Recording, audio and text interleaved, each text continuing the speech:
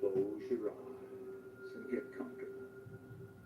It's time to breathe deeply and relax completely. Breathe deeply and relax completely. Allow quiet and spirit to come in. Feel the blood flow through your arms and legs, through your body and mind. Relaxing.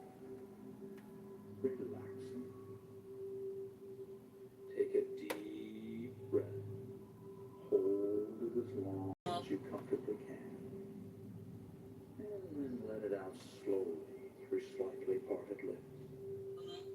And when the breath is all over, contract your stomach muscles and push it even further out and further out. And we don't know necessarily whether this is connected to the investigation of this robbery or whether they're... The Diocese of Camden.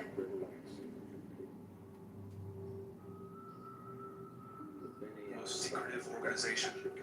It runs on a black budget, laundering...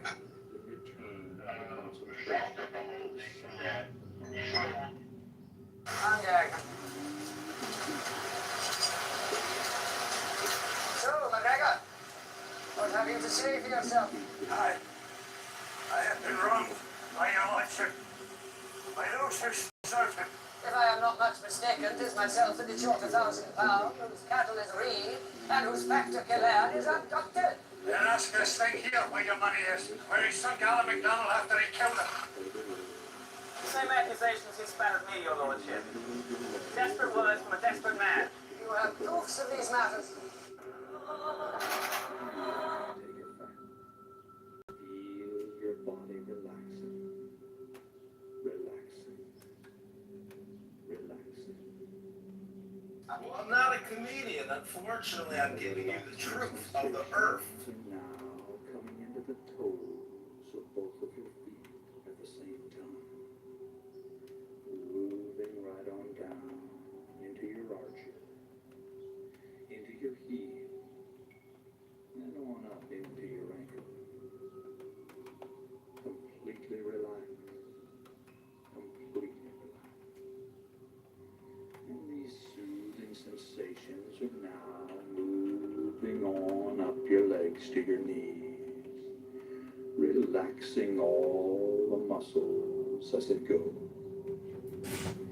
And on up your legs to your thighs and to your hips.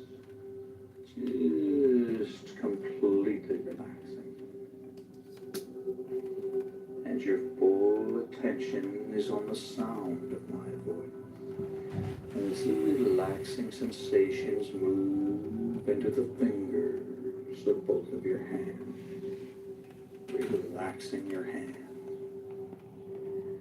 And it now moves on up into your forearms, relaxing your forearms, and on up into your upper arms, relaxing your upper arms, and your fingers and hands and forearms and upper arms are now just completely relaxed.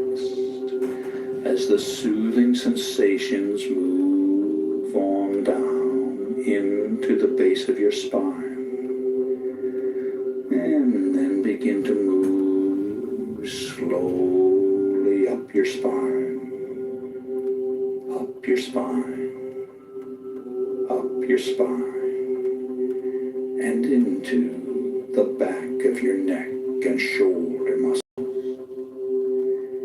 The back of your neck and shoulder muscles are now loose and limp, loose and limp, just completely relaxed.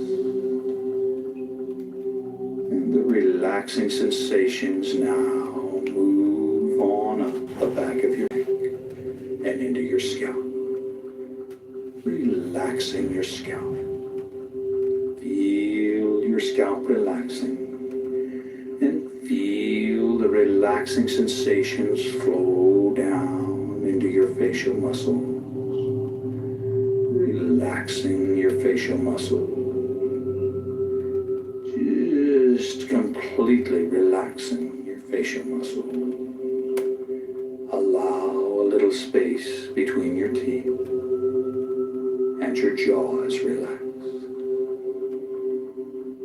And your entire body is now relaxed all over in every way. All tension is gone from your body and mind. All tension is gone from your body and mind. And it's time to imagine a bright white light coming down from above and entering your crown chakra of spirituality on the top of your head. Now this is the universal light of life energy. See it, feel it, create it with the unlimited power of your mind, and feel the light within you, flowing through your body and mind, filling you to overflowing with this bright white protectory light. And now vividly imagine the light concentrating around your heart area, and visualize it emerging from your heart area to totally surround your body with a protectory aura of bright white God light. And as you continue to listen to the sound of my voice, vividly imagine yourself in a situation in which you were going down, down, down, deeper and deeper down as I count backwards from 7 to 1.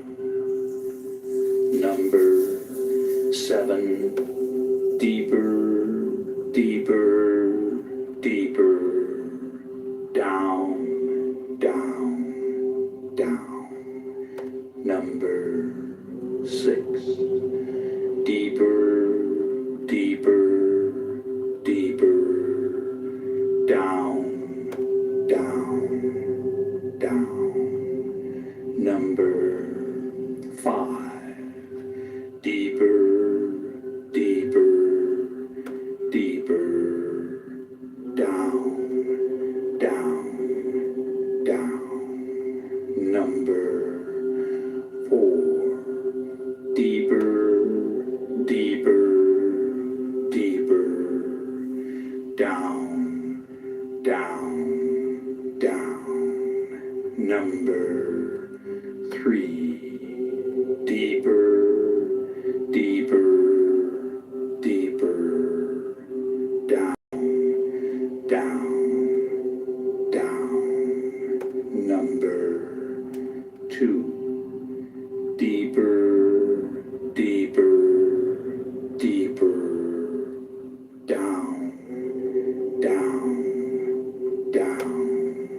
Number 1. And you're now very, very deep, and you feel deep. But let's go down even deeper, even deeper, even deeper. Number 7, deeper, deeper, deeper, down, down, down. Number 6, deeper, deeper, deeper, down, down, down. Number 5, deeper, deeper, deeper, down, down, down. Number 4, deeper, deeper, deeper, down, down, down.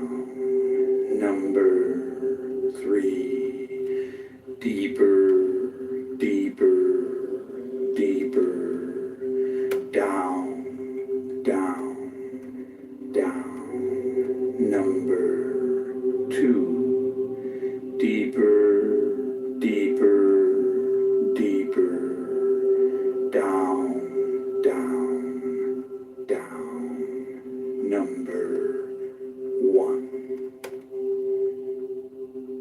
And you're now relaxed and at ease and at peace in a relaxing, altered state of consciousness. And each and every time you alter consciousness, you will go deeper than the time before until you've reached your natural level, which can be maintained by using this technique several times a week. Now, if at any time you feel uncomfortable in any way, all you have to do to awaken is to mentally count yourself up from 1 to 5. So you're in control. You can awaken at any time you desire to do so. And you're now relaxed and at ease, and a quietness of spirit permeates your body and mind. And I'm going to begin by providing suggestions that will be communicated to every level of your body and mind.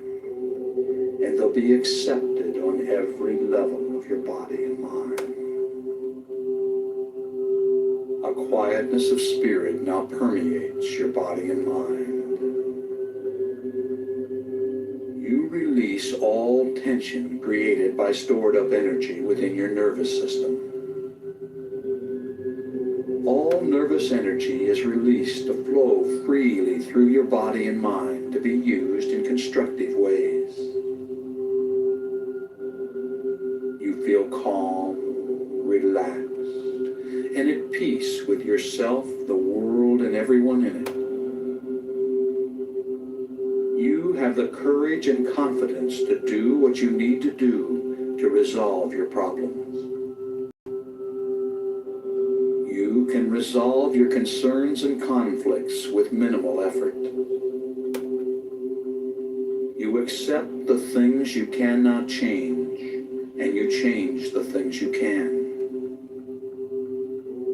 You accept who you are. You always do your best, which is all anyone can ask. Every day, in every way, you become more peaceful and harmonious. Negativity flows through you without affecting you. As a result of this programming, you develop a new, mellow, and confident self-image. Quietness of spirit are your key trigger words for post-hypnotic conditioned response. And these suggestions have been communicated to every level of your body and mind, and they've been accepted on every level of your body and mind. And it's now time to visualize yourself having successfully overcome any and all anxiety. Imagine how good it feels to experience an ongoing quietness of spirit. Imagine your reactions and the reactions of those close to you. Vividly fantasize all the changes and benefits derived from living life in this calm state of mind. Create every detail of these visualizations, and in so doing, you communicate your desires to the levels of mind that will assist you in manifesting the positive outcomes. Imagine what you desire as if it were already so. Do this now while I am quiet for a while.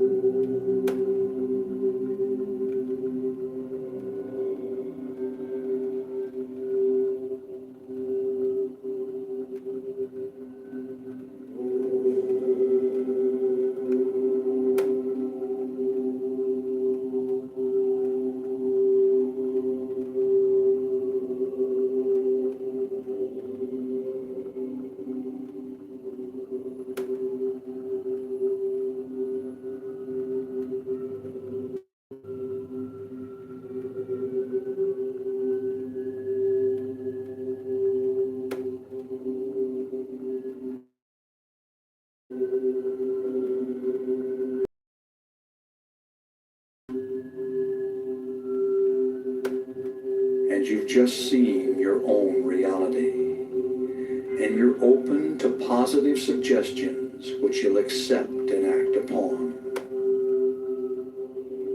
A quietness of spirit now permeates your body and mind. You release all tension created by stored up energy within your nervous system.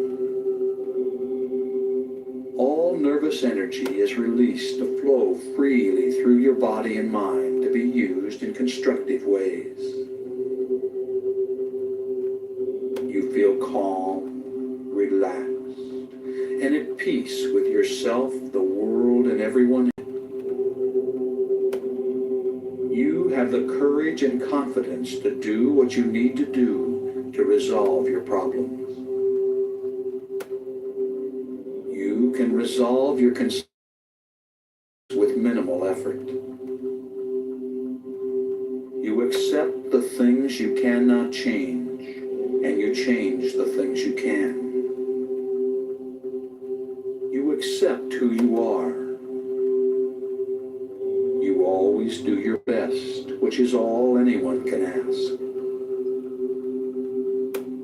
Every day, in every way, you become more peaceful and harmonious. Negativity flows through you without affecting you. As a result of this programming, you develop a new mellow and confident self-image. Quietness of spirit are your key trigger words for post-hypnotic conditioned response. And these suggestions have been communicated to every level of your body and mind, and they've been accepted on every level of your body and mind. And these suggestions have been communicated to every level of your body and mind, and they've been accepted on every level of your body and mind. And it's now time to use a repeat technique to saturate your mind with a message. Together, we'll communicate it to every level of your being. So say the words along with me, silently in your mind. Shout them out silently, and hear them echo out across the universe and back to you. A quietness of spirit now permeates my body and mind, and my stored up energy is released to flow freely through my system. A quietness of spirit now permeates my body and mind, and my stored up energy is released to flow freely through my system. A quietness of spirit now permeates my body and mind, and my stored up energy is released to flow freely through my system. A quietness of spirit now permeates my body and mind, and my stored up energy is released to flow freely through my system. A quietness of spirit now permeates my body and mind, and my stored up energy is released to flow freely through my system. A quietness of spirit now permeates my body and mind, and my stored up energy is released to flow freely through my system. A quietness of spirit now permeates my body and mind, and my stored up energy is released to flow freely through my system. A quietness of spirit now permeates my body and mind, and my stored up energy is released to flow freely through my system. A quietness of spirit now permeates my body and mind, and my stored up energy is released to flow freely through my system. A quietness of spirit now permeates my body and mind, and my stored up energy is released to flow freely through my system. That's right. A quietness of spirit now permeates your body and mind, and all your stored up energy is released to flow freely through your system. And every day, in every way, way, you become more peaceful and harmonious. Your new, mellow, and confident self-image is a projection of who you are. It is. You are mellow and self-confident. And I'm now going to give you some key trigger words for post-hypnotic conditioned response. Anytime you feel the slightest bit nervous, simply stop what you're doing, close your eyes, breathe deeply, and say these words quietly to yourself. Quietness of spirit. The words quietness hypnotic conditioned response trigger words to reduce anxiety and intensify your calm and confident demeanor. These key trigger words invoke powerful post-programming mental conditioning that you can draw upon when you need it. When you say the words quietness of spirit, you'll immediately feel a surge of calmness and confidence flow through your body and mind. And every time you hear this suggestion, and every time you use your quietness of spirit programming, it becomes more and more effective. And it's now time to repeat another powerful affirmation along with me. When I say the words quietness of spirit, I relax, regain control, and experience a surge of calmness and confidence. When I say the words quietness of spirit, I relax, regain control, and experience a surge of calmness and confidence. When I say the words quietness of spirit, I relax, regain control, and experience a surge of calmness and confidence.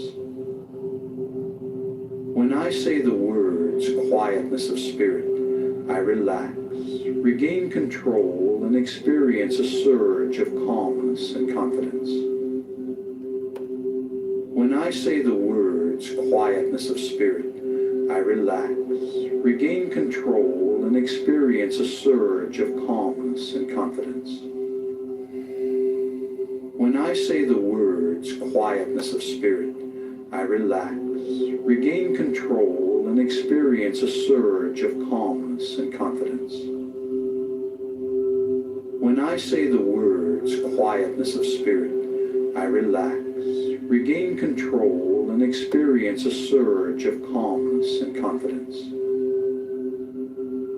When I say the words quietness of spirit, I relax, regain control, and experience a surge of calmness and confidence. When I say the words quietness of spirit, I relax, regain control, and experience a surge of calmness and confidence.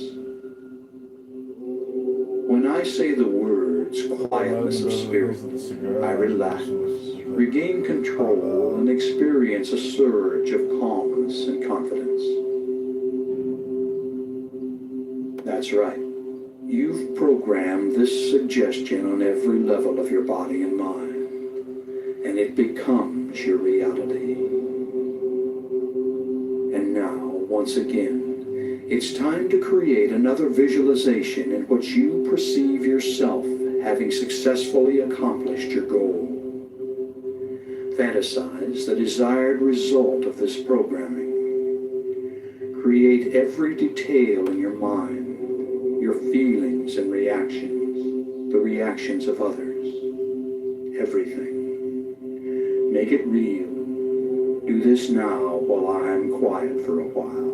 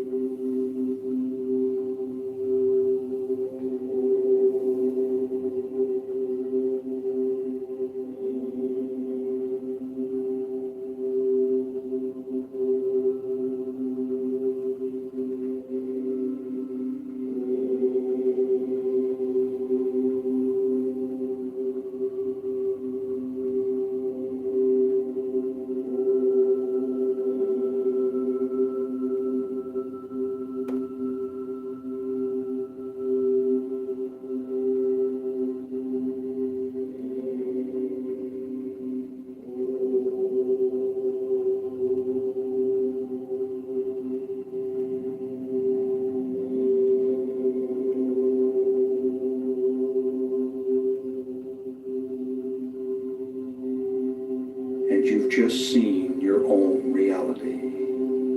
And upon awakening, you'll remember all that has been communicated. You'll awaken feeling as if you just had a refreshing nap. Your head will be clear, and you'll think and act with calm self-assurance, feeling glad to be alive and at peace with yourself, the world, and everyone in it. So let's come on up now. On the count of 5, you'll open your eyes and be wide awake. Number 1, feel the lifeblood returning to your arms and legs. Number 2, coming on up and at peace with all life. Number 3, coming on up feeling an internal balance and harmony. Number 4, recall the situation in the room. And number 5, wide awake, wide awake. Open your eyes and feel good. Number 5, wide awake.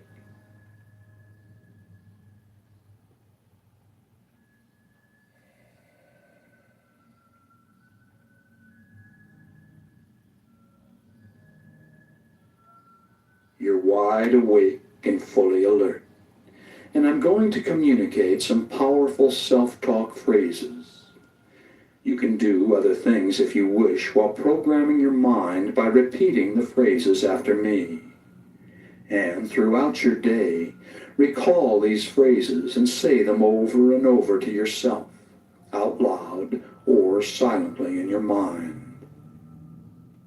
All right, now repeat each phrase after me. A quietness of spirit now permeates my body and mind.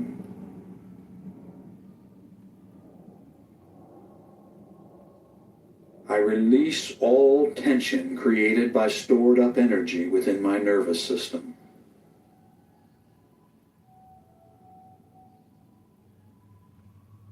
All nervous energy is released to flow freely through my body and mind to be used in constructive ways. The communist thief is a liar and a fraud. He has raised $800 billion, 26 years from big pharma execs. I feel calm, relaxed, and at peace with myself, the world, and everyone in it.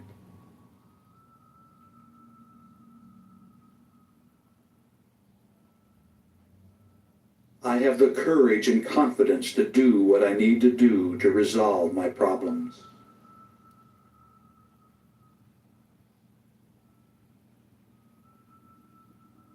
I can resolve my concerns and conflicts with minimal effort.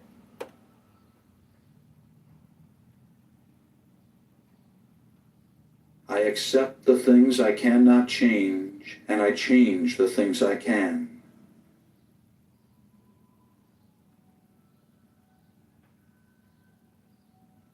I accept who I am. I always do my best, which is all anyone can ask.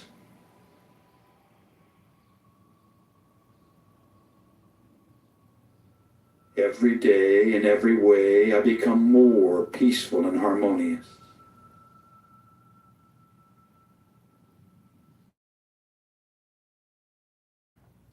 Negativity flows through me without affecting me.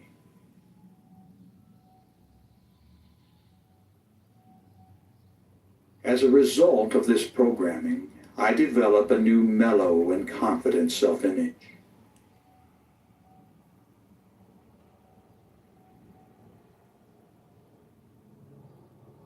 The words, quietness of spirit, are my key trigger words for post-hypnotic conditioned response.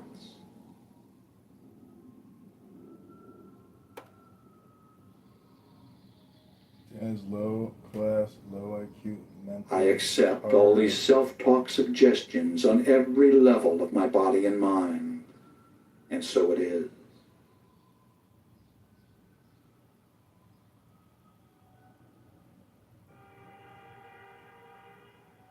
A quietness of spirit now permeates my body and mind.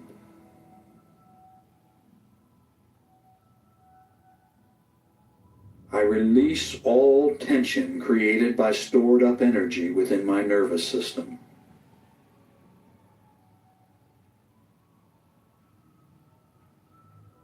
All nervous energy is released to flow freely through my body and mind to be used in constructive ways.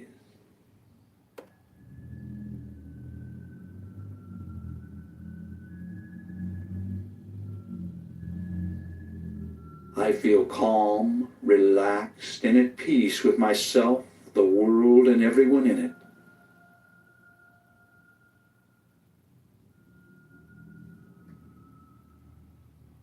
I have the courage and confidence to do what I need to do to resolve my problems.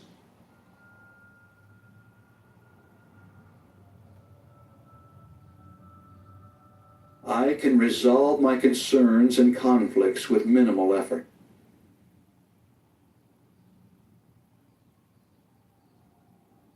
I accept the things I cannot change, and I change the things I can.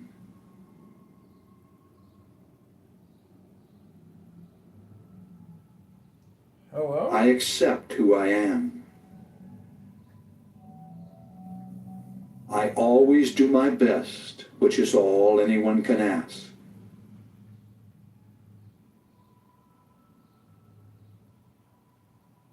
Every day, in every way, I become more peaceful and harmonious.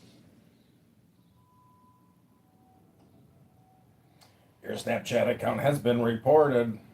Negativity flows through me without affecting me.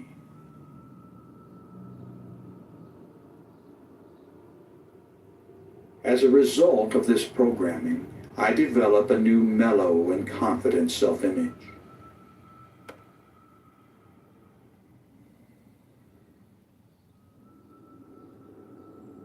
The words, quietness of spirit, are my key trigger words for post-hypnotic conditioned response.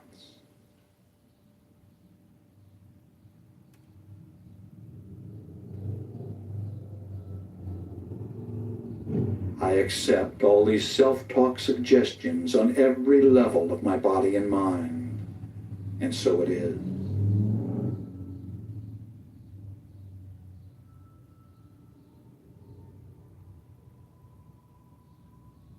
A quietness of spirit now permeates my body and mind.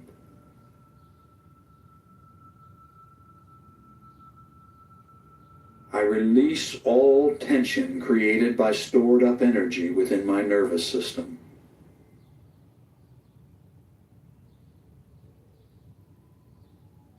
All nervous energy is released to flow freely through my body and mind to be used in constructive ways.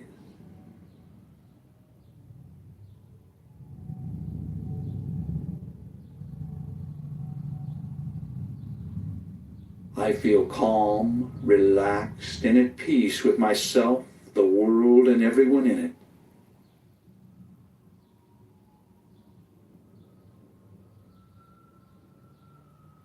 I have the courage and confidence to do what I need to do to resolve my problems.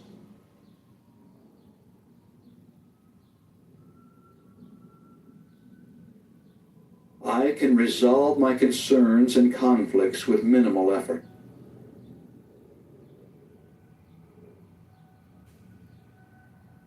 I accept the things I cannot change, and I change the things I can.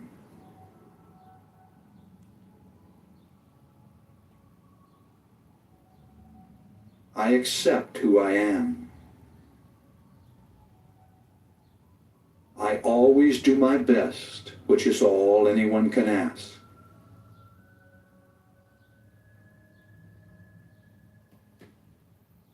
Every day, in every way, I become more peaceful and harmonious.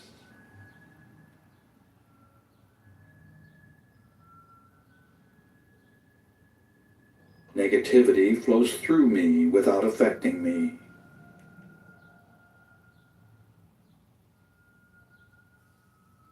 As a result of this programming, I develop a new mellow and confident self-image.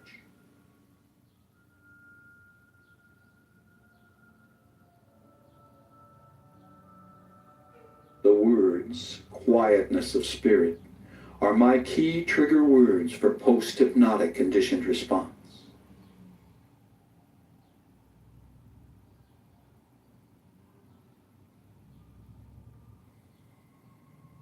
I accept all these self-talk suggestions on every level of my body and mind, and so it is.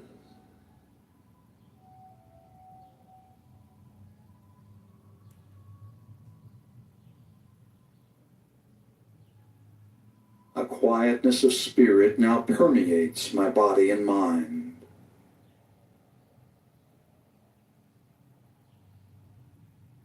I release all tension created by stored up energy within my nervous system.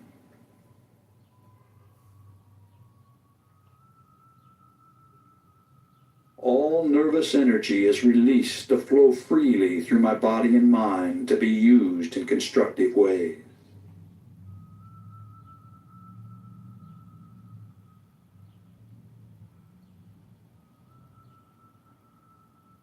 I feel calm, relaxed, and at peace with myself, the world, and everyone in it.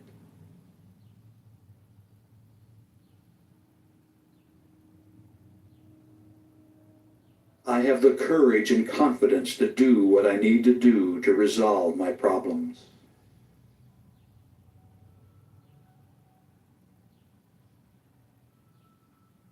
I can resolve my concerns and conflicts with minimal effort.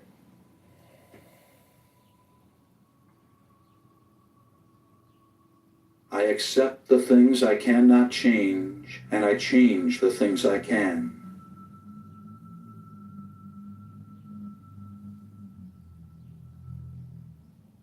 I accept who I am. I always do my best, which is all anyone can ask.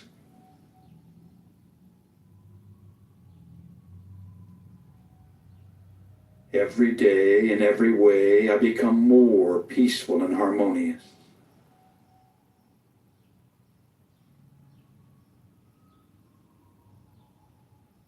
Negativity flows through me without affecting me.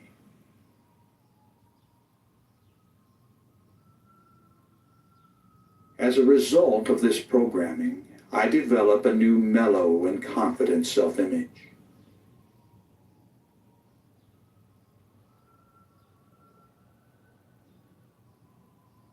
The words, quietness of spirit, are my key trigger words for post-hypnotic conditioned response.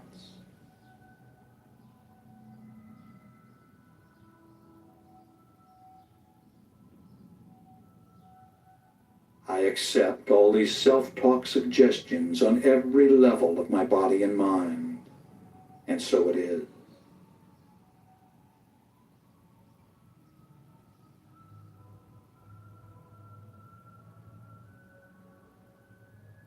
A quietness of spirit now permeates my body and mind.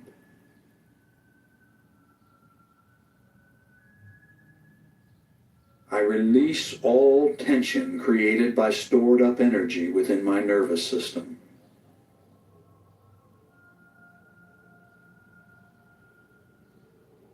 All nervous energy is released to flow freely through my body and mind to be used in constructive ways.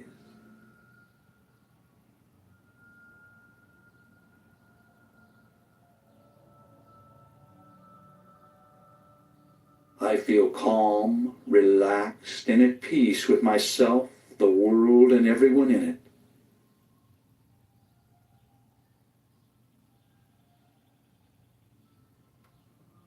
I have the courage and confidence to do what I need to do to resolve my problems.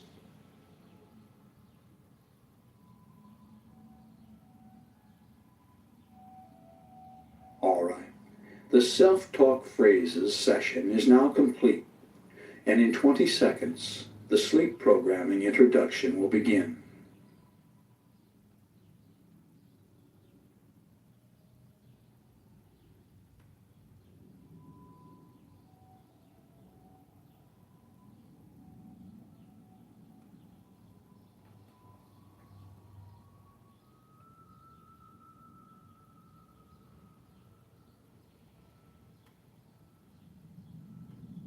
Sleep programming is nearly as powerful as hypnosis for programming your mind with life-changing suggestions.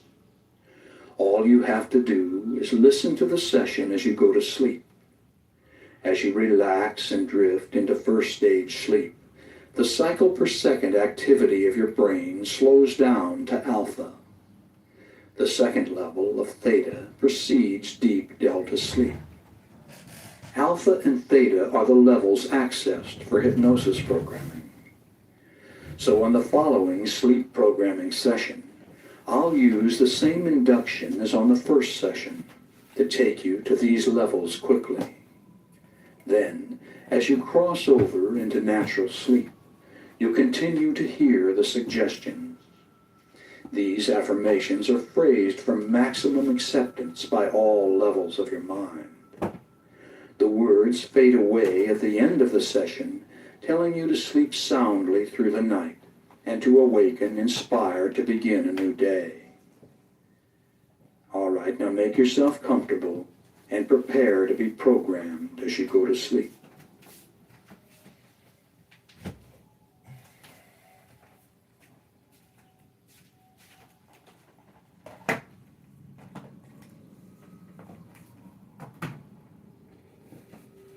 Close your eyes and get comfortable.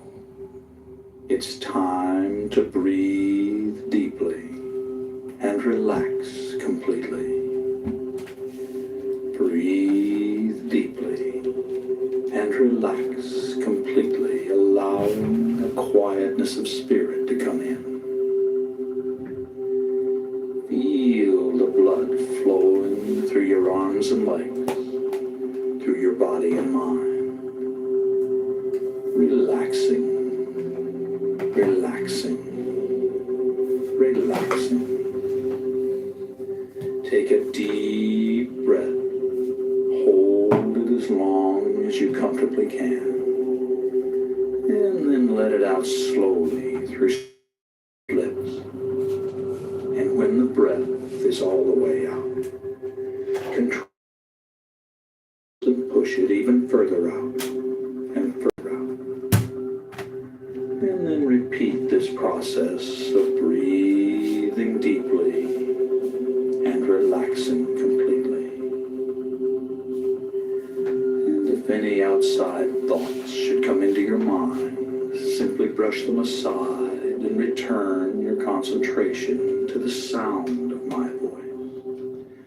And breathing deeply and relaxing completely.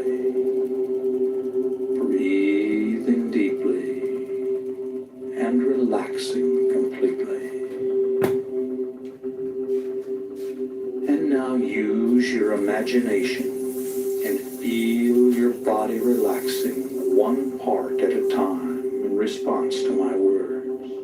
Play the role, play the part, and mentally relay the relaxing suggestions into that part of your body.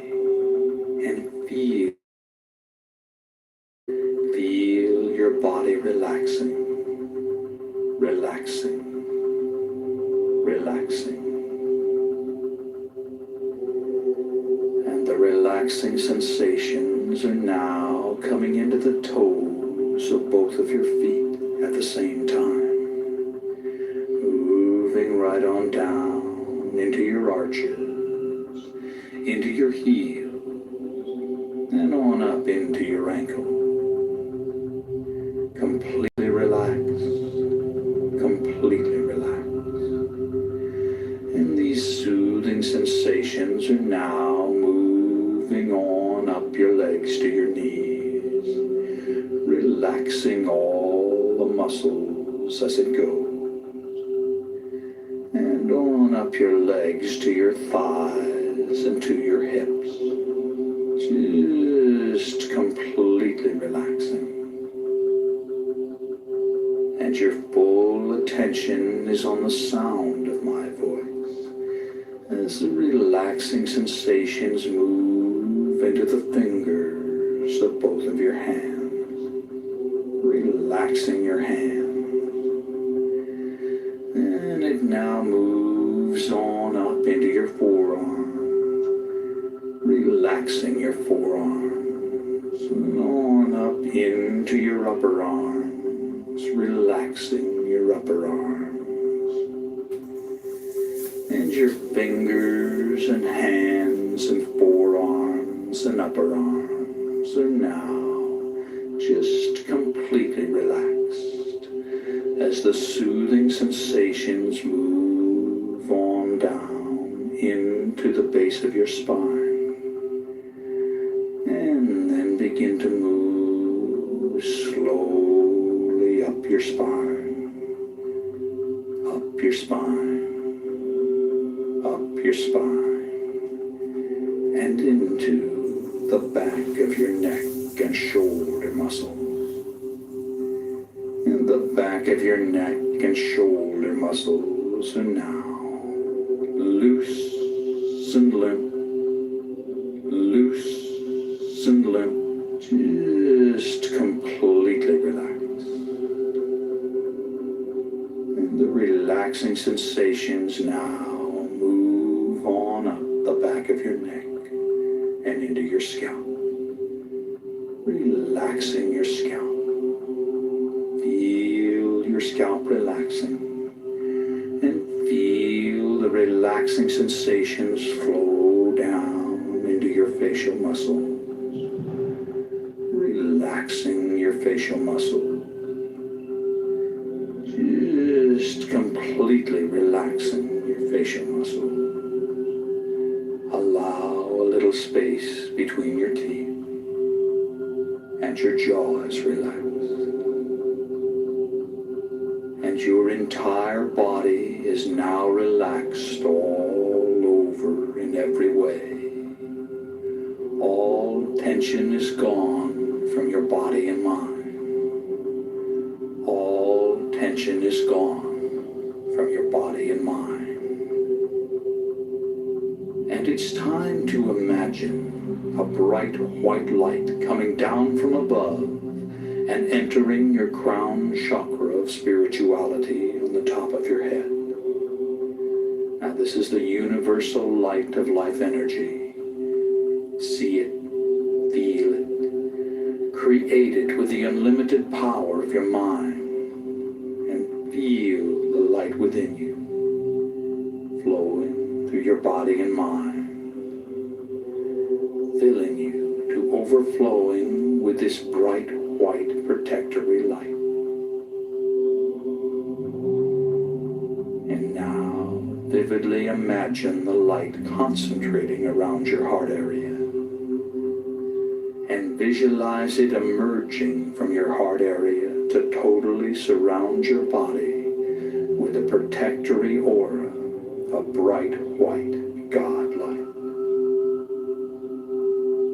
And as you continue to listen to the sound of my voice, vividly imagine yourself in a situation in which you are going down, down, down, deeper and deeper down as I count backwards from 7 to 1. Number 7, deeper, deeper, deeper, down, down, down. Number 6, deeper, deeper, deeper, down, down, down. Number 5, deeper, deeper, deeper, down, down, down. Number 4, deeper, deeper, deeper, down, down, down. Number 3, deeper, deeper, deeper, down, down, down. Number 2, deeper, deeper, deeper, down, down, down. Number 1,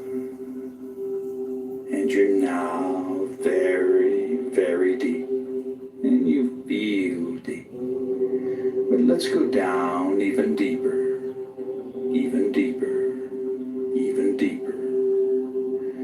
Number 7, deeper, deeper, deeper, down, down, down. Number 6, deeper, deeper, deeper, down, down, down. Number 5, deeper, deeper, deeper, down, down, down. Number 4, deeper, deeper, deeper, down, down, down. Number 3, deeper, deeper, deeper, down, down, down. Number 2, deeper, deeper, deeper, down, down, down. Number 1. And you're now relaxed and at ease and at peace in a relaxing, altered state of consciousness.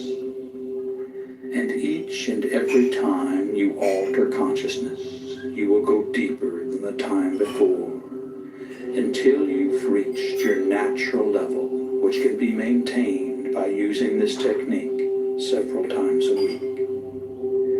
Now, if at any time you feel uncomfortable in any way, all you have to do to awaken is to mentally count yourself up from 1 to 5. So you're in control. You can awaken at any time you desire to do so. And your body is relaxed, relaxed, relaxed. And your mind is relaxed as you cross over into sleep. A peaceful, relaxing sleep. Peaceful, relaxing sleep.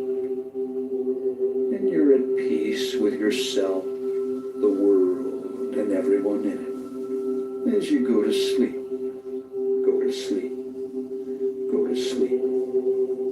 A deep, peaceful, harmonious sleep. Sleep. And you're going to sleep. And as you do, you accept the suggestions you hear.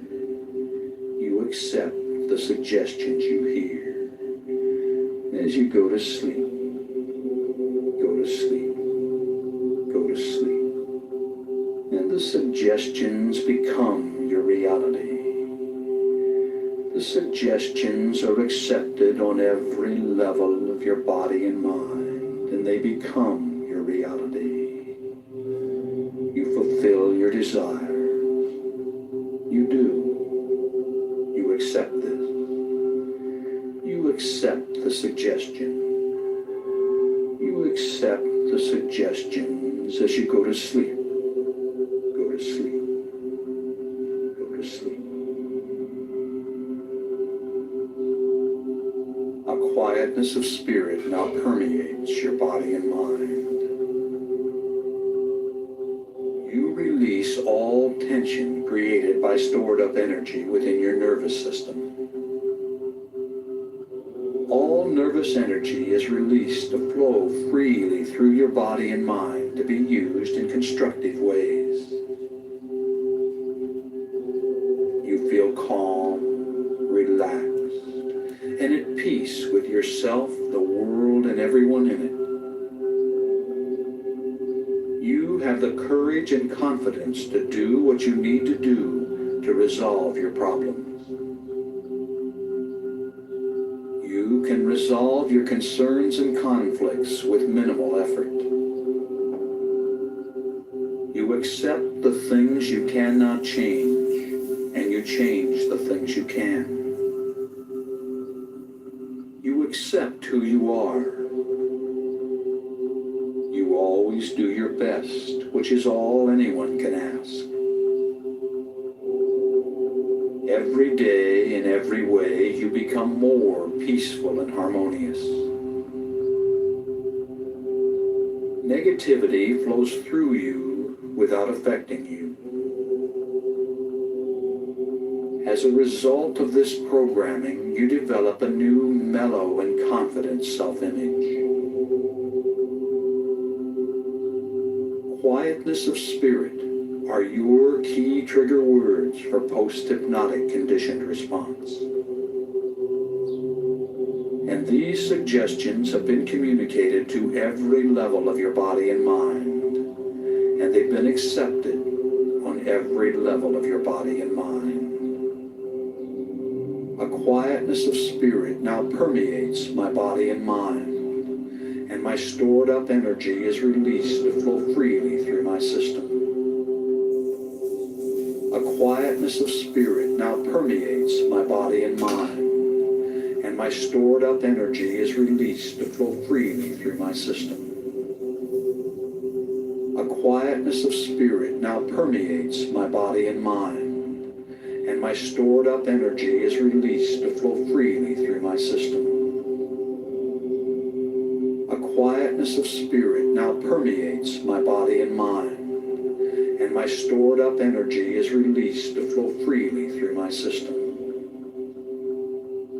A quietness of spirit now permeates my body and mind, and my stored up energy is released to flow freely through my system. A quietness of spirit now permeates my body and mind, and my stored up energy is released to flow freely through my system. A quietness of spirit now permeates my body and mind, and my stored up energy is released to flow freely through my system. A quietness of spirit now permeates my body and mind, and my stored up energy is released to flow freely through my system. A quietness of spirit now permeates my body and mind, and my stored up energy is released to flow freely through my system. A quietness of spirit now permeates my body and mind, and my stored up energy is released to flow freely through my system.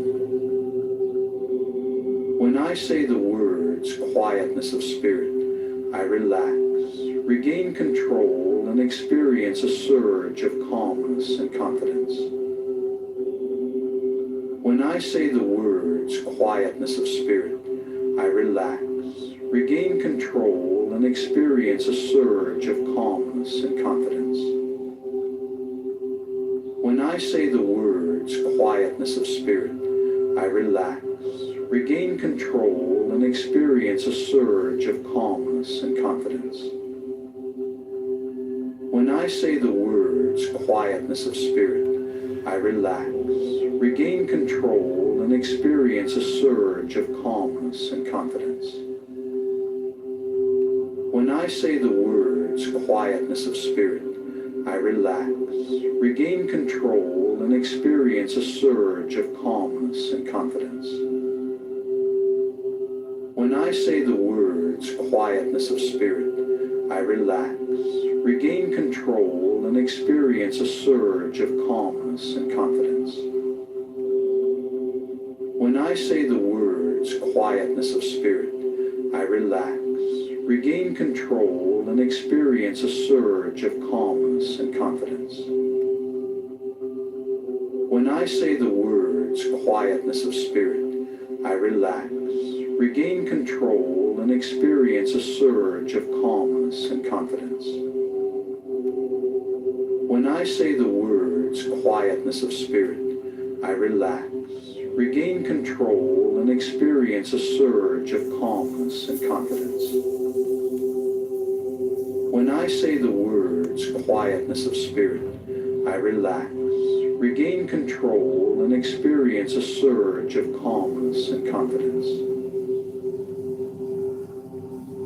A quietness of spirit now permeates your body and mind. You release tension created by stored up energy within your nervous system. All nervous energy is released to flow freely through your body and mind to be used in constructive ways. You feel calm, relaxed, and at peace with yourself, the world, and everyone in it. You have the courage and confidence to do what you need to do to resolve your problems. You can resolve your concerns and conflicts with minimal effort. You accept the things you cannot change, and you change the things you can. You accept who you are. You always do your best, which is all anyone can ask. Every day, in every way, you become more peaceful and harmonious. Negativity flows through you without affecting you. As a result of this programming, you develop a new, mellow, and confident self-image. Quietness of spirit are your key trigger words for post-hypnotic conditioned response. And these suggestions have been communicated to every level of your body and mind, and they've been accepted on every level of your body and mind. A quietness of spirit now permeates my body and mind, and my stored up energy is released to flow freely through my system. A quietness of spirit now permeates my body and mind, and my stored up energy is released to flow freely through my system. A quietness of spirit now permeates my body and mind, and my stored up energy is released to flow freely through my system. A quietness of spirit now permeates my body and mind, and my stored up energy is released to flow freely through my system. A quietness of spirit now permeates my body and mind, and my stored up energy is released to flow freely through my system.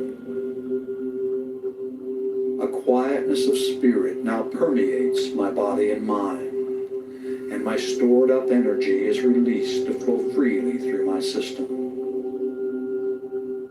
A quietness of spirit now permeates my body and mind, and my stored up energy is released to flow freely through my system. A quietness of spirit now permeates my body and mind, and my stored up energy is released to flow freely through my system. A quietness of spirit now permeates my body and mind, and my stored up energy is released to flow freely through my system. A quietness of spirit now permeates my body and mind, and my stored up energy is released to flow freely through my system. When I say the words quietness of spirit, I relax, regain control, and experience a surge of calmness and confidence. When I say the words quietness of spirit, I relax, regain control, and experience a surge of calmness and confidence.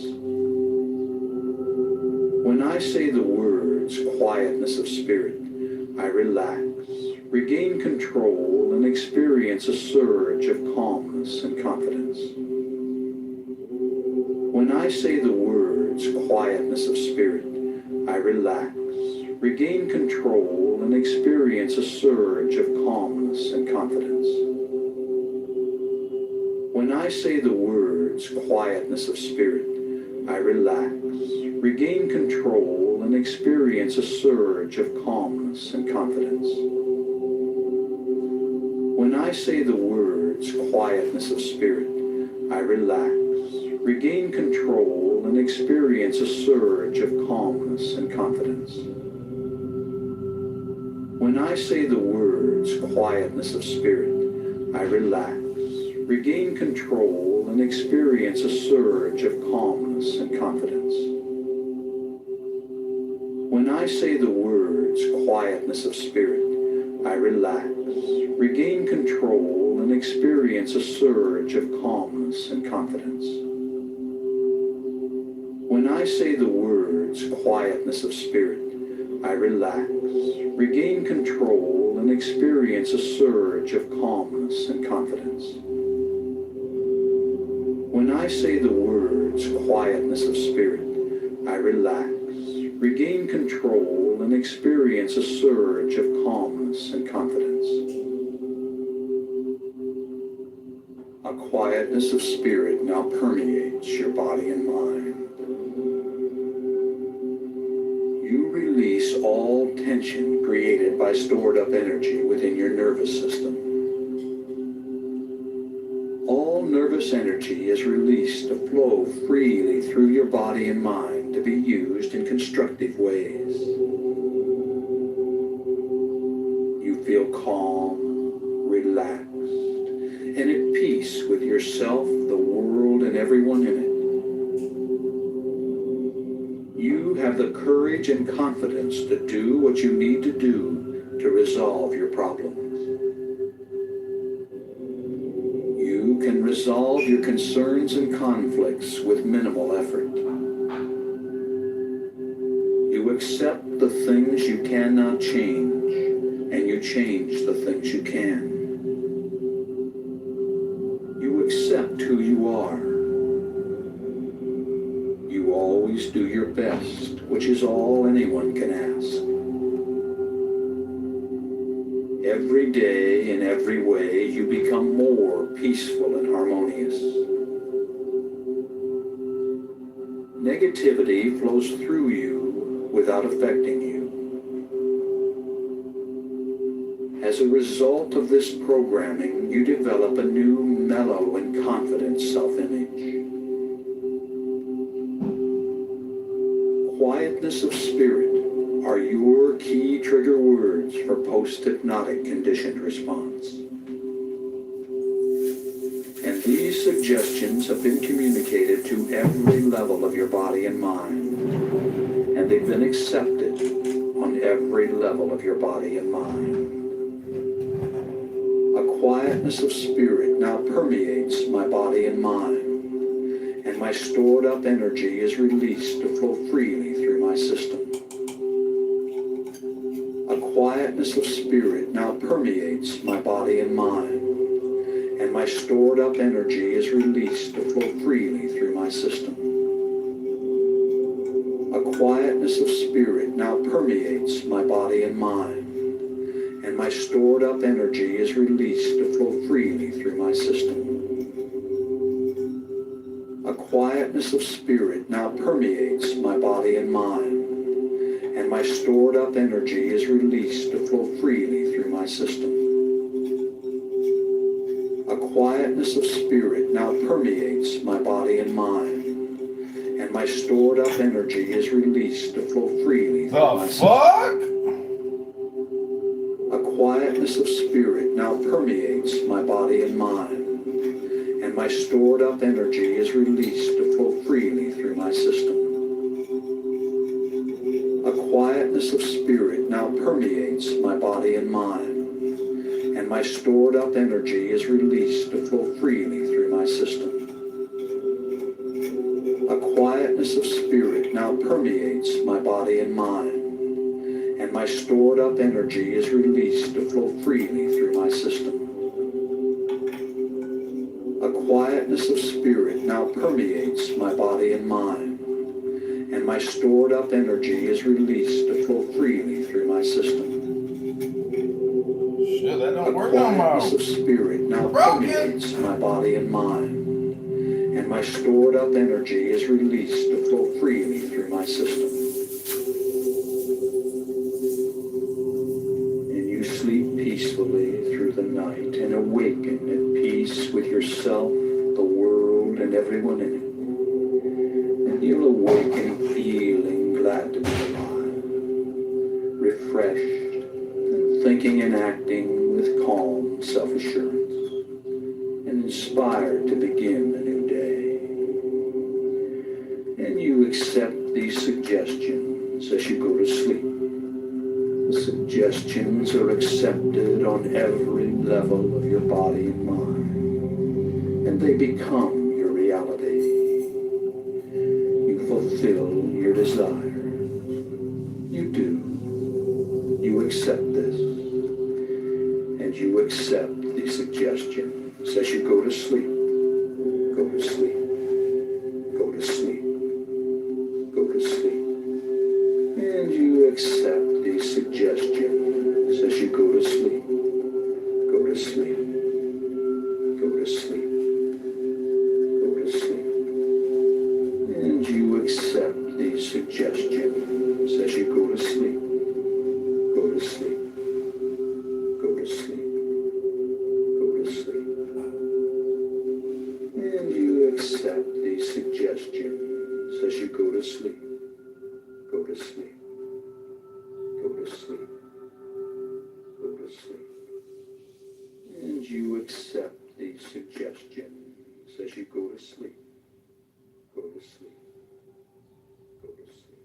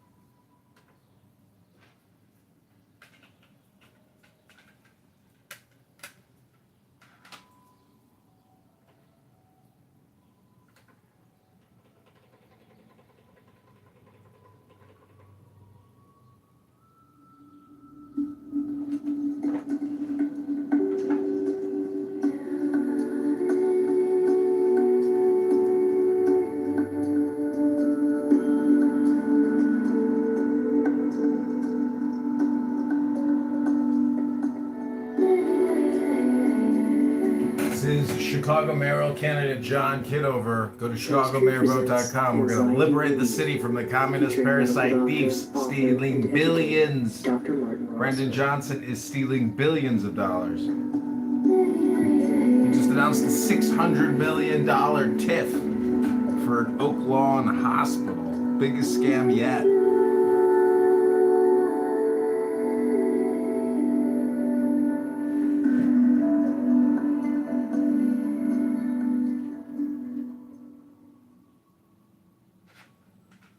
Hi, I'm Dr. Marty Rossman, welcoming you to the Anxiety Relief Program.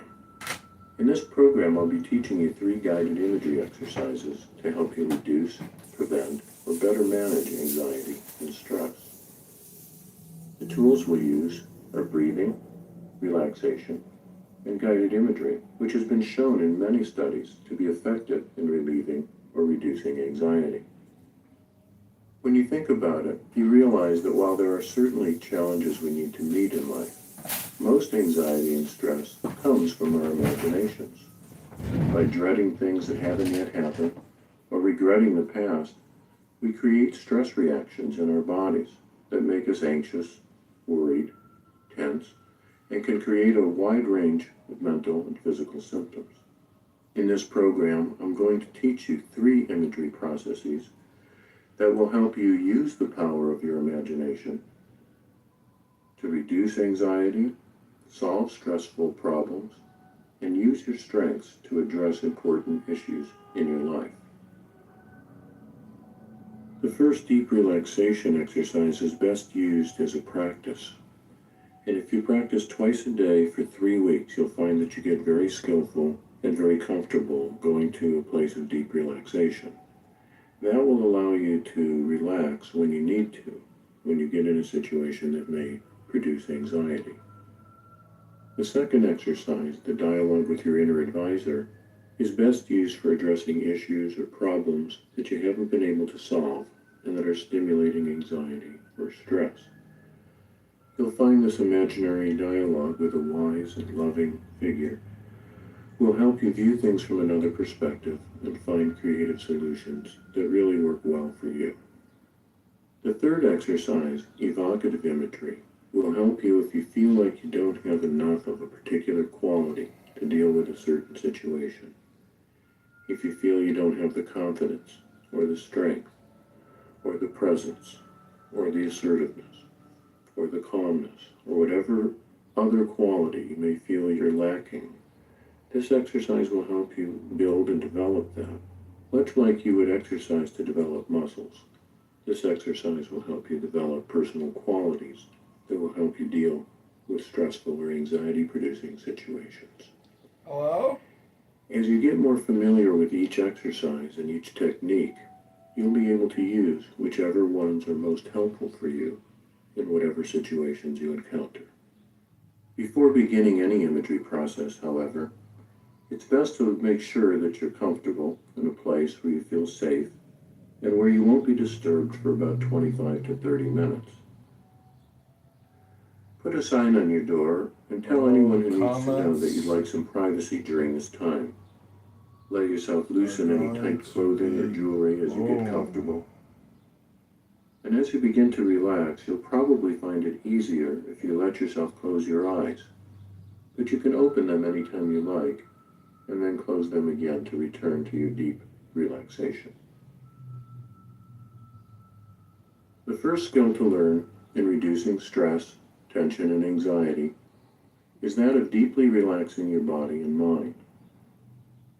We'll use your breathing and your imagination to help you do this. We'll begin by taking some time to focus on your breathing, then invite your muscles to relax and unwind, and then invite you to imagine going to a beautiful, peaceful place where you feel safe, comfortable, and at ease. And as you imagine yourself being in such a place, you'll find that your body and mind relax easily and naturally. Learning to relax with imagery simply involves learning to pay attention to different things. To shift your attention from your usual world, we might call it the outer world, to what we can call your inner world. We'll take some time to focus on your breath. Let that get a little easier and deeper, and then invite your body to relax part by part. And you'll find that your body really likes to relax, and it knows how to do that. You just need to invite it to do that and let it relax in its own way. So now let's begin. Begin by paying attention to your breathing. Just noticing that on the in-breath, you're bringing in new energy, vitality, and oxygen that flows to all parts of your being, especially any place that needs some special attention. And let every exhalation, every out-breath, be a real letting go kind of a breath, a release. And let yourself make a small movement to signal the shift you're about to make into deep relaxation, like briefly lifting a finger, or rolling your eyes up in your head and taking an especially deep breath. And then let your eyes become comfortable again and begin to relax more deeply. In the future, when you make this movement, it can be a signal to your body and mind that you're about to shift into a state of deep relaxation.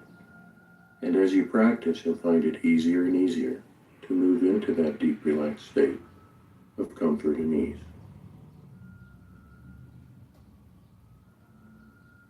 And as your attention shifts from the outer world to the inner world, invite your body, your mind, your feelings, and your spirit to just release any tension you may not need to hold on to right now. And you don't even have to know what you need to hold on to and what you can let go of. Simply invite the body, or the parts of your body, to release what they don't need to hold on to right now, and notice what happens.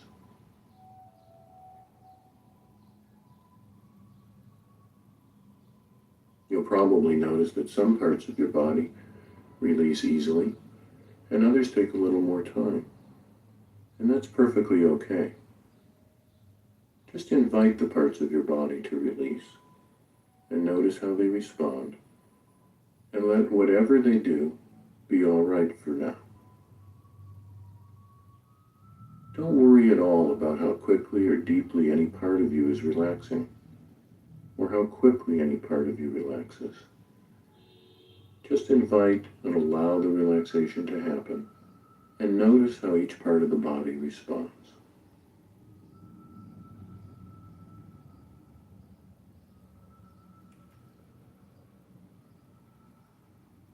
As you focus on different parts of your body, notice that you may feel things in them that you didn't notice when your attention was elsewhere. And of course, that's to be expected. And notice that there is feeling, awareness, and responsiveness in the different parts of your body. You might even experience it or think of it as intelligence.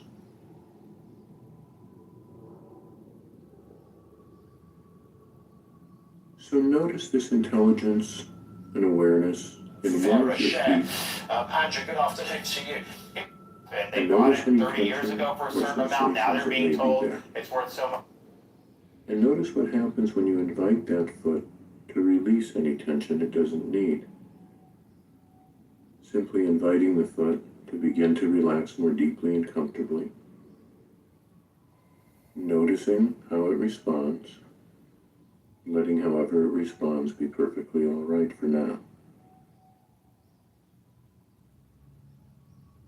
And then notice the intelligence in the other foot. And in the same way, invite it to release any tension it doesn't need to hold on to. And allow both your feet to continue to relax in their own way. And then your ankles. From the property tax situation. It's very Silently important inviting given your how that's feet and pinched ankles so to many. become soft and at ease. And then noticing the intelligence in your legs. Releasing your legs. inviting your legs to soften and relax in their own way, without having to make any effort at all. Just inviting and allowing, softening and releasing, and letting that be a very comfortable and very pleasant experience. And you can relax even more deeply and comfortably if you want to, by continuing to notice the intelligence in different parts of your body and inviting each part to soften and relax in the same way, simply noticing how each part responds, and knowing that you're in control of your relaxation and only relax as deeply as is comfortable for you. I want to remind you that if you ever need to return your awareness to the outer world, you can do that by simply opening your eyes and looking around, coming from the forward, property tax and aware of situation. what's It's going very on. important, given how that's pinched so many If you need to homeowners, respond particularly to our senior anything there, you citizens can do that who have their too. homes paid off, and they And bought knowing it that you 30 can years do ago that for a if you certain need amount to, now. you can simply relax once more, return your attention to the inner world of your imagination.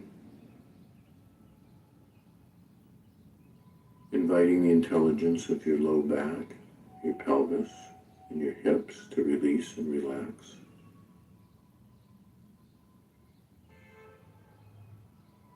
And the intelligence of your abdomen and midsection.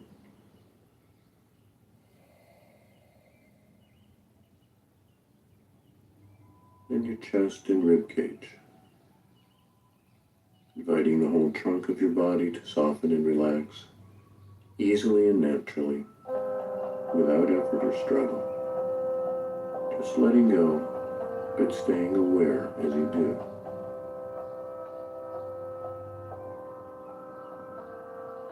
Inviting the intelligence between and across your shoulder blades, and across your neck and shoulders. Inviting the intelligence in your arms and elbows to relax, in your forearms, all the way down through your wrists and hands, all the way down to the palms of your hands, the tips of your fingers and thumbs. Becoming aware of the intelligence in your face and jaw muscles, and inviting them to relax and let go, to become soft and at ease. You may notice that your upper and lower teeth may want to drift apart a little bit as they relax, and that's perfectly all right. Becoming aware of your scalp and forehead, inviting them to be soft and at ease. And the little muscles around your eyes softening, relaxing, releasing. And even your tongue can release and be at ease.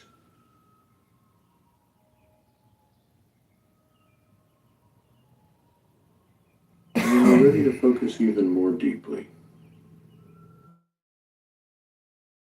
going to some place that's beautiful to you. It can be a place that you've been, or a place that you simply imagine now, or some combination. A place that you love to be in. A place that feels good to be in. Let it be a place that feels safe and private, powerful, and even healing to you.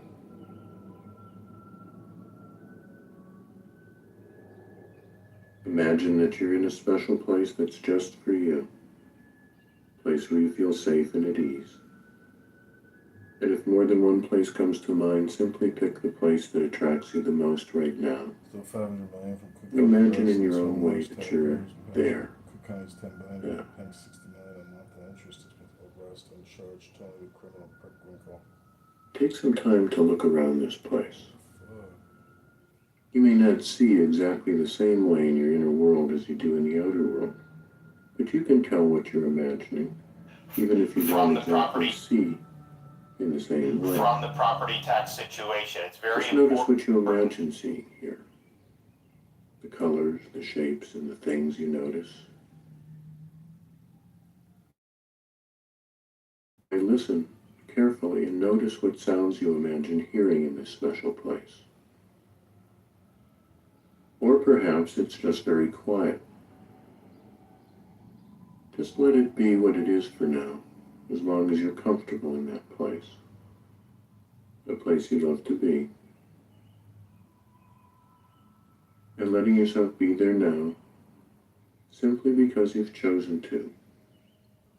And let yourself enjoy the peacefulness and the comfort, the safety that you find there. Noticing the temperature, the time of day, the time of year.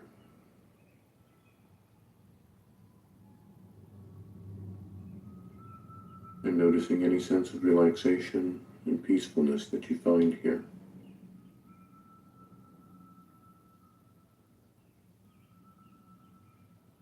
While you're enjoying this time of relaxation in this special, quiet place, your muscles are relaxed. Your blood is flowing easily to every part of your body. Your breathing is easy and regular. And without you having to do anything else, your body is repairing and renewing itself on every level. And if you like, you can grant yourself the luxurious permission to not have to do anything else right now, or go anywhere else.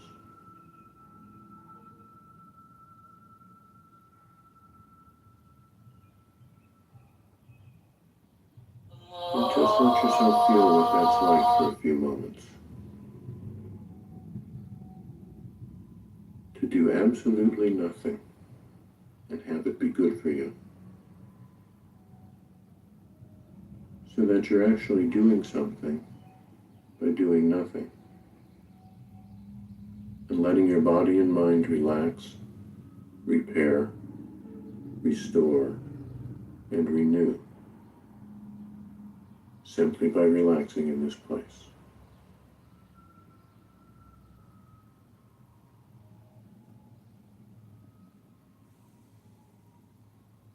Let yourself just settle into this place, exploring it as much as you like, From the property. or as little as you like. And find a spot where you feel most centered and relaxed, and most deeply connected with this place and the qualities and energies that you feel there.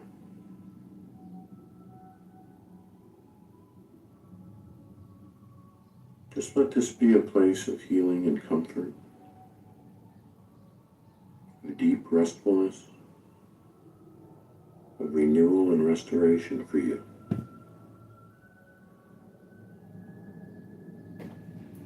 And as you deeply relax here, you may want to pay attention to what it feels like to be surrounded and supported by the energies that you find healing in this place. And if it feels comfortable to you, just let yourself soak up whatever feels good, whatever feels nourishing, vitalizing, strengthening. Just like you're a sponge, just soaking up these good things.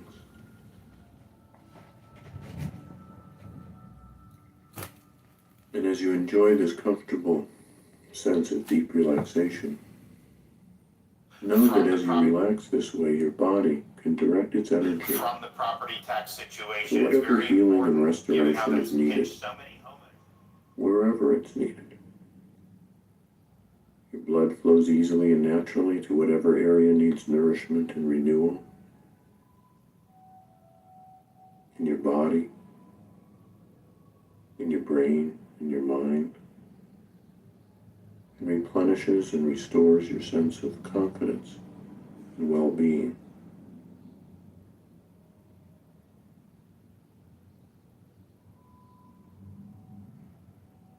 In this relaxed and comfortable state, the healing abilities of your body and mind and the healing wisdom they carry can operate at peak efficiency.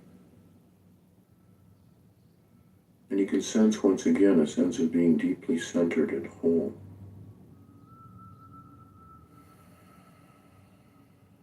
And as you relax, you can remember your wholeness, your strengths, and your capabilities for handling From the property tax situation, it's very may bring your important, way. given how that's pinched so many homeowners, particularly our.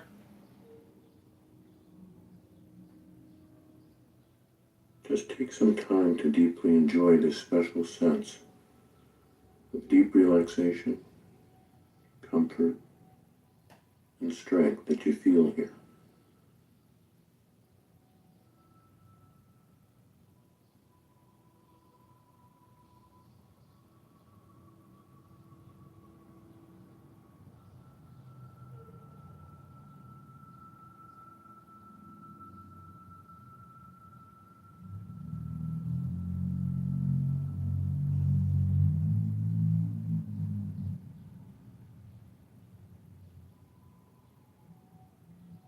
Now let yourself stay relaxed.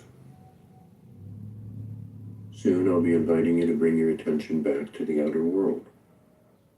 But before you do that, please understand that any time you want to return to this deep state of relaxation, all you need to do is get comfortable, let your breathing get deeper, make the relaxation signal you've chosen, and then deepen your relaxation by inviting your body to relax part by part and go back in your imagination to your inner place of relaxation, peace, and comfort. And stay there as long as you like. And when you come back to the outer world, you'll come back feeling more relaxed and refreshed, clearer in your mind, feeling stronger, more whole, and more comfortable in both body and mind, and more confident in your ability to deal with whatever life presents to you.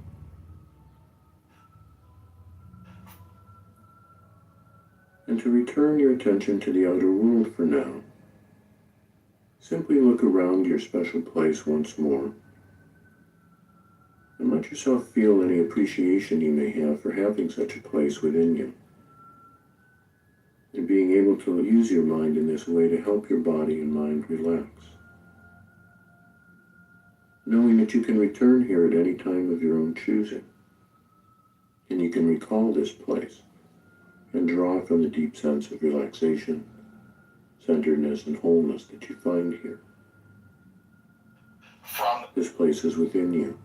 From the property tax situation, it's very important, given how that's pinched so many. To allow you to feel more relaxed and comfortable in the outer world as well. So knowing that this place is always here, prepare yourself to leave and bring your attention back to the outer world.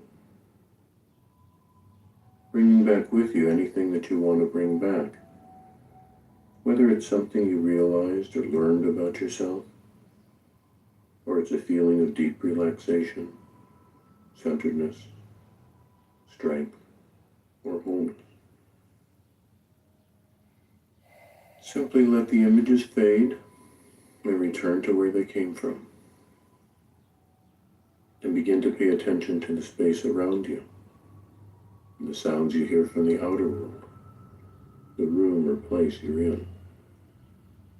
Begin to feel your body coming alive, and gently stretching or wiggling your fingers or toes. As you return your attention to the outer world, letting your body return, feeling more relaxed and refreshed than before, feeling more comfortable yet more alive, your mind clear and refreshed, your senses sharp and clear. And as you become aware of the outer world, you may feel like you're awakening from a deeply refreshing rest. When your attention's all the way back in the outer world, let your eyes come open and look around and see what you see here within. what you hear. Notice what you notice in the outer world. Bringing back with you whatever you choose to bring back. And as you come all the way back to the awareness of the outer world, you may want to take some time to make some notes or sketch something for yourself about this experience. Use this writing or drawing time to let yourself reflect on what's been most useful or interesting about this experience to you. Include your thoughts, feelings, and responses to what happened, as well as any questions that come to mind, and any insights you may have had that will help you relieve or prevent anxiety in the future.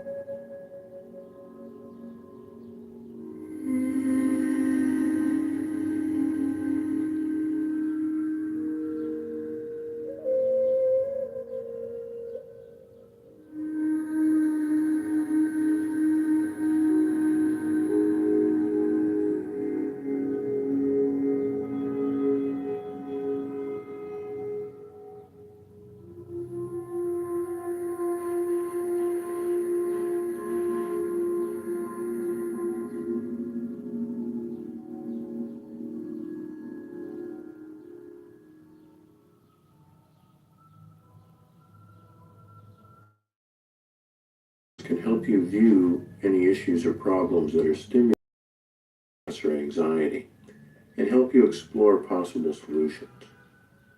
After taking some time to relax and go to your safe, centered place, I'll invite you to imagine a figure that is both wise and kind and knows you well.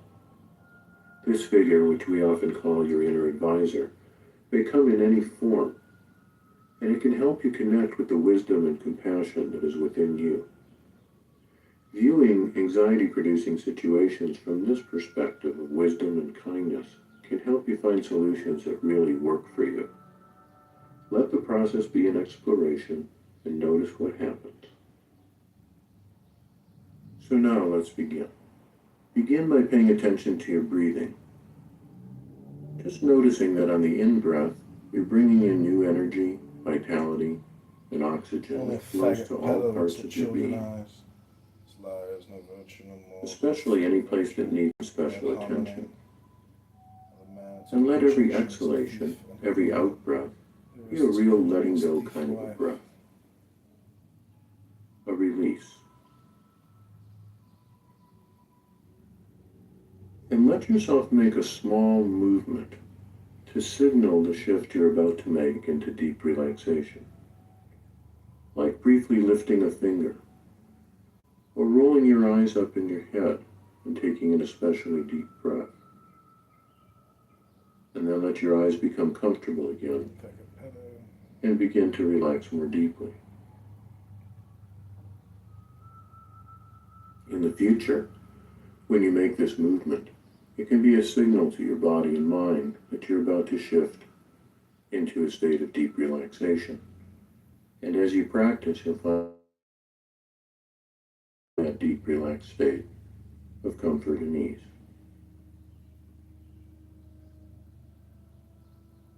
And as your attention shifts from the outer world to the inner world, invite your body, your mind, your feelings, and your spirit to just release any tension you may not need to hold on to right now.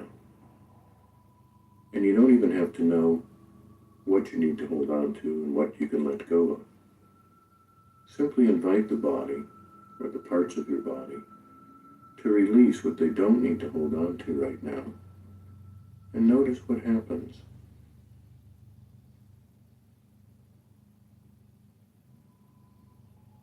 You'll probably notice that some parts of your body release easily, and others take a little more time. And that's perfectly okay. Just invite the parts of your body to release, and notice how they respond, and let whatever they do be all right for now. Don't worry at all about how quickly or deeply any part of you is relaxing. or how quickly any part of you relaxes. Just invite and allow the relaxation to happen, and notice how each part of the body responds.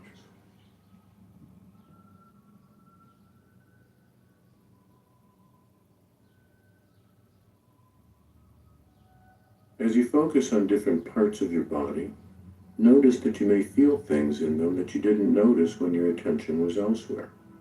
And of course, that's to be expected. And notice that there is feeling, awareness, and responsiveness in the different parts of your body. You might even experience it or think of it as intelligence.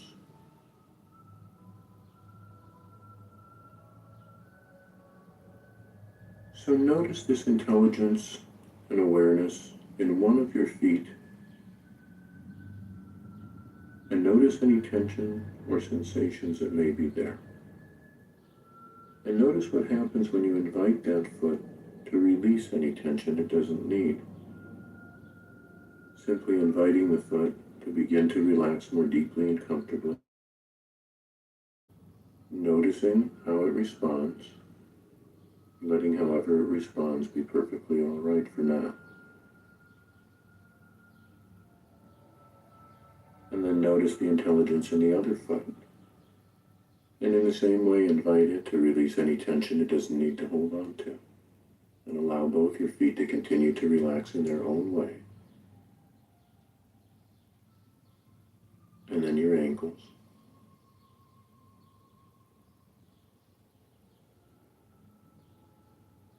Silently inviting your feet and ankles to become soft and at ease. And then noticing the intelligence in your legs. Releasing your legs. Inviting your legs to soften and relax in their own way.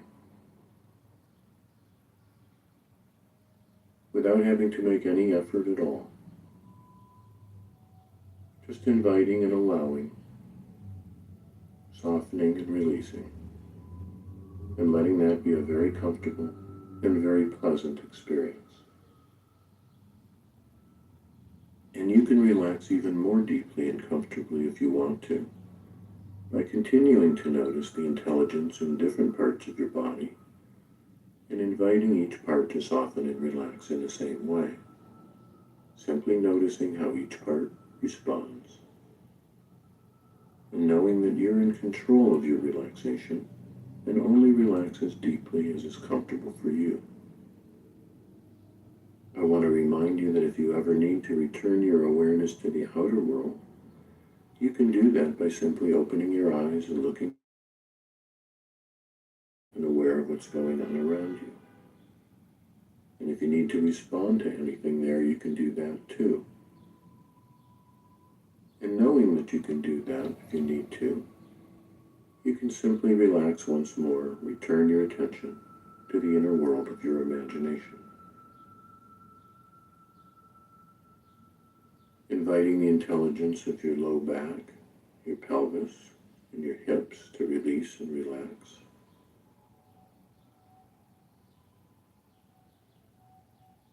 And the intelligence of your abdomen and midsection.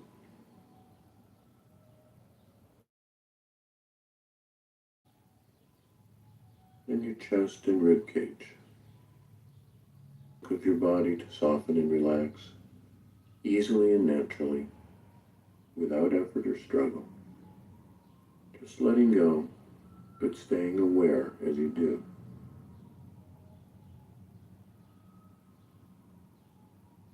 Inviting the intelligence between and across your shoulder blades, and across your neck and shoulders. Inviting the intelligence in your arms and elbows to relax. Forearms. All the way down through your wrists and hands. All the way down to the palms of your hands. The tips of your fingers and thumbs. Becoming aware of the intelligence in your face and jaw muscles, inviting them to relax and let go, to become soft and at ease. You may notice that your upper and lower teeth may want to drift apart a little bit as they relax, and that's perfectly all right. Becoming aware of your scalp and forehead, inviting them to be soft and at ease. And the little muscles around your eyes softening, relaxing, releasing. And even your tongue can release and be at ease.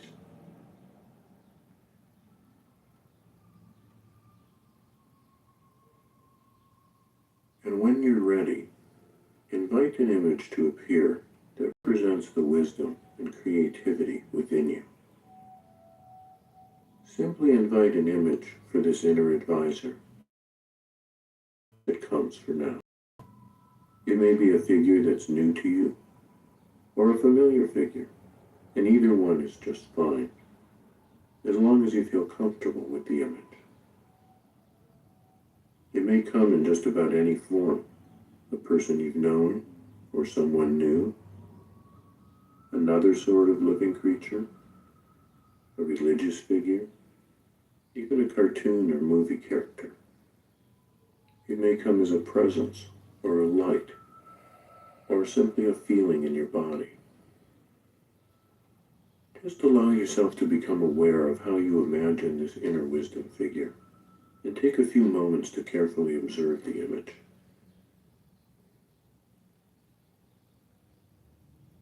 It's important to notice whether you feel comfortable in the presence of this figure. Notice whether the image seems kind and caring.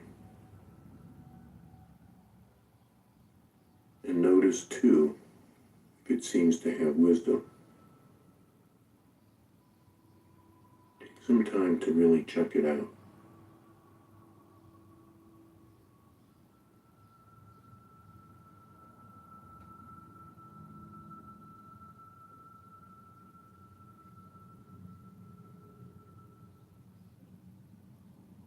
If for any reason you don't feel a sense of caring and safety with this image, send it away.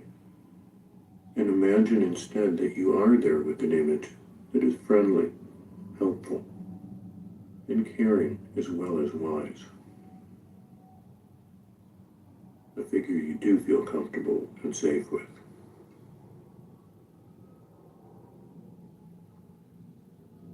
Imagine that you can communicate with this figure and ask it its name. And imagine that it can respond to you in a way that you can easily understand. And accept whatever name comes back to you, as you would from anybody else.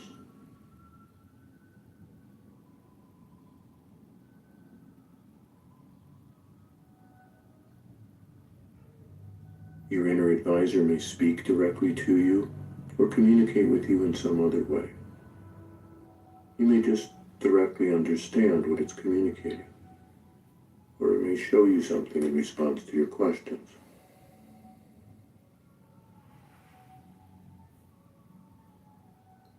Thank your inner advisor for coming. And when you're ready, let your inner advisor know what it is you'd like some help with. And allow it to respond to you.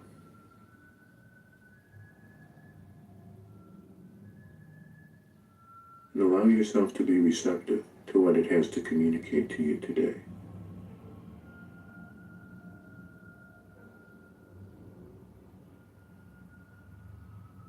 Pay careful attention to any guidance or advice that comes from your advisor.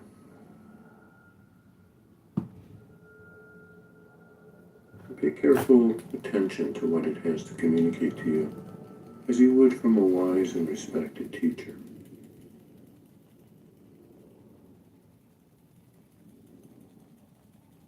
Feel free to discuss any other questions you may have about relieving or reducing anxiety with your inner advisor, letting it respond to you each time.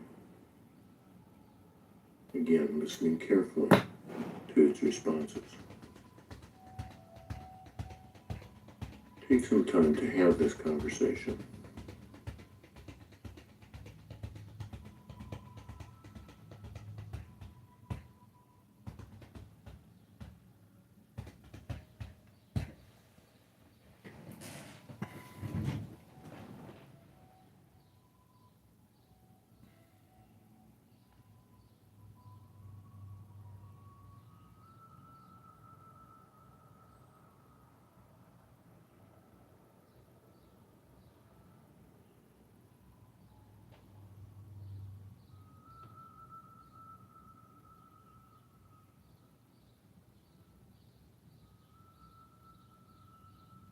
If you haven't already, ask your advisor if there's anything specific he would advise you to do to best support your ability to live with less anxiety.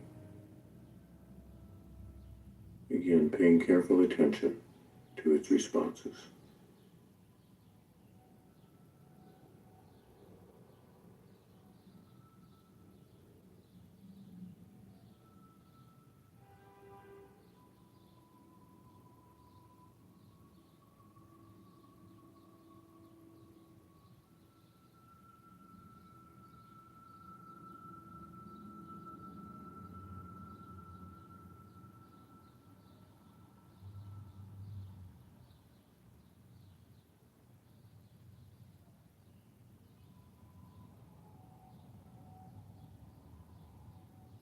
When you feel you've learned all you can learn for now, you can prepare yourself to bring back what you've learned to the outer world.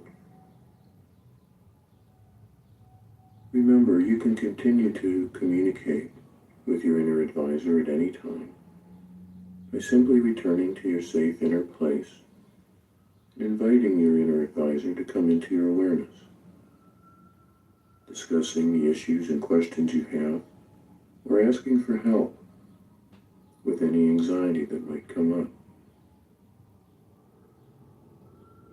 Always paying careful attention to how it responds to your questions and what it has to share with you.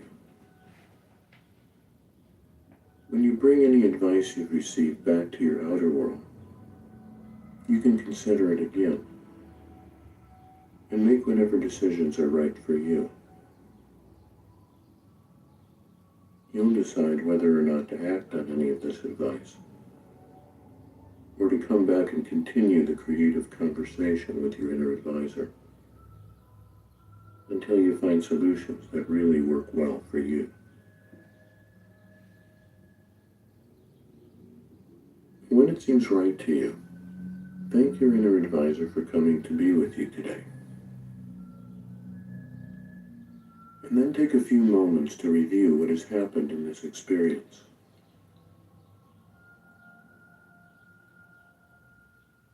Notice especially anything that you want to make sure to bring back with you when you return your attention to the outer world.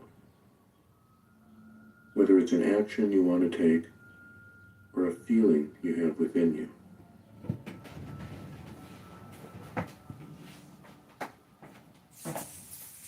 What did you receive or learn from your inner advisor today?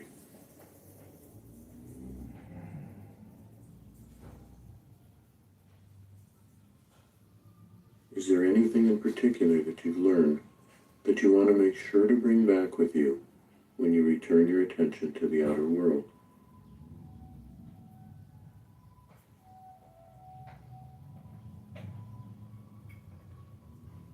And when you know what you want to bring back, take your leave from your inner advisor for now, in whatever way seems appropriate to you.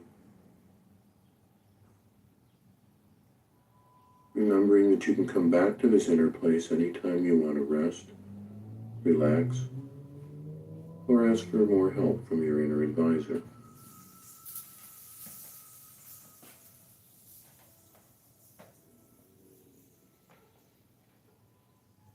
And to return to the outer world for now, simply look around your special place once more and let yourself feel any appreciation you may have for having such a place inside. And being able to use your mind in this way to help your body relax, your mind relax, and to find solutions to issues and problems that are important to you.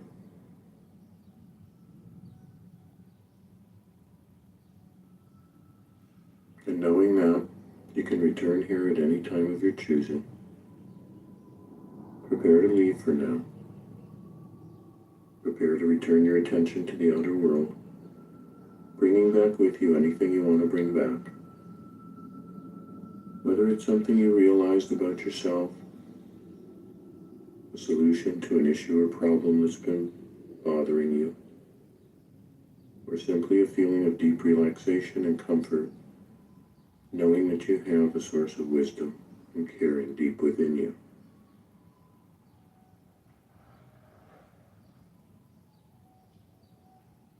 And to return to the outer world, let all the images fade and return to where they came from. Begin to pay attention to the space around you, the sounds coming from the outer world, the room or the place that you're in. Beginning to feel your body once more, gently stretching or wiggling your fingers and toes. And as you return to the outer world, letting your body return with a more relaxed and deeply refreshed feeling. Your mind clear and refreshed, your senses sharp and clear, bringing back whatever's important or interesting from this experience. You may feel like you're awakening from a deeply refreshing rest. And when you're all the way back, letting your eyes open, looking around, coming all the way awake and alert, bringing back whatever you choose to bring back.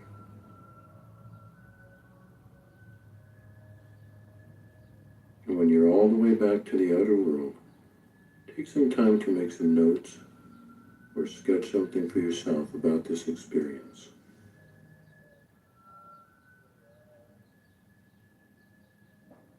Use this writing or drawing time to let your experience continue to unfold, to record what happened, including your thoughts, your feelings, and your responses to your conversation with your inner advisor. Let yourself include any new questions that come to mind, as well as insights that you will act on to better support your ability to deal with whatever life may bring you. And know that you have the source of wisdom and caring deep within you, and you can return there at any time to continue this conversation.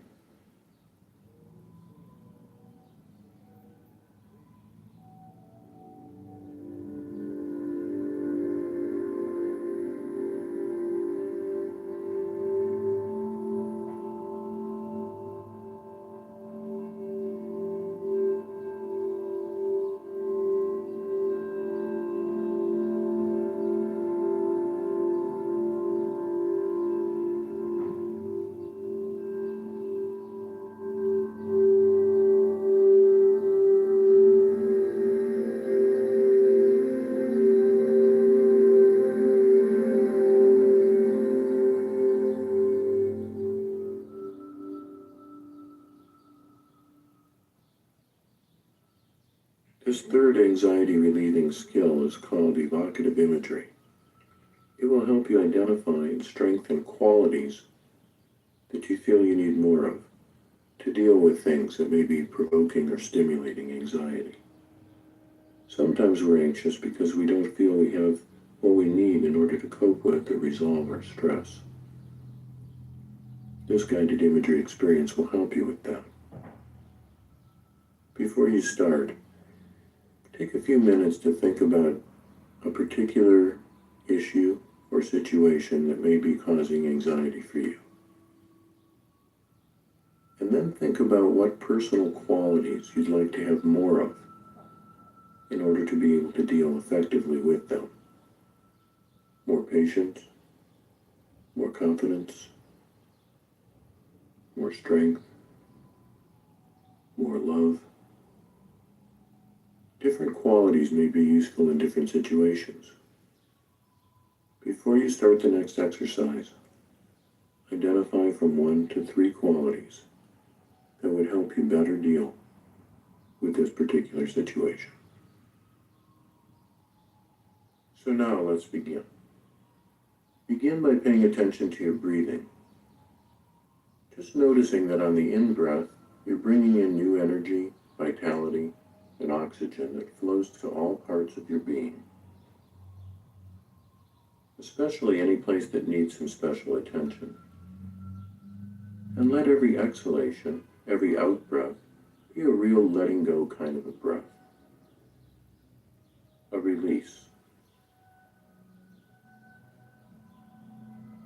And let yourself make a small movement to signal the shift you're about to make into deep relaxation, like briefly lifting a finger, or rolling your eyes up in your head and taking an especially deep breath. And then let your eyes become comfortable again and begin to relax more deeply. In the future, when you make this movement, it can be a signal to your body and mind that you're about to shift into a state of deep relaxation. And as you practice, you'll find it easier and easier to move into that deep relaxed state of comfort and ease.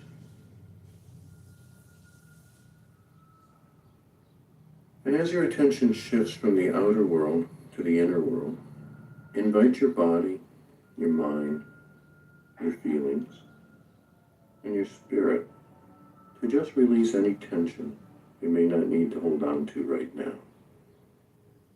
And you don't even have to know what you need to hold on to and what you can let go of.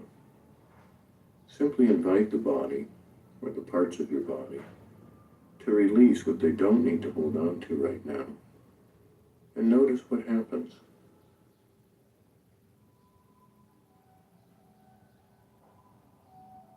You'll probably notice that some parts of your body release easily, and others take a little more time. And that's perfectly okay. Just invite the parts of your body to release, and notice how they respond, and let whatever they do be all right for now. Don't worry at all about how quickly or deeply any part of you is relaxing, or how quickly any part of you relaxes. Just invite and allow the relaxation to happen, and notice how each part of the body responds.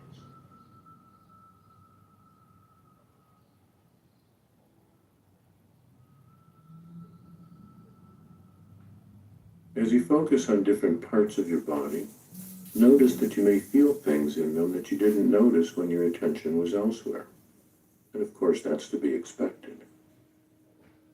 And notice that there is feeling, awareness, and responsiveness in the different parts of your body.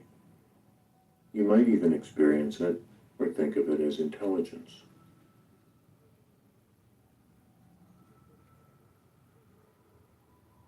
So notice this intelligence and awareness in one of your feet, and notice any tension or sensations that may be there. And notice what happens when you invite that foot to release any tension it doesn't need. Simply inviting the foot to begin to relax more deeply and comfortably. Noticing how it responds. Letting however it responds be perfectly all right for now. And then notice the intelligence in the other foot. And in the same way, invite it to release any tension it doesn't need to hold on to. And allow both your feet to continue to relax in their own way. And then your ankles.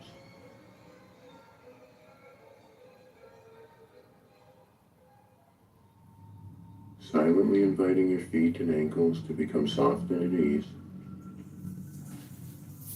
And then noticing the intelligence in your legs. Releasing your legs. Inviting your legs to soften and relax in their own way. With without having to make any effort at all. Just inviting and allowing, softening and releasing, and letting that be a very comfortable and very pleasant experience. And you can relax even more deeply and comfortably if you want to, by continuing to notice the intelligence in different parts of your body, and inviting each part to soften and relax in the same way, simply noticing how each part responds, and knowing that you're in control of your relaxation and only relax as deeply as is comfortable for you. I want to remind you that if you ever need to return your awareness to the outer world, you can do that by simply opening your eyes and looking around, becoming fully alert and aware of what's going on around you. And if you need to respond to anything there, you can do that too. And knowing that you can do that if you need to, you can simply relax once more, return your attention to the inner world of your imagination. Inviting the intelligence of your low back, your pelvis, and your hips to release and relax.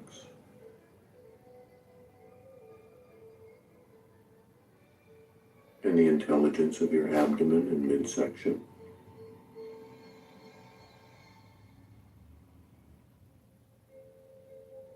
And your chest and rib cage. Inviting the whole trunk of your body to soften and relax, easily and naturally, without effort or struggle. Just letting go, but staying aware as you do.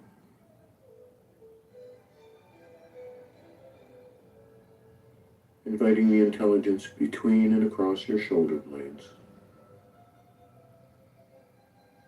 and across your neck and shoulders. Inviting the intelligence in your arms and elbows to relax, and your forearms, all the way down through your wrists and hands, all the way down to the palms of your hands, the tips of your fingers and thumbs. Becoming aware of the intelligence in your face and jaw muscles, and inviting them to relax and let go, to become soft and at ease. You may notice that your upper and lower teeth may want to drift apart a little bit as they relax, and that's perfectly all right. Becoming aware of your scalp and forehead, inviting them to be soft and at ease. And the little muscles around your eyes softening, relaxing, releasing. And even your tongue can release and be at ease.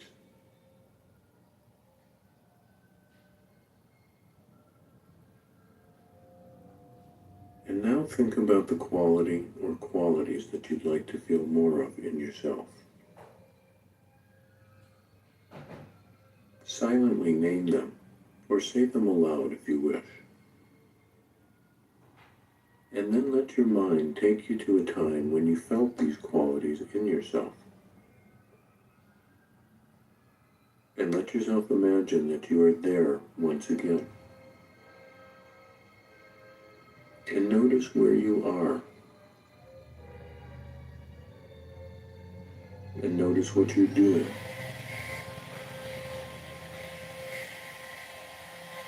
And who you're with, if anyone.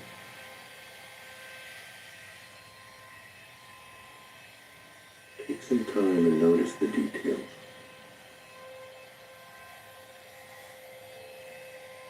Notice what you see as you look around.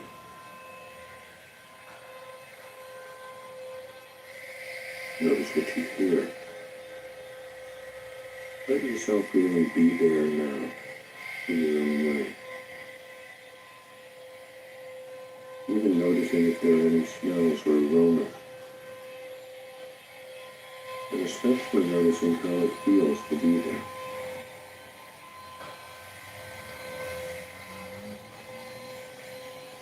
And if there was never a time when you felt these qualities in yourself, simply imagine what it would feel like if you did feel them. Now, you might imagine someone else that you've noticed these qualities in.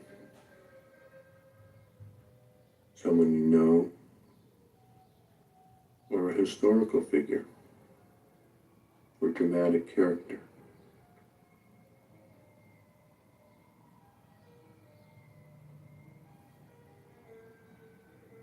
However you connect with these qualities, imagine that those qualities are in you now.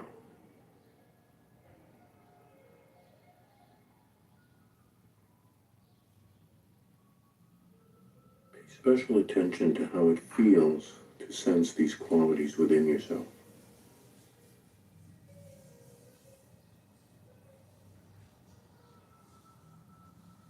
And notice where you feel them most strongly in your body. Gently scan with your attention through your body and notice if these feelings seem to center anywhere. If they're stronger in one area than in another.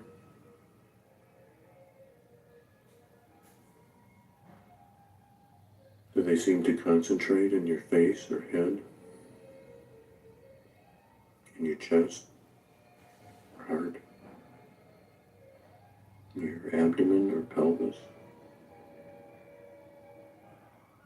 Arms? Legs? Anywhere else?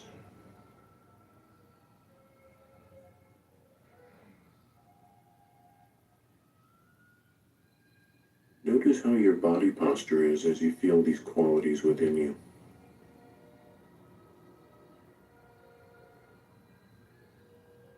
And notice how your face feels as you allow the feelings of those qualities to be there within you right now.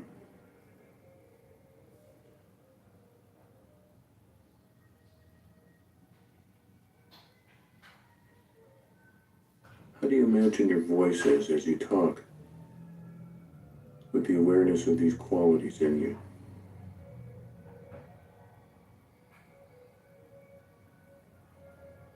And how do you imagine you move while being in touch with these qualities? If you're comfortable with it, imagine that you can allow the sense of these qualities to grow stronger in you. To gently grow a little bit stronger, to expand, while you stay relaxed and comfortable. And imagine that the feelings of these qualities begin to grow so that they fill the space of your entire body. As if every cell of your body were touched by the feelings that go with these qualities.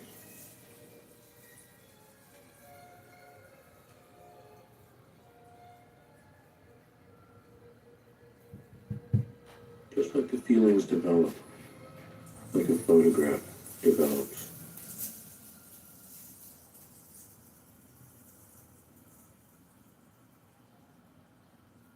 Imagine that the feelings associated with these qualities radiate out from wherever they are centered.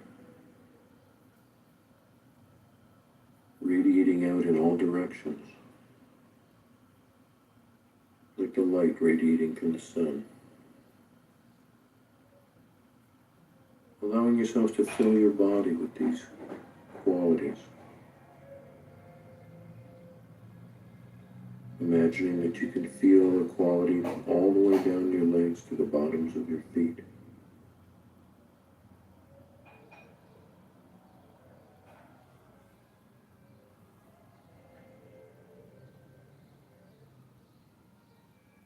And all the way down your arms to the palms of your hands, the tips of your fingers and thumbs.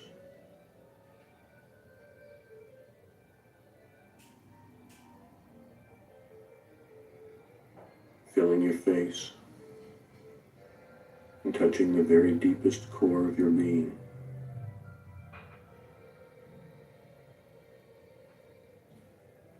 Imagining that all your organs, your bones, and muscles, and all the other tissues and cells in your body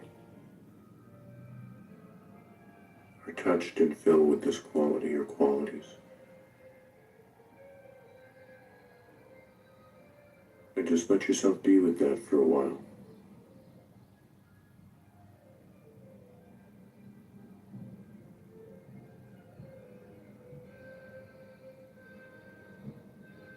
Letting yourself become saturated with these qualities and naming them again, silently or out loud.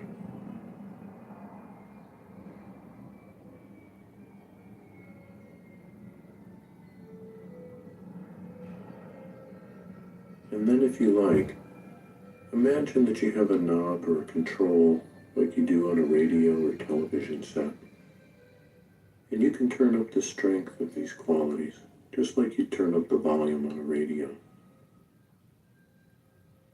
And imagine turning up the volume so that the feelings of these qualities overflow your body for a foot or so in every direction. And just notice how that feels.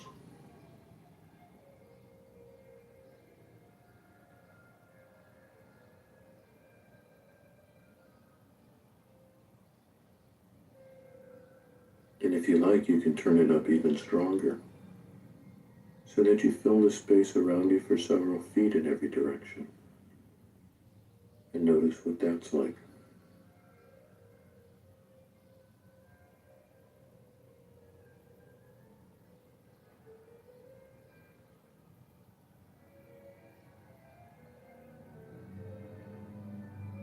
If you like, you can imagine filling the room around you with the feeling of those qualities, the energy of those qualities.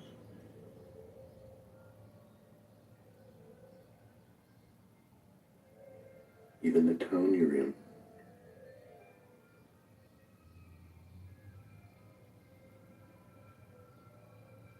You can imagine filling the whole world with these qualities if you like. Just imagine turning it up as far as you like. And if it ever feels uncomfortable, simply turn it back down to where it feels more comfortable to you.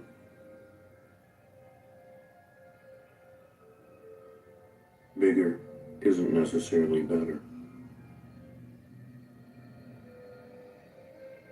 Just let yourself experiment so that you can feel these qualities strongly within you.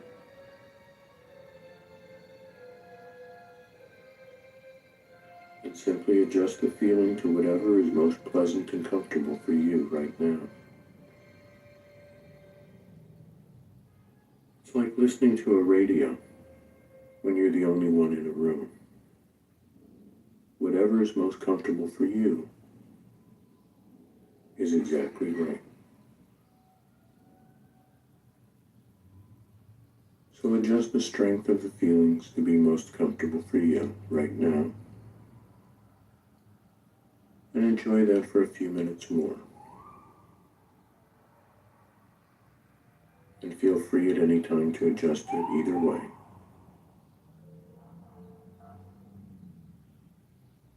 And as you're experiencing yourself filled with these qualities, turn your attention once more for a few moments to the situation or issues that you'd like to address. And notice if they appear the same or different in any way as you're in touch with these qualities within yourself.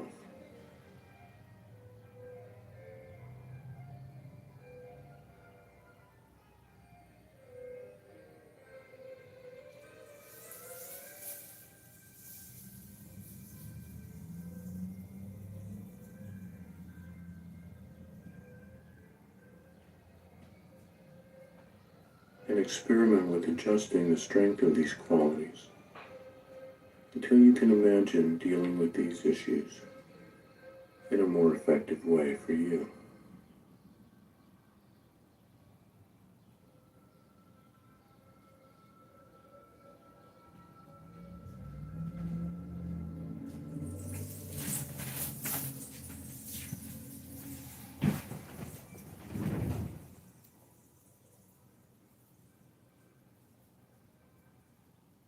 And know that you can let those feelings stay with you as long as you like, and even bring them back with you when you decide to return your attention to the outer world.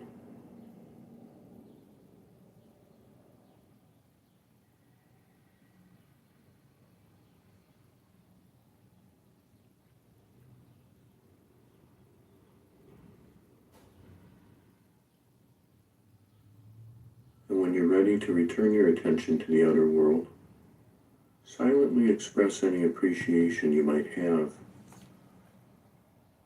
for being able to use your imagination in this way.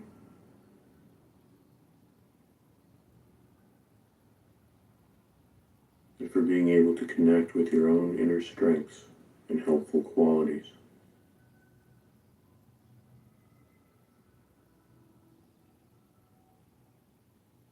And when you're ready, notice once more the sense of those qualities within you. And as you allow all the images to fade, you can bring this feeling back with you if you like. And you can always connect with from and strengthen Brasilia. the feeling of having those Soy de qualities within you, Brasilia. simply by recalling it in this way. Yana Jambu. Jana Using Chikutuno. these strengths and Sachino qualities Chani. Ponchon to help you Ponchini. resolve issues and You don't concerns have to in welcome. a healthy and effective way. Colty. Exactly, this ain't nothing. Gently bring your attention back to the room around you, the place you're in.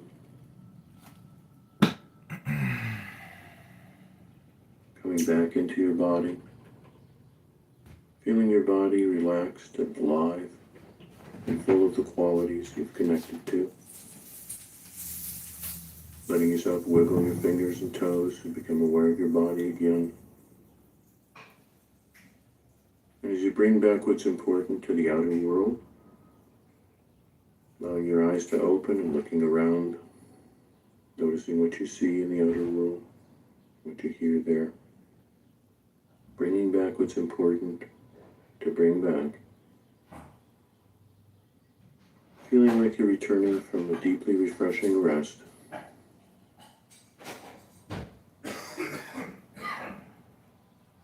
When you're all the way back, take a few minutes to write or draw about your experience. Recording whatever seemed important to you. Your own thoughts and feelings in response to what you learned.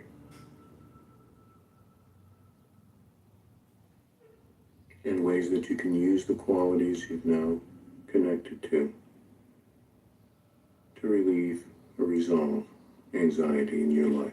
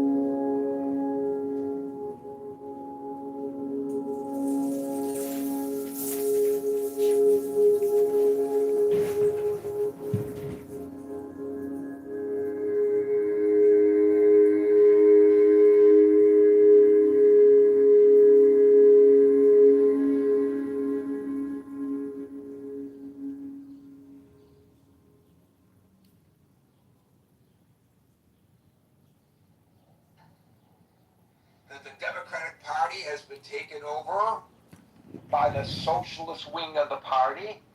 I think actually, and this is not based on Gary's opinion, but based on the number of Democrats in Congress and the number who self-identify as socialists, That is far from the truth.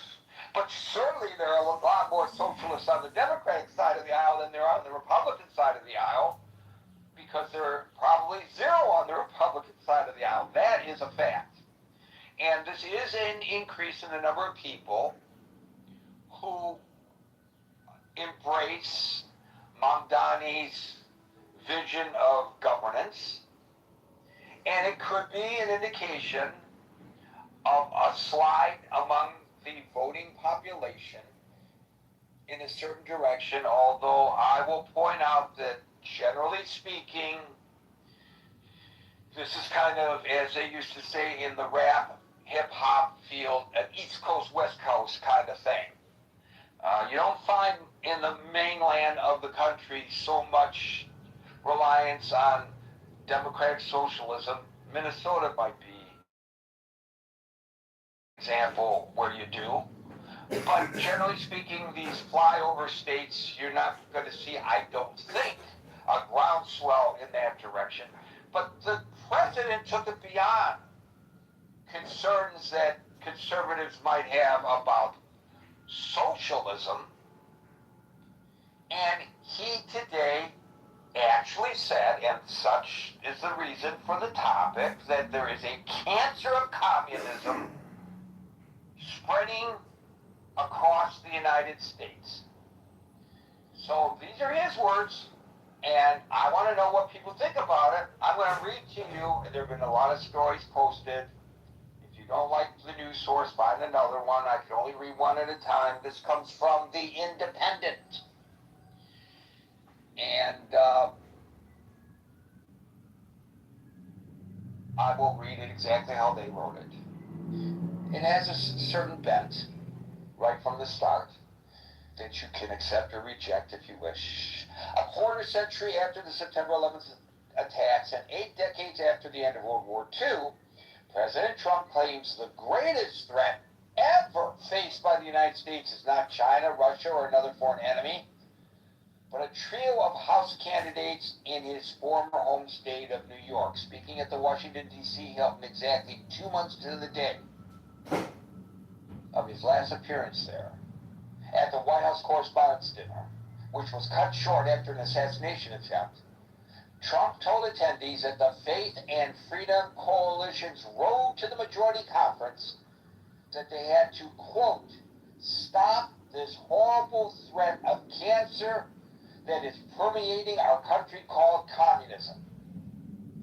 He was not referring to the peril of the Chinese Communist Party or the former Soviet Union, but to 3 Democratic candidates for New York House seats who won primary victories this past Tuesday after being endorsed by New York City Mayor Zohran Mamdani, and then they list the 3.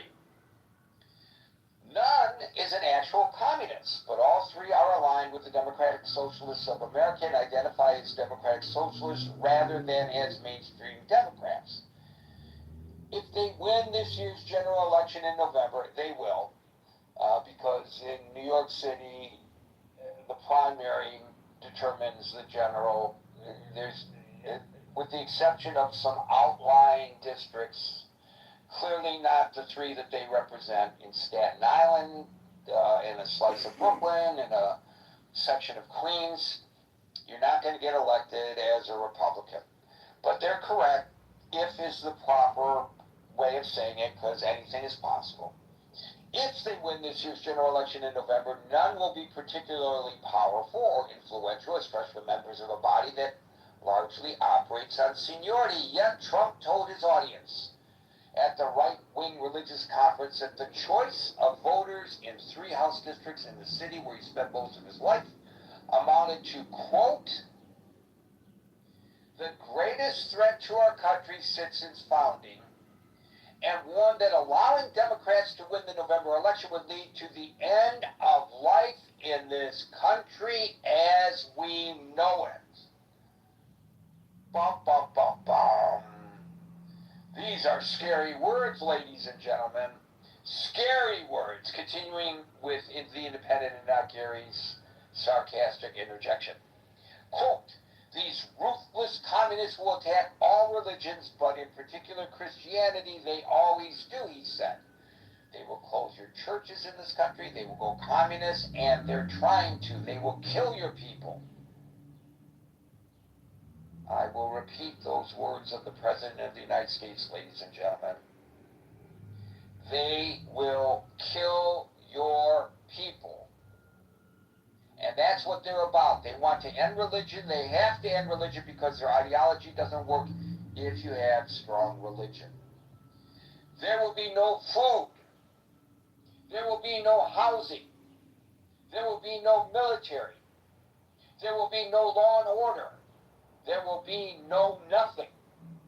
There will be no nothing. You'll be a third world inhabitant in every way, and everyone will suffer or die.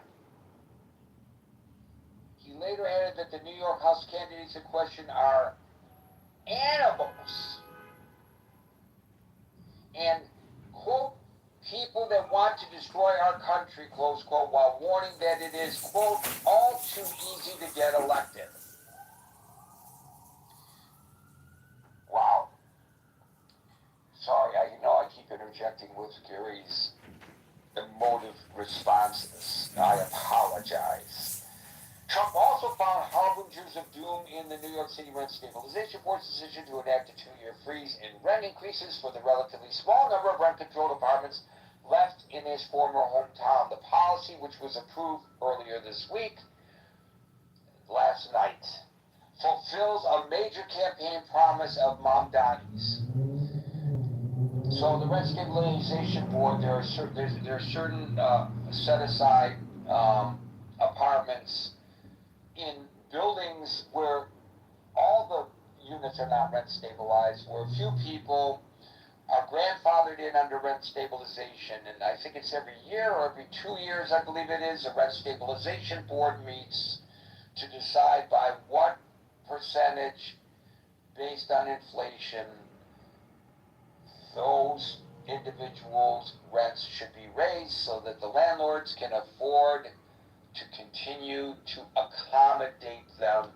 This is an alternative to big public housing projects, which we still have many of here in New York City. And it only is a small dent in the housing crisis that the city faces, but it is a long-standing tradition in New York City. And generally speaking, at these Rent Stabilization Board hearings, they're screaming and hollering. On the one hand, you hear the people who enjoy rent stabilization clamoring that they're going to be finding themselves homeless if you raise it 1 or 2%, which is really what it usually is, only a couple of percentage points. On the other hand, you have the landlords clamoring that if you raise it if you don't raise it, they're going to become slumlords and it'll be the fault of the government. And both sides are subjected to, or the people listening to them are subjected from both sides, a high degree of hyperbole. And it's almost performative because each side is playing to their audience. The people representing the renters and the people representing the landlords, and then when it's all over and it goes up a couple or 3 or 5 percentage points, people are interviewed outside the meeting and each side predicts doom and gloom, and 2 years later when it's time to look again at all of this, there has been no doom and gloom to either the renter or the landlord. And then we go through the whole process again. However, it takes on national significance suddenly because Mom Donnie promised free this, free that, free the other thing, free buses, city-run supermarkets to compete with the supermarkets and the bodegas, the convenience stores that are in every neighborhood, because the prices are too high. In his opinion, it's a very populist point of view, and it helped get him elected. And he appoints the members to the Rent Stabilization Board. So this is no longer Adams or de Blasio's or Bloomberg's people who are sitting on the rent stabilization board. They're Mamdani's people. And so what happened last night was something that was absolutely predicted. They didn't raise the rent. And the president makes as part of his argument that the communists are taking over the nation. So let me just say that there are arguments for and against certain socialist type programs. And in Gary's opinion, for what it's worth, you're stuck listening to it, I guess, if you want to stay in the room. In Gary's opinion, sometimes it can be a good thing. If you really look at it, our highways are funded by the populace, our schools are funded by the populace, our libraries are funded by the populace, Medicare and Medicaid are funded by the populace, and of course, Social Security funded by the populace, all quote-unquote socialist programs. And so to say that all socialist programs are bad is not accurate. However, of course, if you start competing with people who are running on a 2% margin, as are the supermarkets in New York City, stores that are not just dealing with the cost of transportation and delivery and rent, which is extraordinarily high in order to stay in business, in order to put that produce out there, they have to pay a lot of money for the privilege of doing it. Therefore, it's going to cost you more to buy produce here than in a rural community. And it's a unfair and undue strain on the poor of the city, absolutely. But I think arguably if you say it should be, subsidized stores by the government to compete with those folks, then the entrepreneurial spirit, the capitalism comes under attack to a degree. And maybe some of these stores that are on very thin margins may have to close up shop. And I've seen with my own eyes in Detroit, when the supermarkets started closing left, right, and center, people went into food insecurity when they weren't into food insecurity before, because they had to go to these little convenience stores, which of course can't buy in large volume, so therefore their suppliers are charging them more, and then they have to pass that charge on to the population, and so in the aggregate people lose out. So something that might be well-intentioned if from a socialistic standpoint may actually turn out to be counterproductive for the very people that they intend to serve. So from Gary's perspective, for what it's worth, sometimes socialist programs are good and sometimes socialist programs are not good. I think, if my understanding is correct, both socialists and communists want reform, but socialists do it through the system and gradually. And communists, and I know some communists, and I know what they truly believe, what they advocate. One of them is an editor of a communist newspaper. I know him very, very well. I know how he organizes. I know what he advocates and what he represents. Ultimately,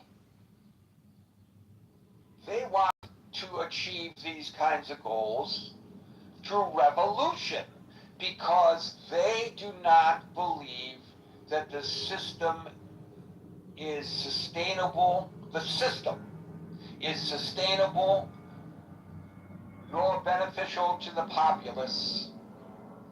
And so there may be some kindred spiriting going on between the socialists and the communists, but they are not at all in agreement with their tactics. So I personally, from Gary's perspective, feel that it is inappropriate to even call these people communists. And by the way, I say this in defense of folks who got elected who wouldn't have gotten my vote because I don't agree with their positions on other things. And you probably know what those positions are. But we're not here to talk about that today. So, are we slipping into, or is there a tsunami of, and in fact, if this is leading toward communism, as the president says, and perhaps it is, because as I said, there is some kindred spiritualism between the two, or spiritism between the two groups, the socialists and the communists. Maybe this, it's a slippery slope going into that direction. But listen to the rhetoric of the President of the United States. This is the worst threat ever to face our nation. And I know by making the comparisons that the Independent made, it shows that they have a certain bias, but it's not inaccurate what they said. So with that, and I'm glad to see we have so many people in the audience whose hands are up. I'm glad to see we have so many people in queue already on the stage. I will do my best to get to everyone, and I will start calling people in the order in which I see them on the stage. And today that order begins with Marshall, followed by Alan. Do I think we're under the direct threat of communism? No, probably not the way we were during the Cold War in certain parts of it. Do I think my generation and younger than me has this fanciful utopian idea about what socialism could be? Yes, very much so. I think my generation and the generation prior to me have never known true hardship or devastation, and as a consequence, they see the system not functioning now, and socialism seems appetizing to them. Despite the fact that in practice it just doesn't work. I don't know whether I agree with the president that it's cancer. It's certainly an economic system which you do not want to run the country, right? There's not a place in the world where it's been tried that it actually works. So cancer, I don't know if I would say that a concern. Yes, certainly I would say it's a concern. I also don't know if I would say that Medicare and Social Security are socialist programs. I think you can have social spending and not be a socialist, or participating in elements of socialism. Maybe I'm quibbling, and so it really doesn't matter. But I mean, I oppose society. I would not vote for these people. I would not want them in office. I would want them, in fact, actually nowhere near any kind of power ever. I think if you have a lot of them who have power, they become very dangerous. So I'm very wary of it. I don't think, I've got friends that are communists, and I love them. They're great people. I just would never want their form of government to be the one that ran the country. I'll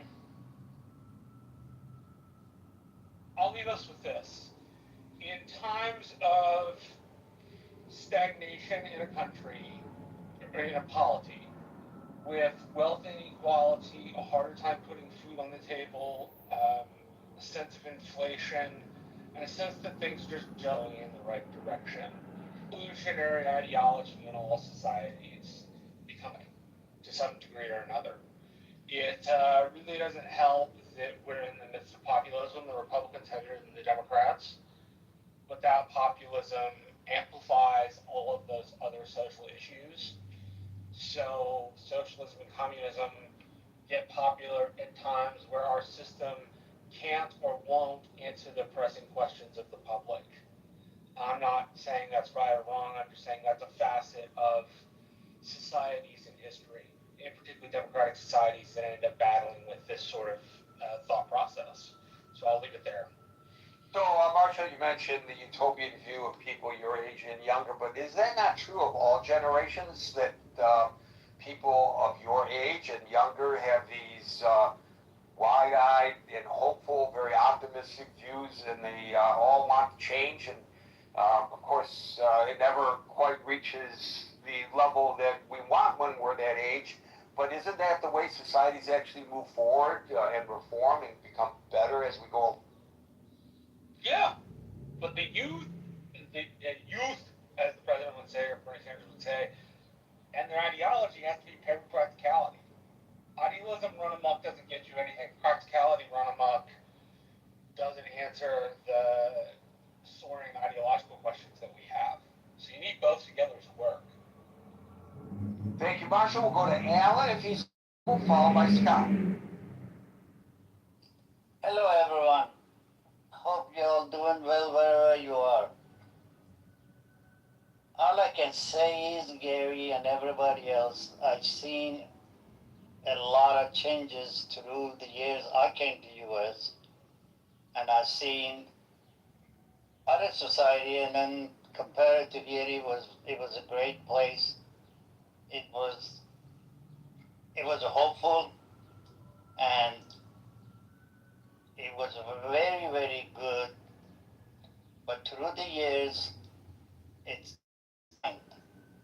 we become more dependent on different things. They run away.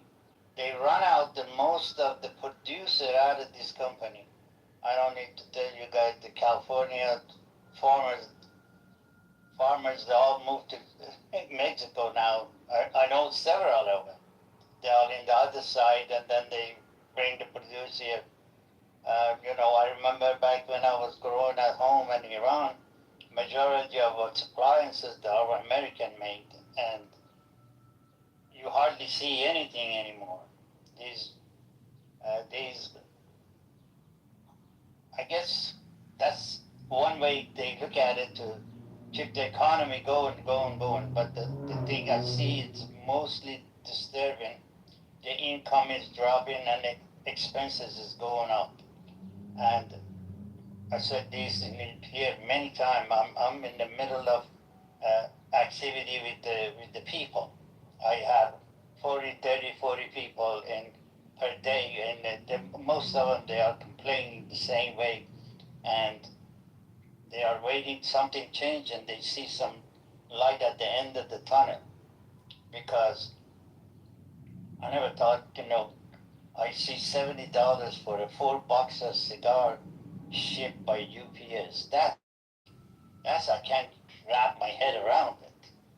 And obviously I can't eat that, so I have to pass it on to the customers. And when the guy constantly telling me, his income is dropping, his customers evaporating, they don't have anybody, and his business is going down. So I've seen really, really bad changes. As far as communism, cancer, it is a cancer, because I lived most of my life next to Russia, and I've all seen him. Communism, normally they present it in the different society, grass is greener in the other side, but hey, it is not, believe me. There was some student, they thought they moved over there. Unfortunately, most of them, they end up being in the jail for a long, long time. Thank you, Alan. We'll go to Scott, followed by Howard. All right, Gary, my main man. Wait, I want to switch to my mic. Can you hear me now? Am I coming through on the microphone? Yeah. 2, 3, testing. 1, 2, 3. All right, Gary, coming to you live at the Drive at 5. Schuylkill Express, I know. I would love to be a radio guy. Gary, I'm so envious of you. It's so many of my heroes, communication-wise, have been in radio, the great medium. Howard Stern is one of the top. Yeah, radio's great until iHeartless Radio kills it for everybody, but that's another. Gary, we're gonna make sure radio always has a job. Duncan's getting it. Huh? All right, never mind. Go ahead, Scott. Yeah, so, a couple of things. I don't know where to start, but when we talk about socialism, I'm with Marshall on this. I don't know that most of these things are socialist programs, right? Taking wealth and redistributing it for ends in society is not socialism, right? We don't think the military is socialist, and that's what we spend the most of our money on, right? I mean, you mentioned roads or something. No, things, just because we collectively benefit from it, or it's public, doesn't mean that it's a socialist program, right? I mean, socialism is a program, right? It is a political program where basically the people would collectively own the means of production, right? Where factories and natural resources and these sorts of things would be collectively owned, right? We wouldn't have SpaceX owning rockets and things. We'd all own collectively these things that produce goods and services and things like that. So that would be, now, I mean, the difference with communism is there's still a lot of room in socialism for private property and most forms of socialism and some sorts of inequality, right? I mean, it's not a perfectly, there's not perfectly equal outcomes in most socialist visions, right? Whereas in communism, it's a classless society and everything's redistributed, as Marx famously said in the 1870s, right? Each according to his ability, each according to his means, or whatever. So these things are distributed as you need. So that's, I mean, both of them seek to eliminate private ownership of the means of production. Right? Communism is a little more radical in this, in that communism seeks to eliminate basically functionally all unequal outcomes in a degree, to a degree to which socialism doesn't. So, I mean, that being said, I mean, are we that in danger of communism? Of course not. I mean, that's just not, I don't think we're anywhere near that, right? I mean, the other thing too, I want to say, in fairness to Marx, I'm not a Marxist at all, but I want to say something in defense of Marx. At least people will look to, say, the Soviet Union and say, look at Marxism, it failed based on the record of the Soviet Union in the 20th century. But Marx would have never said it would have worked in the Soviet Union, right? For Marx, if you read Marx, he thought you needed advanced stage capitalism, technology with a massive proletariat, urban working class. He thought that you'd need something like, at his time, England, Germany, maybe the United States a little after his time. You'd need a sort of economic and technological development that Russia didn't have. You couldn't have an agrarian peasant revolution. He thought peasant agrarian types were reactionary and kind of backward. He thought you'd need an urban sophisticate class, the proletariat, that would be the vanguard of the revolution. So, I mean, now you could argue against Marx that, well, the reason why it doesn't happen is because once you give people iPhones, they don't become revolutionary. They're too busy playing, Words with Friends and all these other inane games and looking at TikTok. So that might be the firewall against Marx's revolution might be, TikTok and all these sort of solitaire in your phone or something. But in that sense, Marxism, we could argue, has not been tried because it's never, maybe it's impossible, but for Marx you would need something like the United States today, or maybe contemporary England or something. You'd need an advanced. Now, China is an interesting hybrid, right? Because it's state-sponsored capitalism. So it's got a communist party that runs a state-driven capitalist society, which is I don't think Marx foresaw that either. So I don't think what Marx said has been really tried and embodied in the sense that programmatically he thought it would develop. So there you go. But I don't worry that communism is spreading in the USA. I mean, it's very interesting. I have conservative friends that would say that Obama's a socialist or Kamala Harris is a socialist. I tell you what, they get an awful lot of Wall Street money to be socialists.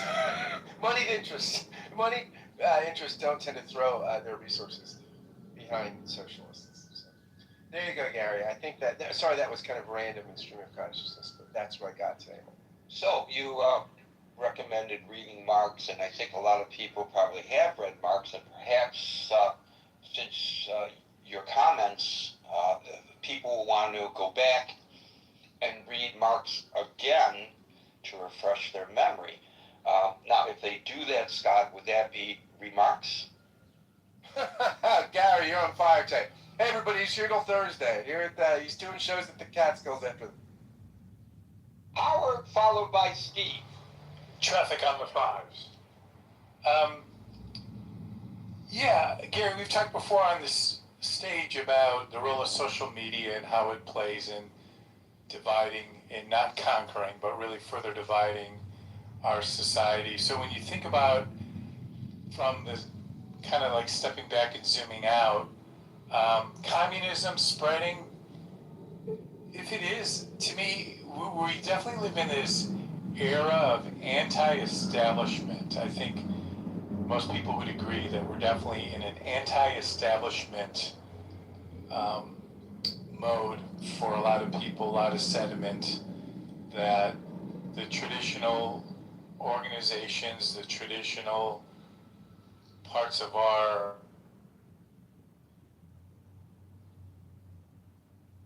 Yes.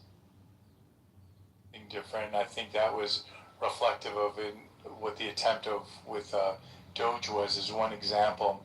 So if we've got social media dividing us, we're in this era of anti-establishment, and it seems natural that there's going to be certain forms of, call it communism or even socialism, that's going to emerge at the fringes for sure. And depending on where you are geographically, it's a factor, no doubt about it. But I think it's also counter to a lot of the fascism tendencies that's also occurred, especially with parts of our government and parts of really what's gone on right now in the media. So I think it's natural that you're going to start seeing more divergent things that just start emerging. So I guess I kind of sum it up, Gary, as on behalf of the flyover states, as you indicated in your opening salvo, I don't think communism, it's out there, but I don't think it's a big deal. I think there's more important things for us to worry about, and I'll land it there. Thanks. Well, I think arguably the president is trying to create a crisis, which we know works in politics to get people to vote Republican in the midterm elections. I think that was pretty blatantly clear. He's, screaming the alarm. He says it specifically, if you vote for the Democrats, this is what's going to happen. There's a push to try to convince you and me that the people who were part of a little coalition of anti-Israel and progressive folks, and these new guys and gals are representative of the Democratic Party, and I don't think that most people who are in the Democrat Party would suggest that they are reflective necessarily of their values. And how did they get elected, these last three to whom the president refers? They got elected because there was an extremely low voter turnout in the primaries. This is exactly how AOC got elected. By all measures, AOC should not have gotten elected. Joe Crowley should have been reelected, but he wasn't because he took his district for granted and didn't go out there and campaign. She and her people were hungry, and they were under the radar, and to your point, used social media and what Marshall does, door knocking, and in New York it was more meeting people in bars and coffee shops maybe than door knocking, and at street corners and at subway platforms, but the concept remains the same. If you want to get elected, you got to work at it, and you got to get your vote out. I just want to make a little shameful self-plug here, since you mentioned the undue impact that we believe social media presents. I wrote a piece early this morning on my Substack, which is linked to in the main chat, which is linked above, talking about the overwhelming anti-Semitism, the comments that have been made on my social media for having the audacity to suggest that the hate crimes, which are on an exponential rise against Jewish people ought to be more firmly addressed. And that resulted in representation of the kind of people who commit the hate crimes in large, massive numbers. And it would make one perhaps think that they are representative of a larger group of society than we would feel comfortable. The studies, if you read my very short piece that is in the main chat, would suggest otherwise. Now, these studies had to do with the Jew haters, but I think the same goes true for any fringe aspect of our society. The internet, to your point, Howard, has given people voice when they never had voice before.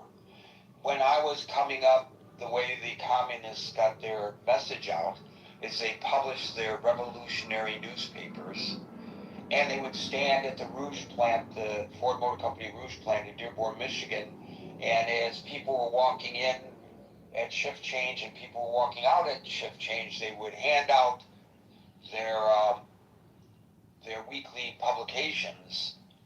Workers Unite. Each of them had a different take. They all hated one another, by the way. The socialist workers didn't like the Trotskyites. The Trotskyites didn't like the Revolutionary Communist Party. The Revolutionary Communist Party didn't like the Communist. I mean, the fracturing was just amazing. So when you talk about this Red Scare that the president is trying to gin up, they're very fractured, these people. But the point is, you can't go by what you see on the internet, because the actual polling by very respectable organizations like the Pew Foundation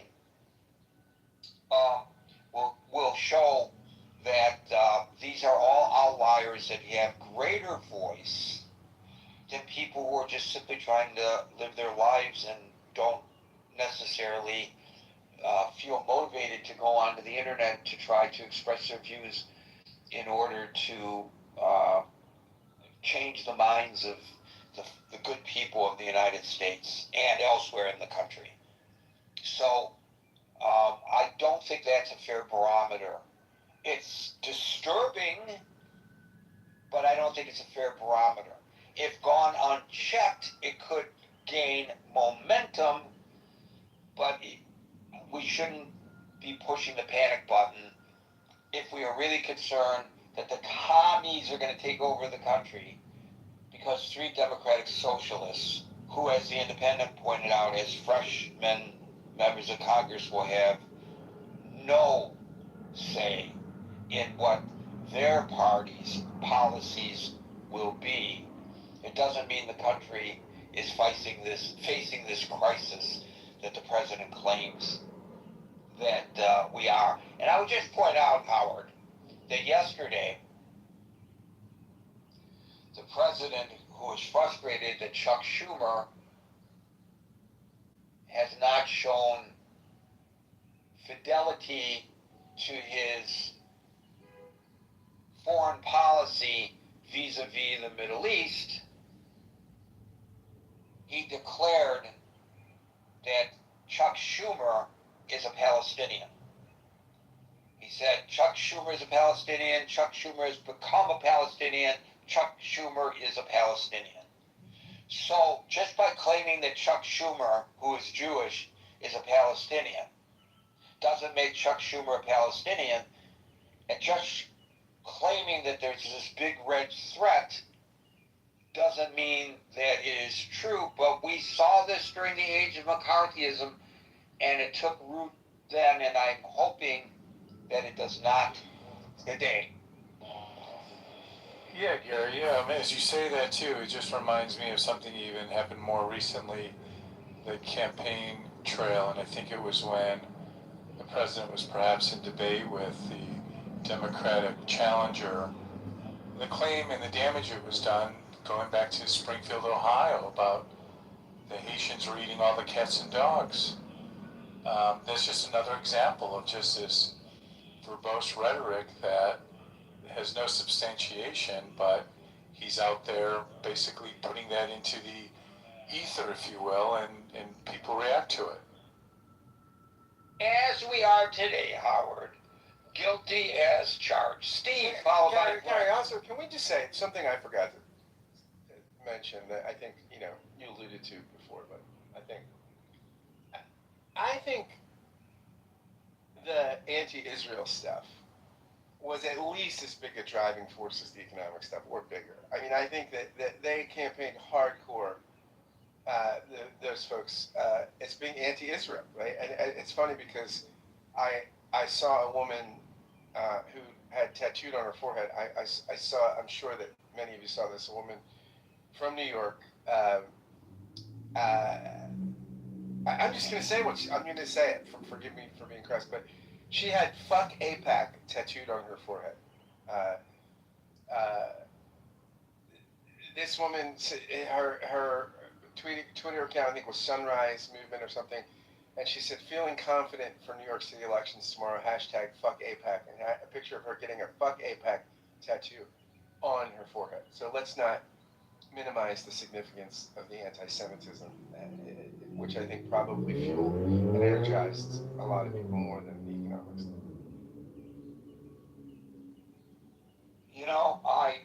I really am attracted to women who tattoo their foreheads. I think it's just very, very attractive. You remember the Larry David bit when he's in the Palestinian chicken place, and he says, I mean, you always are attracted. He's looking at the picture of this gorgeous Palestinian woman, and he says, I mean, it's so great. Like, if somebody doesn't like you, doesn't want you, you're attracted to them. What about someone that doesn't believe you should even exist? It's irresistible. Yeah. Guess what? Just for those who, and I don't want to get off topic, but since you bring it up, according to the Quincy Institute for Responsible Statecraft, China, Japan, and Saudi Arabia consistently outspend Israel in direct foreign lobbying and influence operations within the United States. Just want to point that out to anybody who wants to date that young lady with that tattoo. Steve, followed by... Yeah, Gary, how you doing today? I'm good. How you feeling, buddy? Are you recovering? I'm still sore, Gary. I had robotic surgery, and the robot was not kind.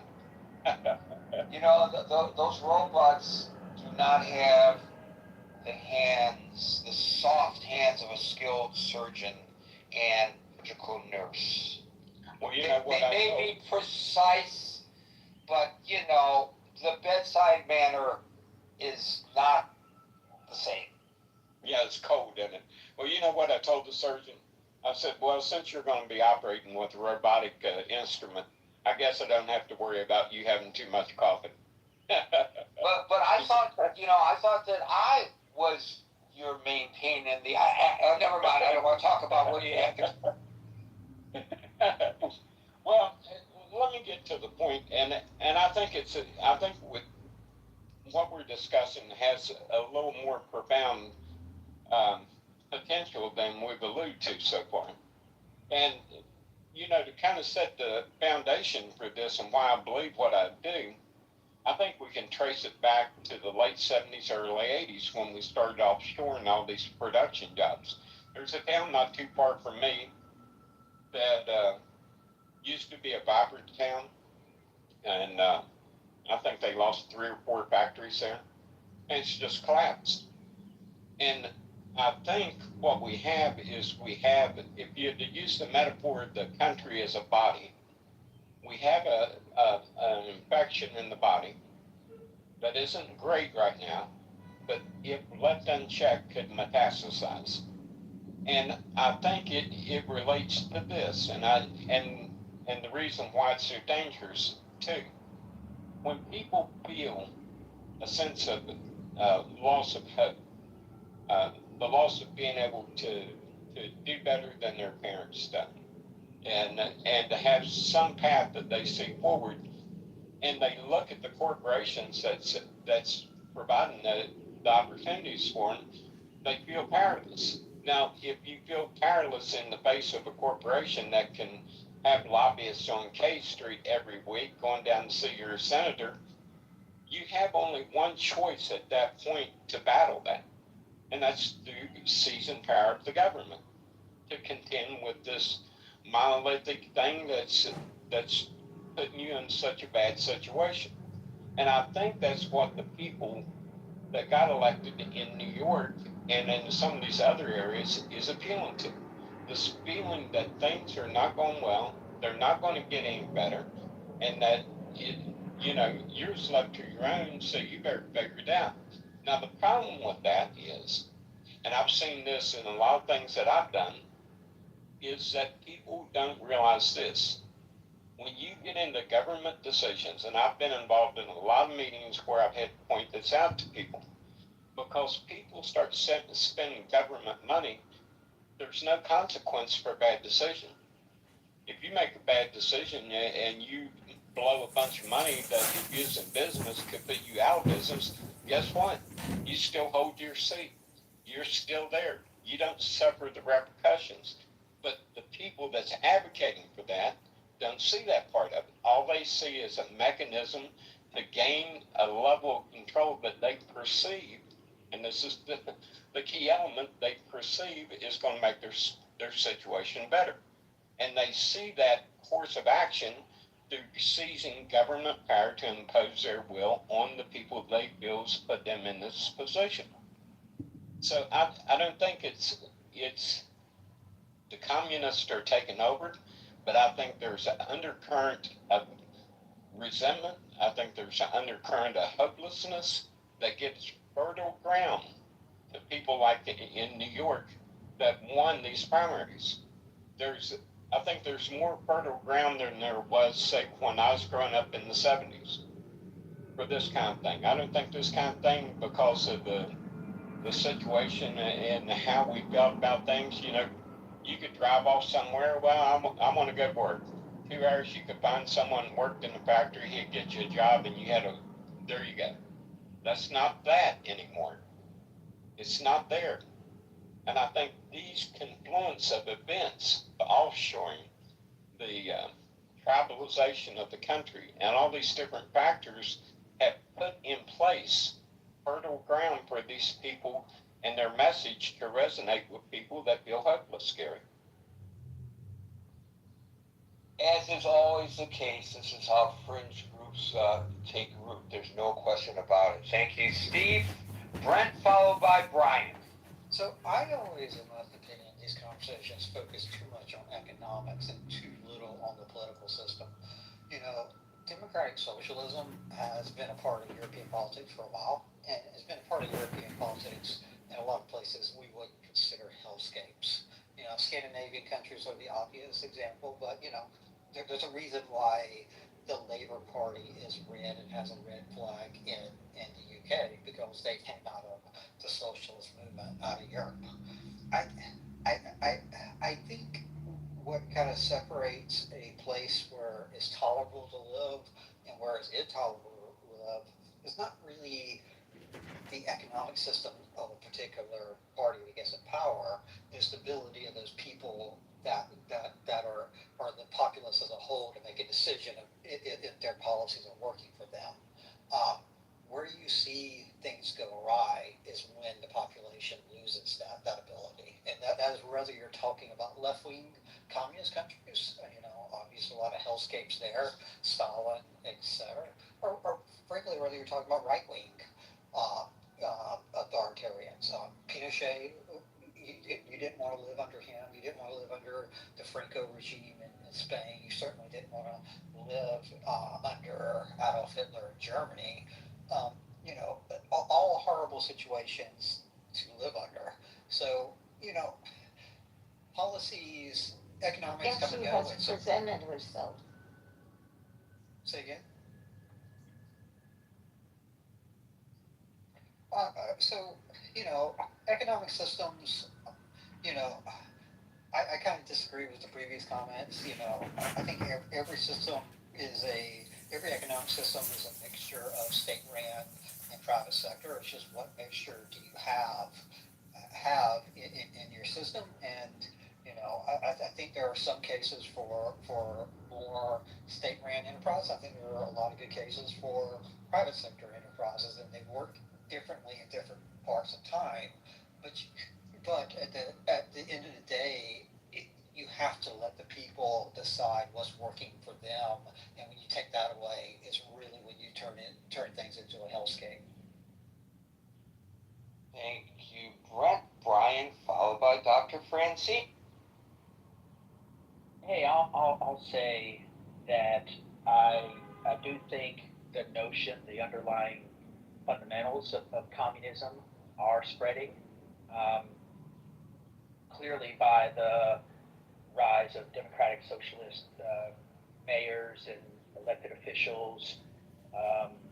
So the principles are there. The principles are under the hood, if you will, of some of these campaigns. And I think a lot of Democrats are scared. A lot of people like Schumer and Jeffries and others are scared because they see these far left politicians winning in these deep blue municipalities or locations. And I think, you know, in some ways they kind of sowed the seeds of their own demise, you know, in years and decades past. And this is the activation of that, the pulling of the threads together, the pulling of the hook to activate some of those people after, like I said, years and decades of cultivation. But overall, I'm not overly concerned because I think there's enough diversity, there's enough free speech, there's enough safeguards in our system to recognize it, call it out, and prevent it. I don't think what Trump's doing is overly helpful. I think he's mischaracterizing it. I think he's oversimplifying it.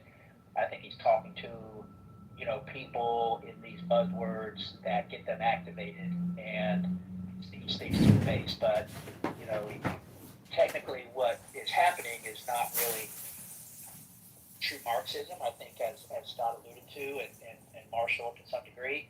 I think it's neo-Marxism. You know, the economic methods that Marx codified or predicted, the revolutions, you know, that didn't happen. And so it took 40, 50 years for people in that camp to realize it's not going to work. You know, there are too many people who are happy with capitalism. You know, a happy middle class doesn't revolt. A happy lower class economically doesn't revolt. And so they switched tactics. They switched to neo-Marxism, which is why we've seen a lot of this identity politics stuff. They've gone from bourgeois versus proletariat to now identity politics. You know, blacks versus whites, gays versus straights. You know, identity politics. And what they're trying to do is cobble together all these different factions. And that's why you get weird things like Queers for Palestine, which, you know, to anybody who thinks more than 2 seconds about that, you know, you realize it doesn't make any sense at all. But what happens is you get people who are unhappy, disaffected by, you know, what they believe to be this white supremacy or system that's in place that oppresses them. And so this oppressor versus oppressed narrative, this identity politics thing, replaces the original, let's say, 1.0 Marxism. So I think the safeguards we have in place, free speech,